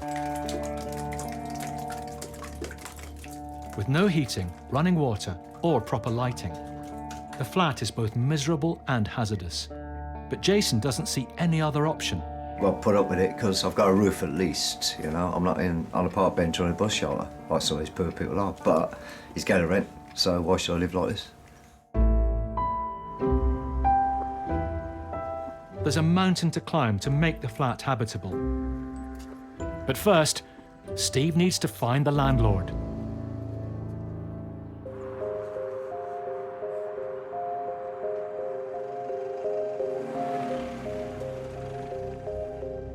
Four weeks have passed since Housing Officer Micaiah Angus served notice on the illegal conversion of a 3-bedroom bungalow into 8 flats, including 5 mini bungalows built in the back garden. Micaiah has ordered that the tenants leave, and the 8 flats have to be dismantled. This is gone. Yeah, she's filled that in. Joining Micaiah to find out if they've complied are Eddie and Mohammed from the planning department. There are 8 unauthorised flats in here without any planning permission, no nothing. Some of them were ridiculous. Some of them were just 15 square metres. It's ridiculous. The sister of the property's owner appears to be running the site. Don't touch that thing, please. Who actually lives here? Who are the My names? sister-in-law. And, after a volatile encounter last time, Micaiah has brought along police backup. There was one flat there, it's a flat 6, flat 7, and then round the back, there's a flat 8. The majority of the works that had been done illegally, and we were not impressed. None of us were impressed. At first glance, the mini bungalows appear to have been emptied and are in the process of being dismantled. But this may be a smokescreen. This was the living room sleeping area. The kitchen was in that corner. Yeah. And then they had like a 2-ring or microwave here. Look. Still got the food in there. Somebody's still living in this room. Yeah, they have merged 2 flats into one. They've merged them. Micaiah and Mohammed uncover more evidence that the illegal mini bungalows are still being used. Don't touch anything. Clothes are still here. No, don't touch anything. That ones are here. Oh, you're gonna hurt me. Have you been told previously, do not touch officers? Touch off. No, do not touch us. Do not touch officers. We need to investigate if this is occupied or not. This is occupied. Extra cupboards, wardrobes, beds, plug-in heaters, washing machines, cookers. It suggests that as soon as our backs are turned, she'll put it all back. Yeah. And what will happen as soon as we leave this site in a couple of hours, it'll be back. It'll be back. Hello. Hello. Officers discover a man living in one of the supposedly empty mini bungalows. This is the tenant Micaiah also encountered on her last visit. How much rent are you paying here, sir? 550. 550? Yes. Per month? Yes. Me? You don't have to talk anything. You don't have to say anything. You know what? Yeah, let me take. Yeah. We don't do anything wrong. Yeah. The family live it. Why they come to make trouble? They make trouble for us. Never have a good life. She blocks us from talking to the occupants, and they do as she says. A lot of people homeless who need help. There are people living in here. The prohibition order has been made. Why are people in here? They now have strong evidence the property owner's sister is taking rent money and has not fully complied with the order that everyone must leave. £550 a month? He's told me he's paying you rent, madam. Where is all that money going? £550 For the electric. Yeah, but where's all that money going from all those... That's the electric, that's not rent. Electric, £550, madam. With 8 illegal flats on the site, in total, the owner may have been making over £4,000 a month in rent. What do you want from me? Make a trouble you want? I'm not making trouble. Make me homeland with my brother let us live here for free, but we have to pay the bill. Oh, the council tax, free council tax here. No, you had 8 units. And gas. You had 8 units. That's 8 sets of council tax. You said. Okay, you can. It's a fact. We've got the plans. I've already witnessed. I don't need to answer you any question. You don't need to answer me, right? You're not the owner. I'm not the owner. You're not the owner. The owner needs to make contact with me. But however, you are the one who's in receipt of the rent. What? So therefore, you're going to have to explain yourself to the appropriate authorities as to where the rent money is and where it has gone. If we hadn't interjected when we did, I believe they would have put more units on there. Armed with evidence that people are still living here, Micaiah can now take her investigation further. She will return to the site again, with the police if necessary, and push for prosecution.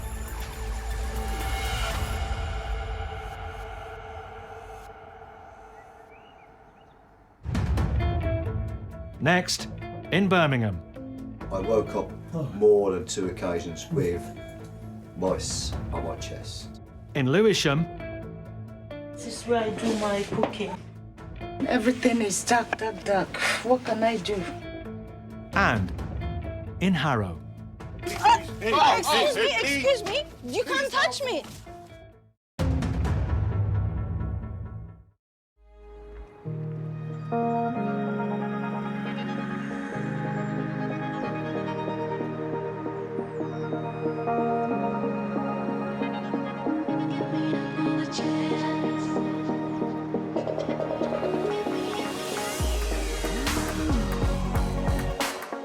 In Lewisham, southeast London, Ben Reeves-Lewis leads a specialist council unit tasked with rooting out rogue landlords and protecting the most vulnerable tenants.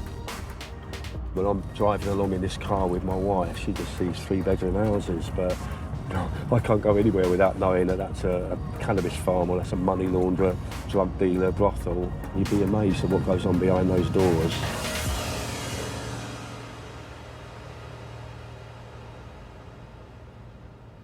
Today, Ben and Micaiah are acting on a tip-off from their planning department. They believe there's an entire family living in a house with no services. I wouldn't want to live in it. Don't worry, I'm environmental health officer, so I'll now come and have a look, yeah? Currently living in the property is Lola Organla. She works as a cleaner and has 2 jobs to make ends meet. She's been living in the property with her 2 grown-up sons and 11-year-old daughter since 2008. I'm not happy living in this condition. No, you wouldn't be, no, absolutely. According to Lola, the landlord told her to leave because he wanted to carry out renovations. So after paying the October rent, he said, I have to move. I said, why didn't you tell me, no, I've got kids here, that it's not easy for me to go. He said, I just have to go. I tried to get a place to live, but the price they are giving me, they said they don't want to give me a place, that I have to rent 3-bed flat. I said, I can't afford it. It's too much for me. This is the kitchen. It used to be the kitchen. When she refused to move out, the landlord started the building work regardless. Just knocked down everything. But this was in October, October, and it's now just May. knocked down everything.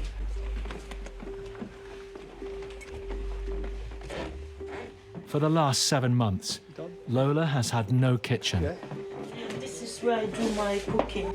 It's so dangerous. The most common fire is cooking fires, and if you have a fire here at the top of the stairs, you won't be able to get out. My 2 sons sleeps there.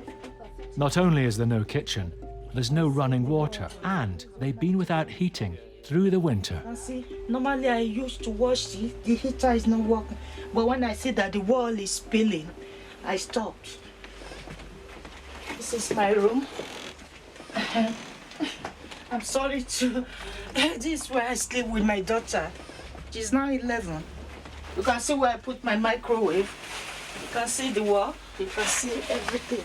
You know, sometimes you get tired of things. See the ceiling. Everything is dark. What can I do? It's so stressful for me. Cooking there, bending down every day. We have to boil 2 kettles to take our bath. Although the power sockets still work, the house has no lighting. In the night when we switch on the TV, you know, the reflection will brighten the room. That's how we've been managing. I have to buy candle. What can I do in the night? Or in the midnight when my daughter wants to go to toilet, I have to light the candle for her.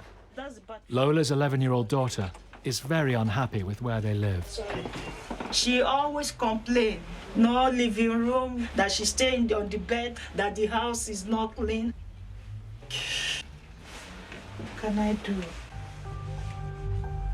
There's bare mains wires sticking out here. I'm not going to touch the electric, there's no way. The house is clearly unfit for human habitation. There's no kitchen, no bathroom, no nothing. And I'm going to prohibit it. Emergency. Micaiah is issuing an emergency prohibition order, which means the council have to act immediately, giving no notice to the landlords or tenants. So, Lola and her family will have to move out straight away. It's really dangerous, the whole thing. If something bad happens, they catch fire, people get killed. Something they're thinking about. You and your family can't stay in this. Yeah? I don't like it. This is 2015. No one is supposed to be living like this. If I should move out of this house, I'll render myself homeless. I know it's not safe for me, but what can I do? I've got no place to go. I've never got anywhere to live. That's why I'm still here. Because there's a child involved, the council is duty-bound to rehouse the family. I don't know which is worse, looking for somewhere else to live or living in a place that is in danger of burning down around you. But they'll have to move fast, as this property is dangerous.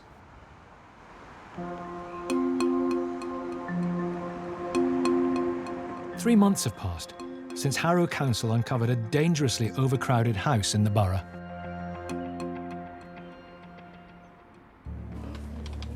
Housing enforcement officers Ozzy and Micaiah have tracked down the managing agent who runs the property.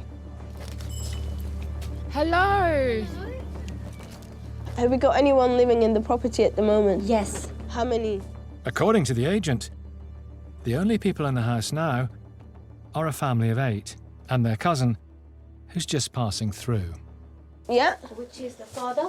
Yes. Hello, guys. Hi. How are you? Fine, thank you. We've got the cousin who's come down. So Okay. He doesn't live here, he lives somewhere else. The guy's coming in to sort out the mould in the bathroom. But as the team and the agent inspect the property, it's the visiting cousin who takes a special interest in the housing officers. When people say they're cousins, okay. Oh, thank you. I always feel a bit suspicious. The fact the house no longer has up to 30 people crammed in is good news for the housing officers. But Ozzy fears that after she's gone, they could fill the house all over again. I do my inspections every 3 months on a quarterly basis. You guys turned up before I got to my inspection due date. 3 months is too long. I wouldn't leave it 3 months. You need to just keep on top of your inspections. Thank you. Thank you for coming. No overcrowding. Yeah, no. I don't want to see any more people you're putting in. I will shout at you, okay? Yeah. We are here to advise you for your safety. All right. Okay? Promise me? Yeah. Okay. Take care, yeah? Have a nice day. Now it's down to the managing agent to keep control over who's living in the house. She seems to be cooperating, and so if it's not done, then she'll definitely be in big trouble then.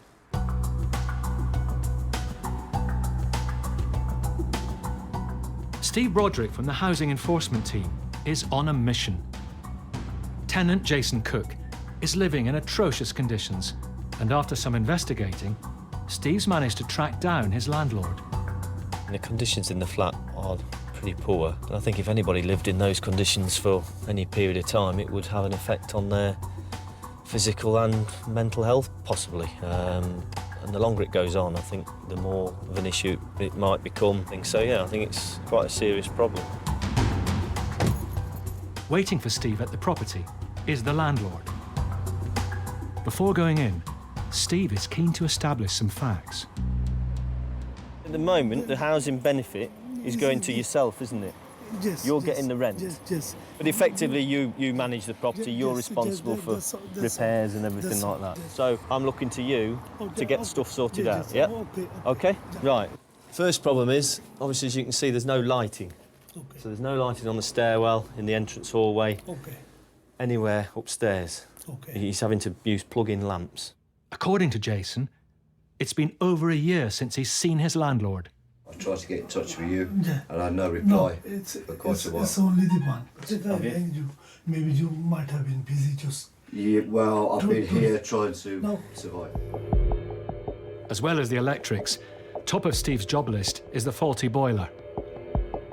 This obviously hasn't worked for some time, has it? We've got buckets full of water, so the water is literally pouring out of here whenever it's turned on, which isn't really acceptable. To get that boiler sorted, that's the most pressing issue, because then he's got heat, hot water. The management of the property has been pretty poor. Yes, you're right. There is an issue with the toilet.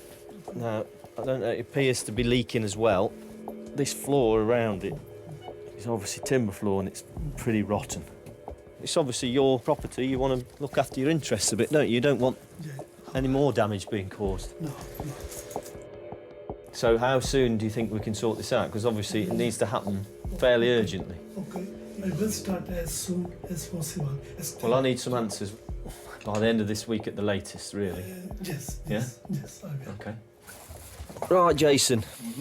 Jason's not only had to cope with no proper lighting, hot water or heating, but also a pest problem. The other thing is the rodent. Yes, sorry, I forgot to talk about that. It's a back with a vengeance. I think all it needs good cleaning. I have to use wet wipes. I've got no hot running water, obviously, so... And that's the problem, obviously, without having any hot water, cleaning becomes an issue, doesn't it? So and they can cause health risks I think I know and what insomnia when they... Excuse me, when I'm trying to sleep, they'll come out at night, early hours of the morning, I get woken up. I woke up more than 2 occasions with mice on my chest, yeah. And I don't like that, because they defecate, they actually defecate on me. we can look at doing some treatment for the pests and get that, in the longer term, get that sorted out, yeah? All the best. As long as we keep the promise with a boiler. 8 degrees in here last year. If I didn't have this, I'd have probably died of hypothermia. After years of neglect, Jason can only hope the landlord is as good as his word. I'll speak to you soon, yeah? Thanks. I'm really happy you come. Yeah, no, I appreciate it. I'm glad we sorted it out. Okay, thank you.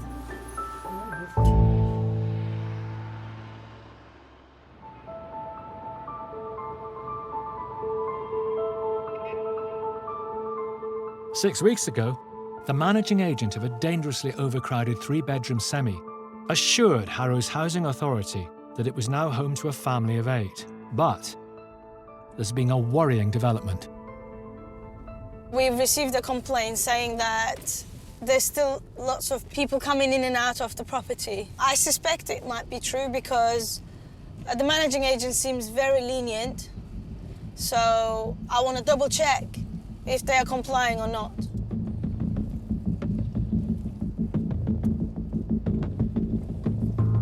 Lights on. Might need to go and speak to the neighbours.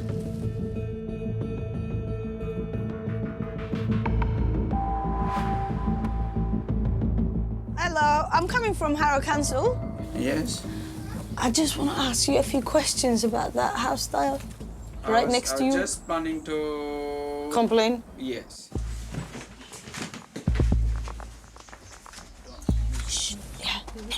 The neighbour claims there are up to 20 people coming and going, even entering by his garden. Thank you so much.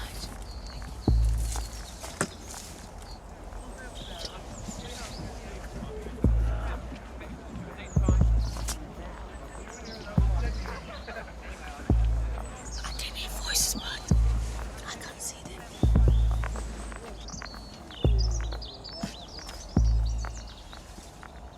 One time they access my garage, they just cross over the garage, jump in my garden and then Just been that side, yeah? Okay. This is offensive. How can we live like this in this kind of neighborhood? Don't worry, we will get to the bottom of it, I promise you. Ozzy needs to see inside the property. And on the way, I am going to call our lovely managing agent who claims that there's 8 people max. Doors open. Hello, can I speak to Taz, please? As a housing enforcement officer, Ozzy has power of entry if she suspects an offence has been or is likely to be committed. Who is calling? Hang on. I'm calling from Harrow Council. Hello? Yeah. What is this? What is this? Taz, 1 second. Standing in Ozzy's way is the mysterious visiting cousin, who seems to recognise her from the last inspection. Voi moschettarilor, de ce ați lăsat-o să intre înăuntru?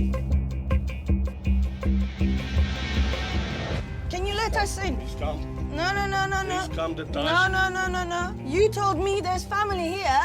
Yeah. You are now barging me Come the outside. I have too many complaints about this house. I know you're holding me now. I can see they're running out of the garden. Move out the way. He's coming No. Hey. You move out the way. We want to go inside. Sorry, no good. No. Please. Listen. Please. No. Hey, please. Excuse me. You can't touch me. There's no good this on here. Come. Oh my God. Did you see that? He's literally shoved me outside. Oh my God.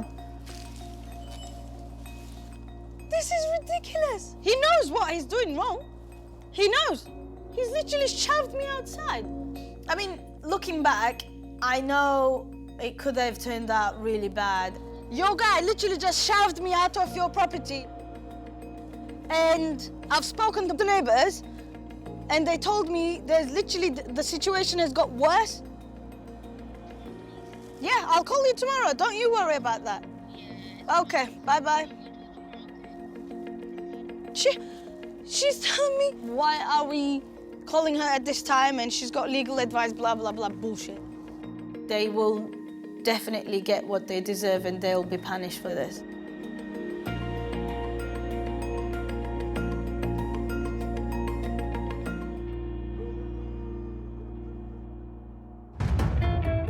Next, in Birmingham. You could almost fry an egg on that. In Lewisham. We have to leave this place by 11 tomorrow. I don't know where to start.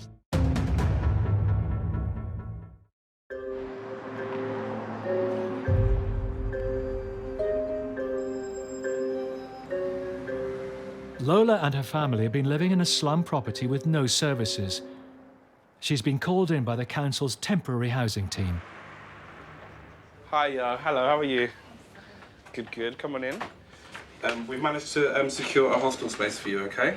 It's a 4-bed hostel unit, and this is the weekly price. Okay. Your accommodation is going to start from today, okay? So I'm going to give you the keys for it today. So you need to remove the stuff that you have in your previous property. All my stuff. Yeah, everything. Yeah, so you'll need to get it out of that property by 11 a.m. tomorrow morning. Okay, I'll see what I can do. Okay. And then that's it. You can be on your way. Oh my God. I'm so happy. I never expected. I'm so grateful. God will bless you. Congratulations. Oh, thanks so much. All right. No problem. You take care. It's fine. Yes. Lola gets home to break the good news to her children. You're 4 bed. I've got the key. We have to leave this place by 11 tomorrow. So we need to start packing things. He's so happy. Calling his brother. He's happy. I have to move. Most people would find packing up possessions accumulated over 7 years a daunting task. I don't know where to start from. But Lola's over the moon. Put them in the bag. Just move out. Get out of the building. I'm happy now. Her daughter is being picked up from school by Lola's eldest son. I have the key. Oh my God, I'm so happy. We are moving now. We've got a place now. Forest today. You have to move out final tomorrow. Temporary. Yeah, she said. At least we are moving out. On a hook. You are happy now? We are happy now. She's happy now. Tonight is our last night here. So we have to start sleeping there from tomorrow. I feel shocked because I've lived in this house over the years, so I never really thought I was going to move. So yeah, I'm happy. I can sleep properly, yeah, and then I can be relaxed and stuff. And I don't always have to sit on the bed. Oh my God.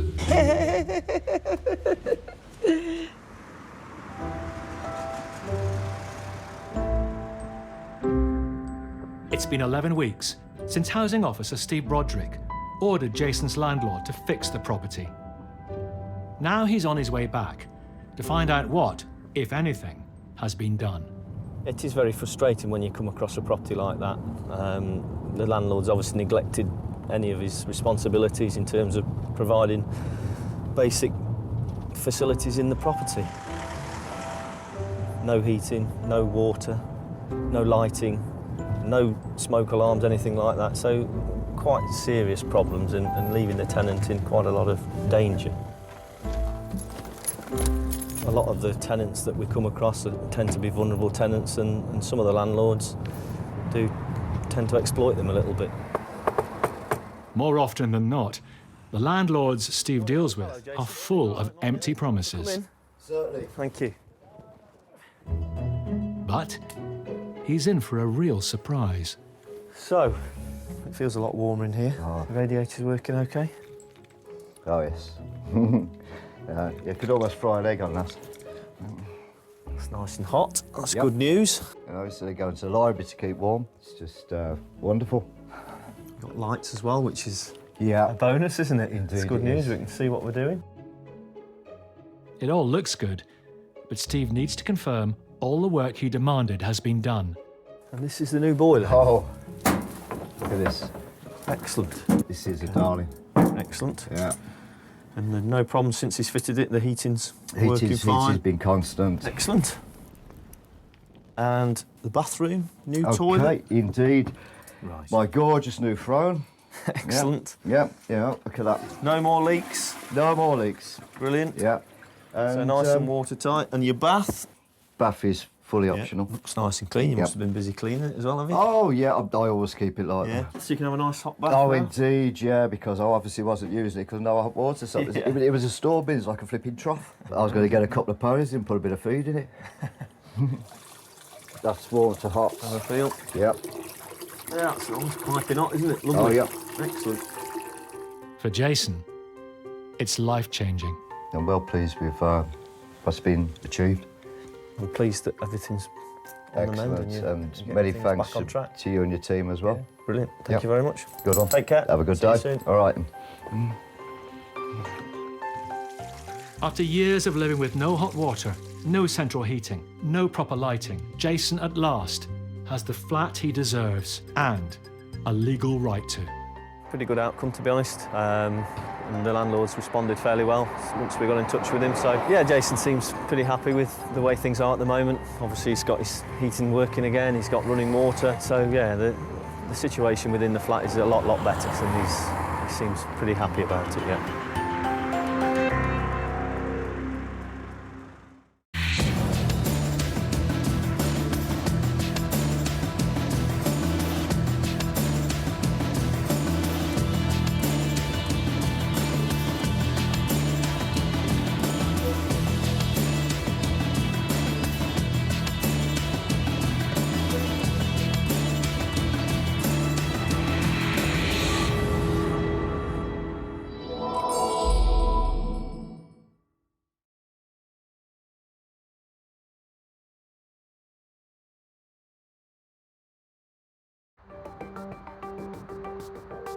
Britain's rental market is at breaking point.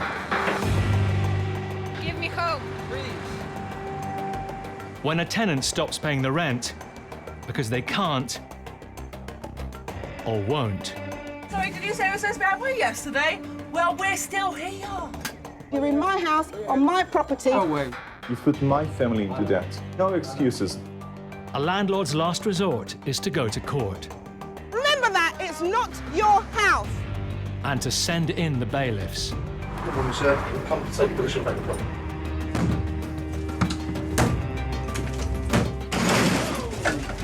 If you start throwing stuff down at us, we are going to have to arrest you. As they fight to get back their home. Oh, right.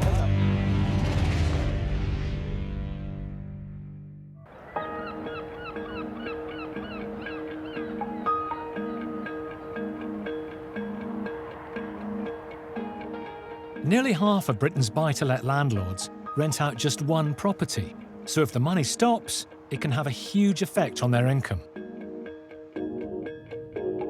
Retired shopkeeper Jack Wood lets out a one-bed flat in his native Fleetwood, but after 14 months with no rent, he's been left nearly £5,000 out of pocket. It's all part of my pension. Not getting the rent in for over a year has made a big dent in my income. Jack won a possession order 7 months ago, but the tenant, Kirk, has seen off 2 attempts by bailiffs to evict him. He was very aggressive the second time around. He threatened to kill me and smash the car up. So I'm apprehensive as to how it's going to turn out today. Jack has called in lawyer Chris Sharp, who often works on difficult cases like this. And today, for the 3rd time, Kirk faces eviction. Morning, Jack. Morning. Good to see you. You too, pal. Well done. Yeah, are you ready now? Hopefully the 3rd one lucky. Absolutely. We've got the High Court sheriffs involved. Yeah. We've got dog handlers, we've got locksmiths. We're ready to go.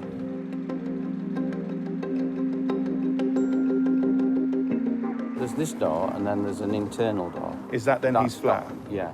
Up there's this stairs, and Right. he's on this 2nd and 3rd floor.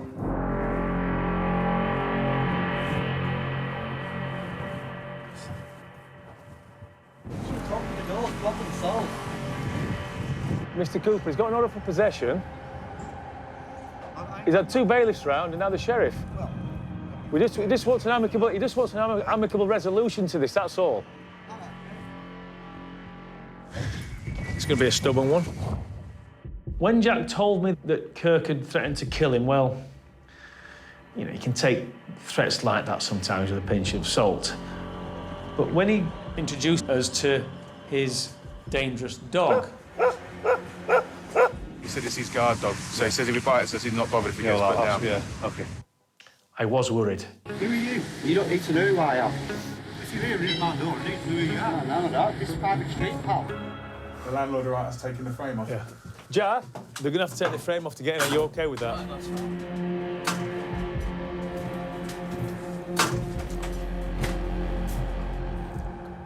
By the sounds of it, he's put like a wardrobe or something upstairs.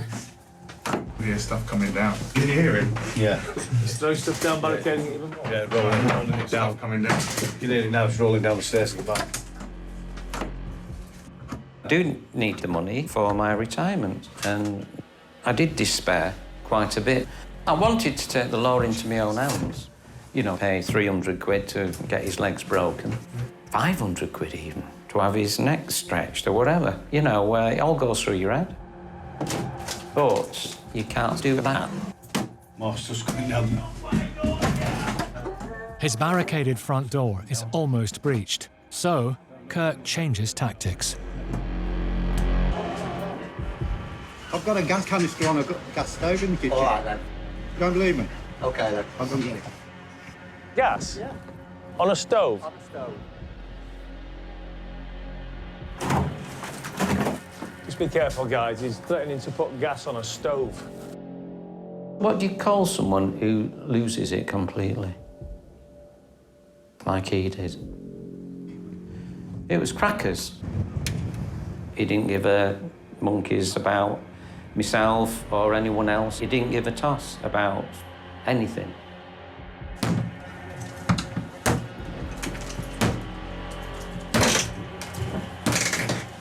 Ladders, toolbox. Watch that it comes on you. It's getting more. more stuff now. Whoa!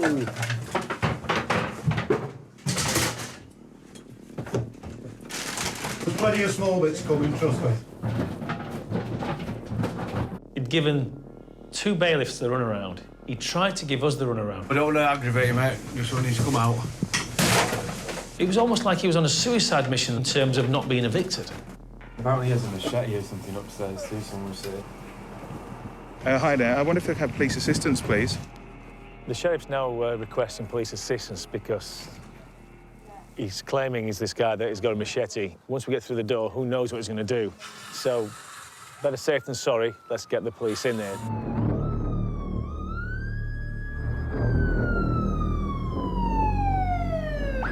He's literally just launched everything down the stairs, but there's been a lot of threats. There's claims he's got a machete.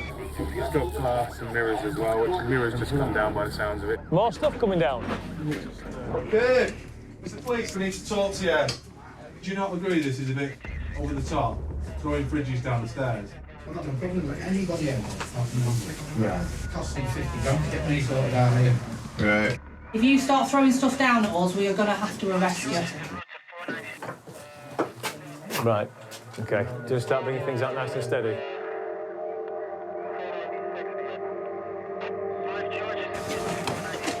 Whoa! Whoa! Officers are still throwing things down at us. Now, that is dangerous. He'd thrown sofas, shelves, bins. If it wasn't nailed down, he was in the process of unnailing it and getting it down that stairwell at us. Whoa!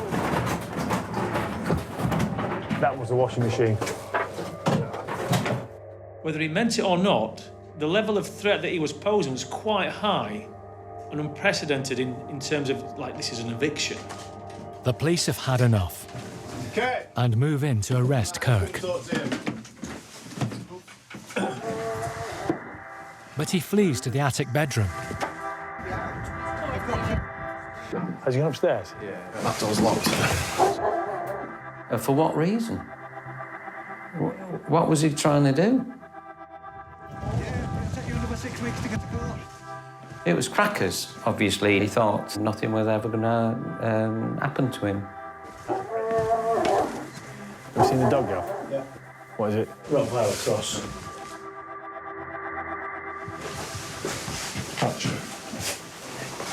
Police found several machetes. Looked like a replica firearm. Looked like a little handgun or something like that. Quite tense. Kirk's still in the attic, and the police now fear he may be armed. Hi, mate. We need to get you sorted. We can't just stay here. Okay. Are you going to leave the flat today? You're just going to stand there? Yeah. Keep the door open, because it's easier that way. We can talk to you. Yeah? What are you doing there? Yeah. Oh, come on.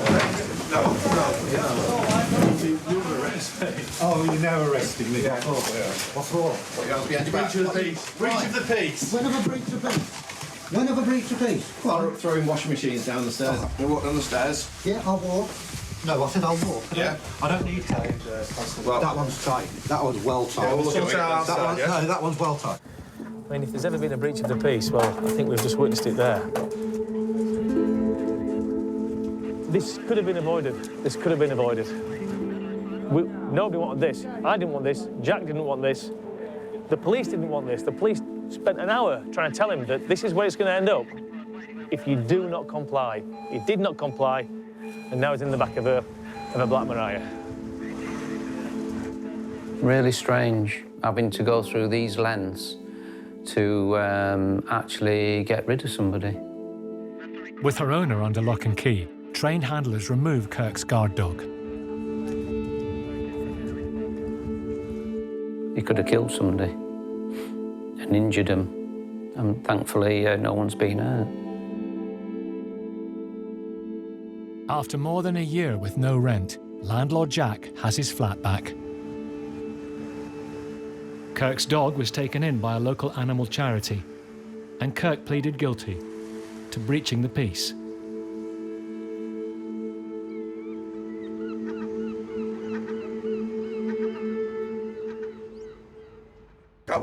next.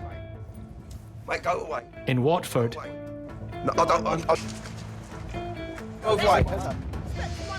and in Stratford. £30. Very nice. £30 a week you pay.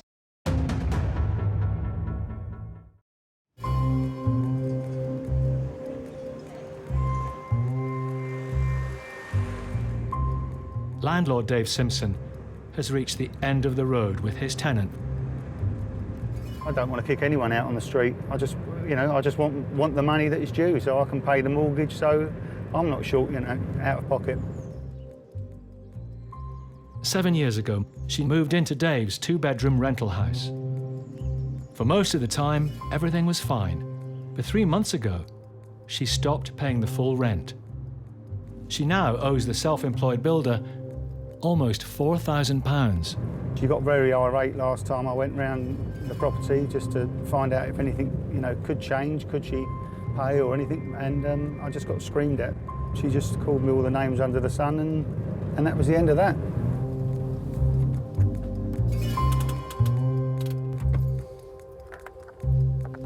This morning, he's meeting Paul Champlina, who regularly helps small landlords with evictions at the property. Oh, nice to meet you. Yeah, nice to meet you. Okay. What's the latest you've heard with this tenant? Haven't heard nothing of late. I'm not really... She doesn't want to speak to me anymore, so Right. she's been dealing... Your relationship's broken down, has it? Really, yeah. Okay, well, why don't we get this served and start this process for you? Okay, lovely. Yeah, Okay. perfect. Today, Paul and Dave are serving a Section 8 notice, which gives her 14 days to leave the property, pay off her rent arrears, or face court action.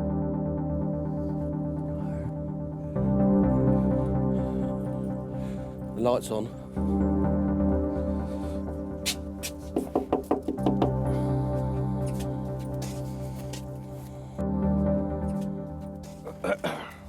Hi, mate. Yeah. Yeah, I've got to give her this from Landlord Action. Oh, yeah, right. Yeah. Yeah? You give it to her? Yeah. Yeah, okay. It's the notice from the landlord. Okay. Yeah, for rent arrears, yeah? Yeah. Okay. Yeah? Yep. Does she want to have a chat with us at all? Just No, about the rent? No, I don't think so. No? Okay. Okay. All right, thank you very much. Thank you. Okay, that's obviously the boyfriend. Yeah. He had a big tattoo of on his... Yeah, that's definitely... Yeah, cool. Yeah. All right, fine. No, that's good, at least. It's served. Okay. Yeah. Is he gone? Yeah, they're shouting now. What, you waiting for something? No, they just finished off the chat, that's all. Don't worry. Well, could you vacate my premises, please? Can we vacate her premises? Which is it's clearly quite his apt, really. premises. Yeah. I can't let it continue. It could go on forever where she's never going to pay. I've got to actually make her to get someone. Go away. Can you go away, please? Okay, you go away. Leave my premises. No, tell you what, mate, if you don't go away, I'll get someone round and then take it away, right? Go away, mate, please. Okay, we'll walk away. I'll ask you really nice. Okay, we'll walk away, don't worry. We'll walk away. Yeah, you do that. I'm lightweight, mate. You don't, I swear on my life, but you go away, mate. I'm lightweight, mate. Mate, go away. Go away. No, I don't. Go away.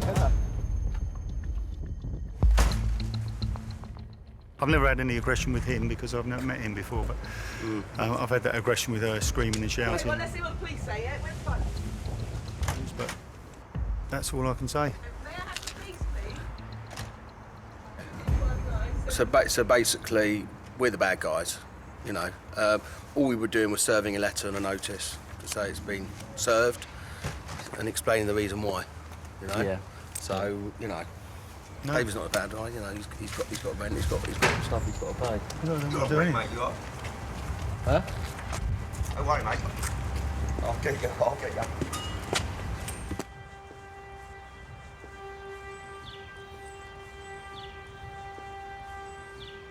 I think it's going to probably turn a little bit nasty and a bit aggressive, but so be it. I've got no choice.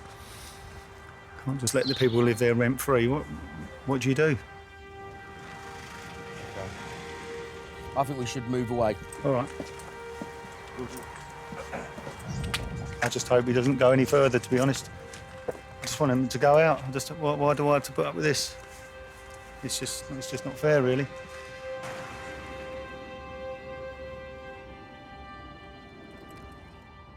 fun and games. Thanks for your help anyway. Take care. Cheers. Thanks a lot. Thanks. Bye-bye. Cheers. Bye. Dave must now wait 14 days and hope she leaves or pays off the missing rent. If she doesn't, he has little choice but to take her to court, which is going to cost him yet more money in legal fees and lost rent.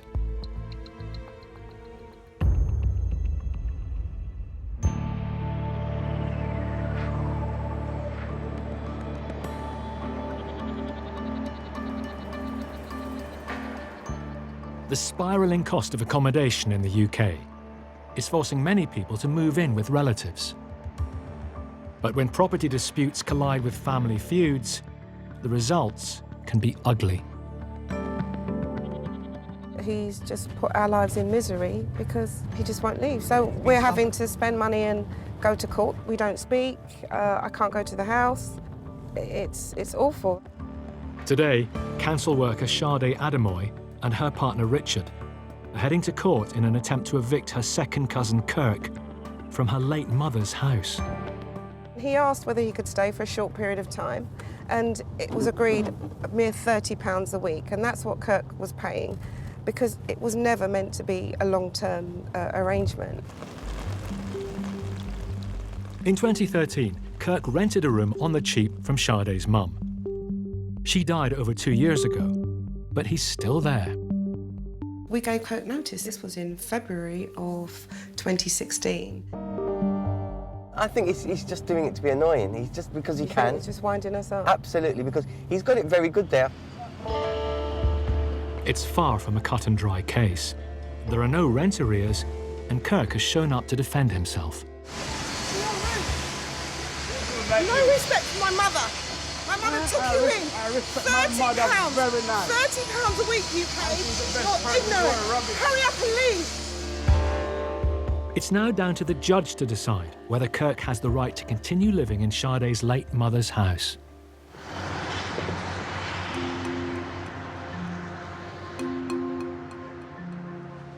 I did feel a sense of vindication when the judge said, I order possession in your favour. I felt elated, actually. I shouldn't have to fight family members to take back what is mine. I've got my property back. So you go and find somewhere to live, and you go and find somewhere, you pay for it yourself out of your money, and stop living off of me and my sister. Go away, go away, go away, you're rubbish, go away. Go and pay rent now. Now you're gonna know what rent is. Now you're gonna know what rent is. Gone. You should be so ashamed of yourself. I'm ashamed that I know you. That's what I'm ashamed of. I'm ashamed that I ever laid eyes on you. I'm ashamed that you're even part of the family. I think one of the reasons why I got so upset and got so upset quickly was because I wasn't able to grieve for my mum properly, and the house was a part of it. Remember that, it's not your house. It's not your house. Bye. He can say whatever he wants to say. This has gone on for 2.5 years. I'm just glad this day's over and we can all move on, and I can now think peacefully about my mum's memories and not have Kirk blur my vision. Because Kirk has no contract and has been given reasonable notice, the court ruled that he needs to leave within 14 days. Sade's a mean person. There's no guarantee that he'll comply.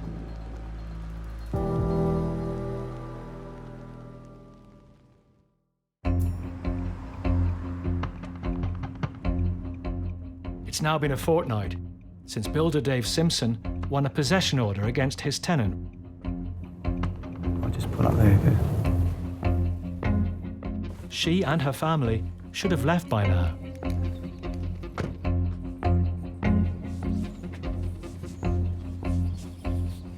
All looking fairly similar.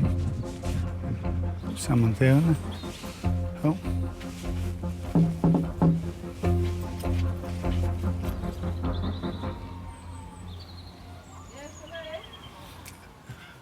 Hello there.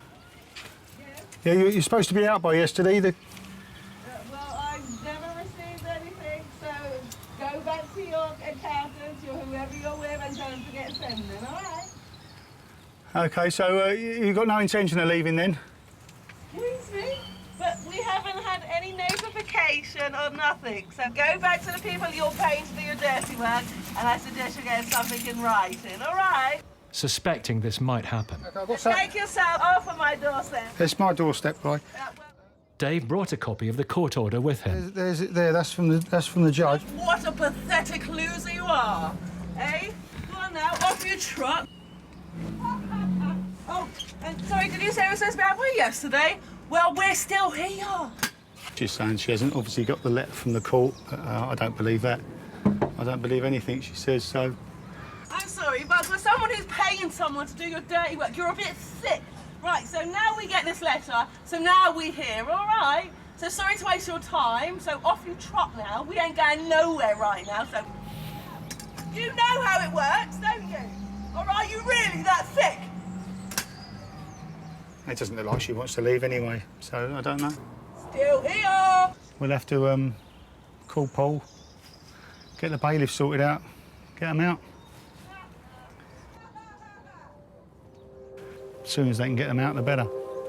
I just want them out, just want them gone, let me get on. No, it'll be a good day to see the back of them.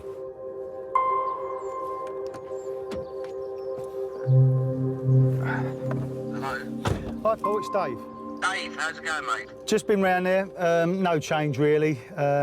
She's still... He didn't come out and kick off again, did he? No, he wasn't there, just her. She's screaming and shouting and, I don't know, usual abuse, but quite used to it now. Right, so look, we need to get onto the bailiffs then for you now, don't we? Yeah, if you can, yeah, as soon as possible, really. Time-wise, you know, I've told this before, it's about 6 weeks. Yep. We get onto it straight away for you. All right, smashing. Thanks a lot. OK, speak soon. Cheers, bye. Bye.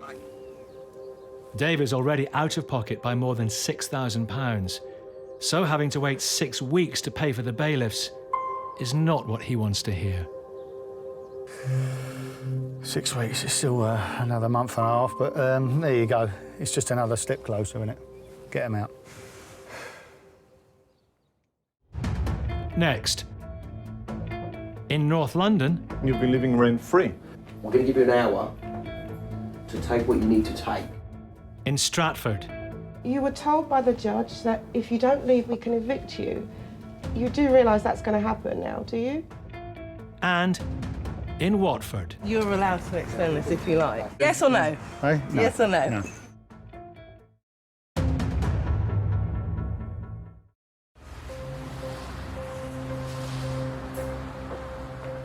Yossi Harrell has just flown into London to evict the tenants living in his 3-bedroom house. At first, they appeared perfect. These tenants, they seem lovely. They look trustworthy. They're both teachers, they were educators, you know, people with values. The perfect family that you want in your home. And it's just not the case. For 10 years, this was Yossi and his family's home. But when he moved overseas for his work, he decided to rent it out. 8 months ago, his tenants stopped paying the rent. He's now thousands of pounds in debt and struggling to pay the mortgage. I had to take loans. I had to ask my family for support, and you know it's not an easy situation. I haven't seen a penny in 8 months. I've had so many nights of non-sleep, and today was probably the peak. I can't wait. I can't wait for this nightmare to be over, and then debt collection begins. 6 weeks ago, the case went to court, and Yossi was awarded possession of the property. The court also ordered the tenants to pay the £16,000 they owe in rent. How are you feeling? Can't wait. You could have brought the weather from Israel, couldn't you? Paul Champlina has been helping with the case. I've been here a little bit earlier. They're here. They've been looking out the windows, so they know they're going to be evicted shortly.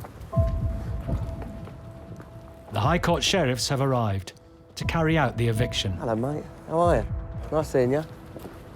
They're also allowed to seize any goods, which will go towards repaying Yossi the rent he's owed. Good morning, sir. We'll come to take possession of the property. I've got an N245 contact report that says I don't need to let anybody in. Just paperwork, please, sir.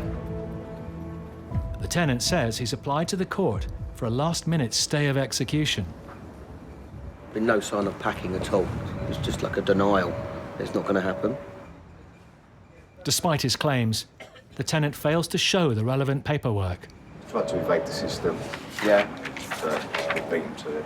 He's obviously been looking on the internet, Googling, and he's just got himself a load of information that's... Is it worth me having a chat with him? You can have a chat, yeah, no problem at all. Okay.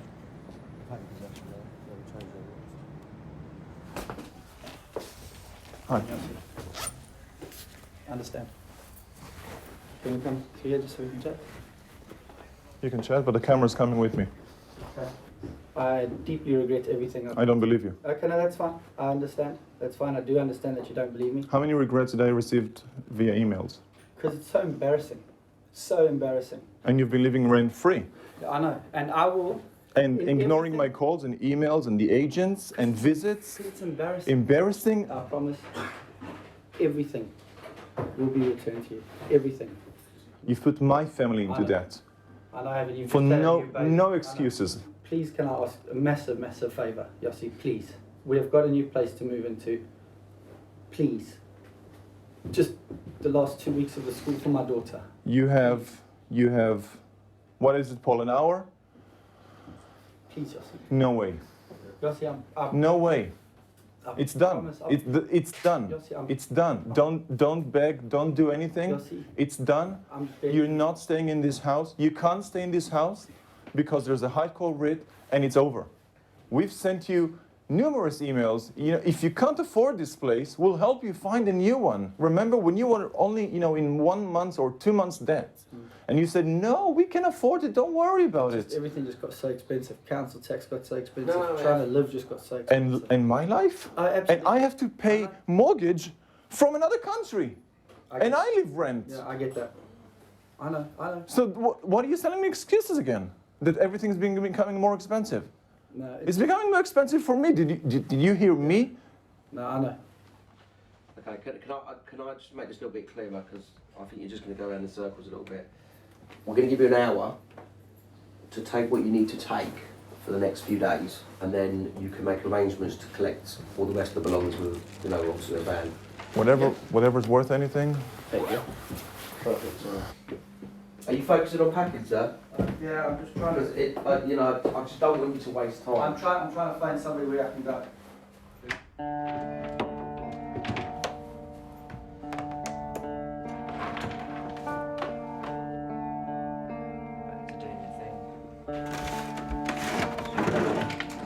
These guys bought all of the stuff that you see in a year. They came in from Abu Dhabi with luggage only. They wanted the house fully furnished.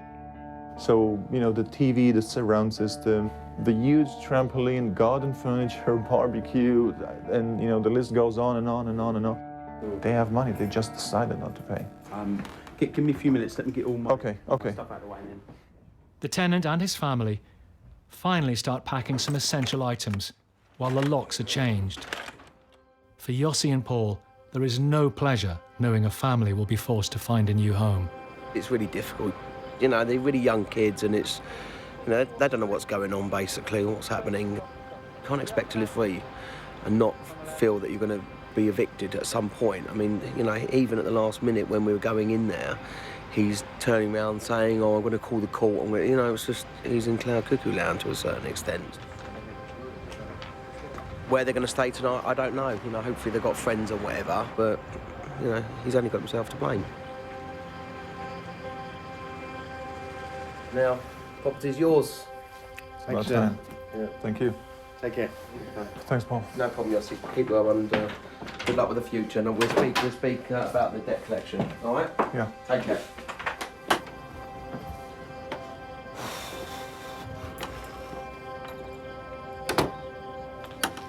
I put 2 kids out there. Yes, I feel bad. I have conscience, I'm happy that it's not me, but if we'd continued this way, it would have been me.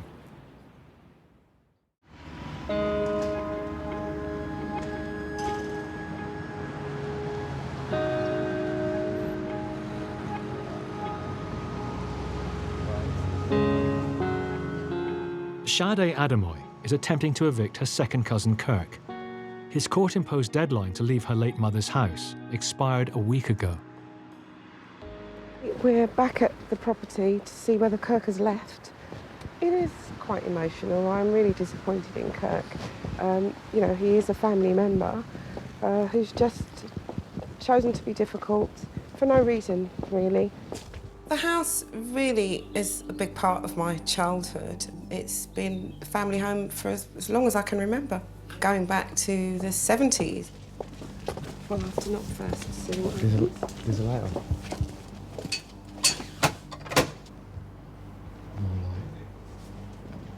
It's me, Kirk. Sade. Can you open the door, Kirk? Kirk, can I speak to you, please?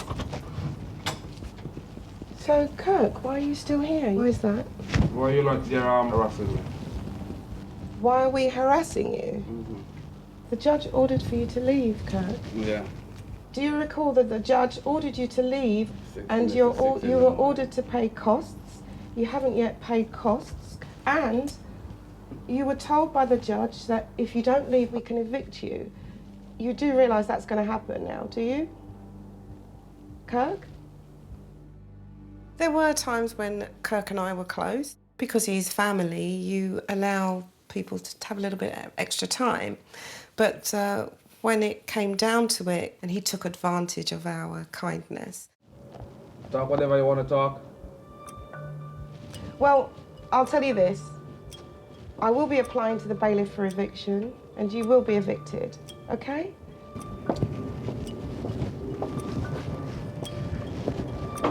You know, at that point, I looked at Kirk and I thought, this is not my cousin, this is not a family member, this is just a person who I want out of my life.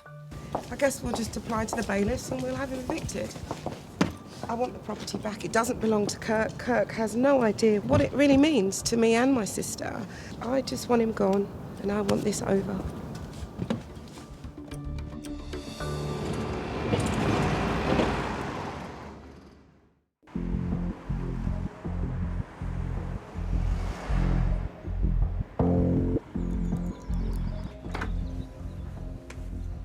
The day that builder Dave Simpson has been waiting for has finally arrived.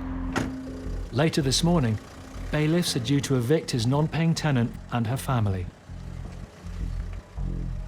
One way or another, they've got to go today, so I don't know what state the house is going to be in. I don't know what sort of reaction we're going to get. A little bit nervous, but I just want it over and done with, really. Waiting for him at the property is eviction specialist Paul Champlina. Hello, Paul. How you doing? How are you? Yeah, not bad. Hey? You okay? Yeah, My just been going. colleagues helped me today. Nice to meet you. All right, nice to meet you. Her children have already moved out, while she and her boyfriend clear the house.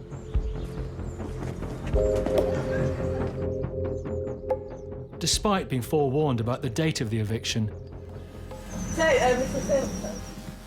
she wants more time. Yeah, but you're allowed to extend this if you like. 6 months. Yeah, but we only found out yesterday where we were going. Not my You problem. know. The courts are informed. So, you. yes or no? Hey? No. Yes or no? No.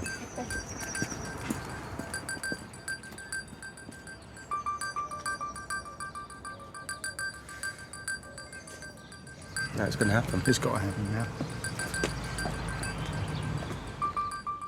It's 11 a.m. and the bailiffs arrive. The eviction is on. Hiya. Nice to meet you. Okay, this is David. Hello there. How are we doing? You're All right. the landlord? Yes, yes. Yeah. They're in the process of moving out. They're still filling the skip out. We'll only give them. them, yeah, we'll only give them 15 minutes. Good, good. We'll let them know. Where is it, this one over? It's the one in the corner.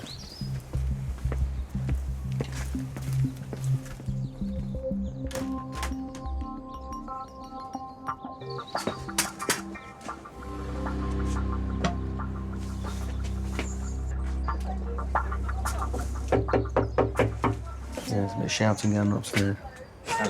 The reality's kicking in, unfortunately. Okay. Hiya, how are we progressing? Miles away. Okay. What we can do for the time being, we can only allow you 15 minutes. All we'd advise now is just to make sure you get any ID, medication and stuff like that. Okay.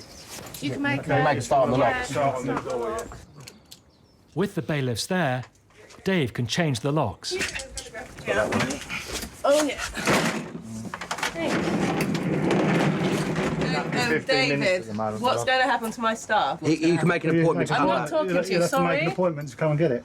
Oh, okay. That's fine then, yeah. Emotions are running high, and there's a countdown of time. They can only grab so much. You know, thankfully there's no kids here. Yeah. Because then it can be really distressing. That's You right, don't- you don't want kids to go through that.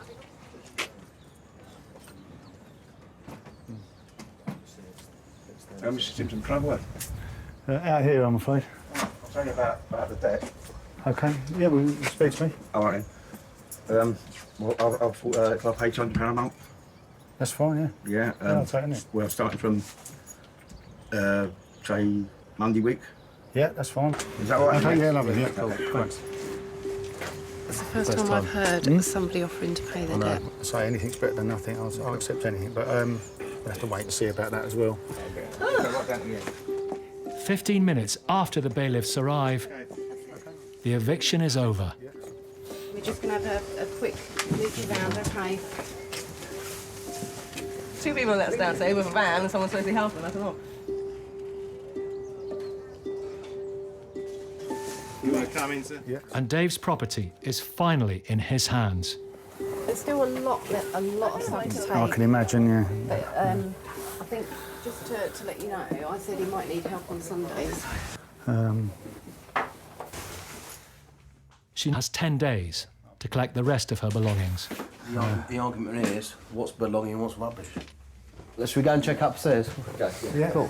Oh my God. See, the door's missing. I don't know where the door's gone. This room, well, you can't actually get in the room. Now this is their bedroom, so wow. Baby didn't have much room.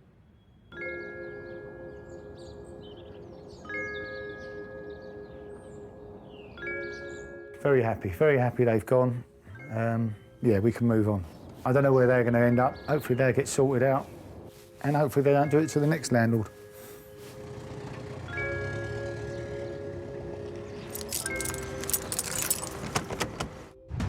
Next, in Watford. I can't see me actually getting the money back. And in Stratford.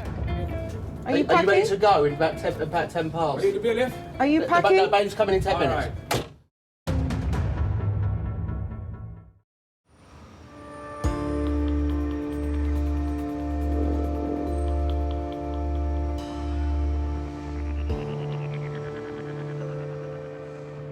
Sade and her partner Richard are heading to her late mum's house.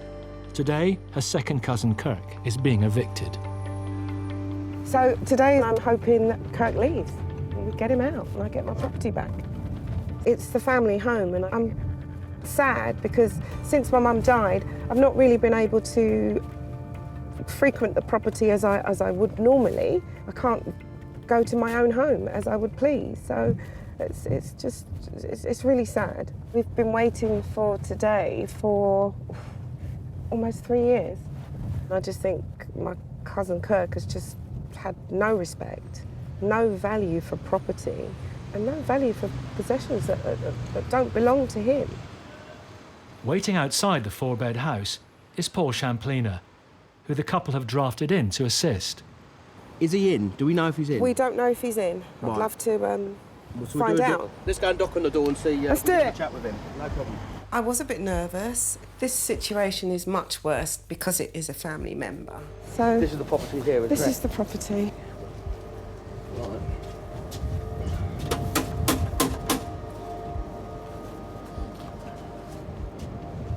Right, Kirk, just to make sure you're ready to leave. Kirk, are you packing? ready to go in about 10 past? Are you packing? The bailiff's coming in 10 minutes. Okay. All right, so we wait for the bailiff. It's a nice response, isn't it? He's got a cheek shutting that door in our face. How dare he? The problem we've got, we don't know if he's packed ready to go. Correct, So yeah. that's our problem. And as we've just seen, he's shut the door in our faces. It's so rude. He's disrespectful. Close to packing at you. everything up. Are you He can talk to you if he wants. He can talk to you. He can talk to you. I can talk to you. We can all talk to you because you're in my house, on my property, and you need to hurry up. You haven't done anything for me. You haven't done a thing. You haven't done a thing. You're disgraceful. You're in a house that does not belong to you. Look at you.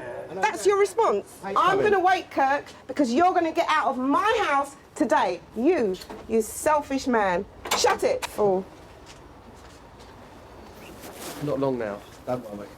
It's really sad because we used to go and hang out together as a group, go to parties together, actually be a real family.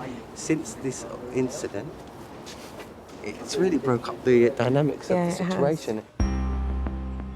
With bailiffs due any minute,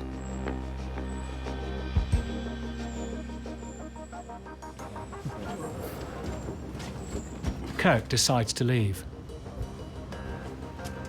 Take care. Bye-bye. Bye. It's a bit sad because it didn't need to come to this. It really is sad, actually. It's all right, he's gone. I can't believe this. Richard, go in. Let's see this. Come on. Shake hands. Go on. This is great. Over the moon, mate. It's fantastic. I look back and I think Kirk felt he was owed something. Kirk truly believed, I think, that he had some rights somewhere to the property. But you know what he's done? He's really tidied up well. I know he has tidied up, which is good. And even the garden's in quite good nick. He's left it in good condition. Yeah. So I'm really happy. I am feeling a bit weird because, as I said, I do feel a little bit sad for Kirk, and it didn't need to come to this at all. It really didn't. But it has. He just strung it out, didn't he? Yeah, he That's did. what made it worse. So unnecessary. And the abuse he got as well. Yeah. That was unnecessary. Yeah, he was really awful to me, and I haven't done anything to Kirk other than try to help him. Nearly 3 years on from her mother's death, Sade finally has the family home she grew up in back. Kirk's gone. Can't believe that. This was my room, so it's got lots of memories. So that's why it's hard. I don't want to get rid of it, the property. It's got a lot of meaning. Some really great memories growing up there. Lots of family members and friends would come around. Food, cooking, fun, laughter. So we are planning to give the property to a letting agent. There are many families looking for somewhere to live. That's the plan, to give it to a family that can make lots of fond memories.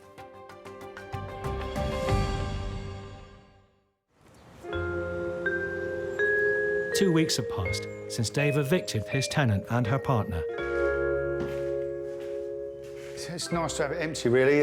Got rid of all the rubbish, and now it's just all the clean-up, painting, decorating. As soon as she took the rest of her belongings away, must have been 40 bags, probably more than that.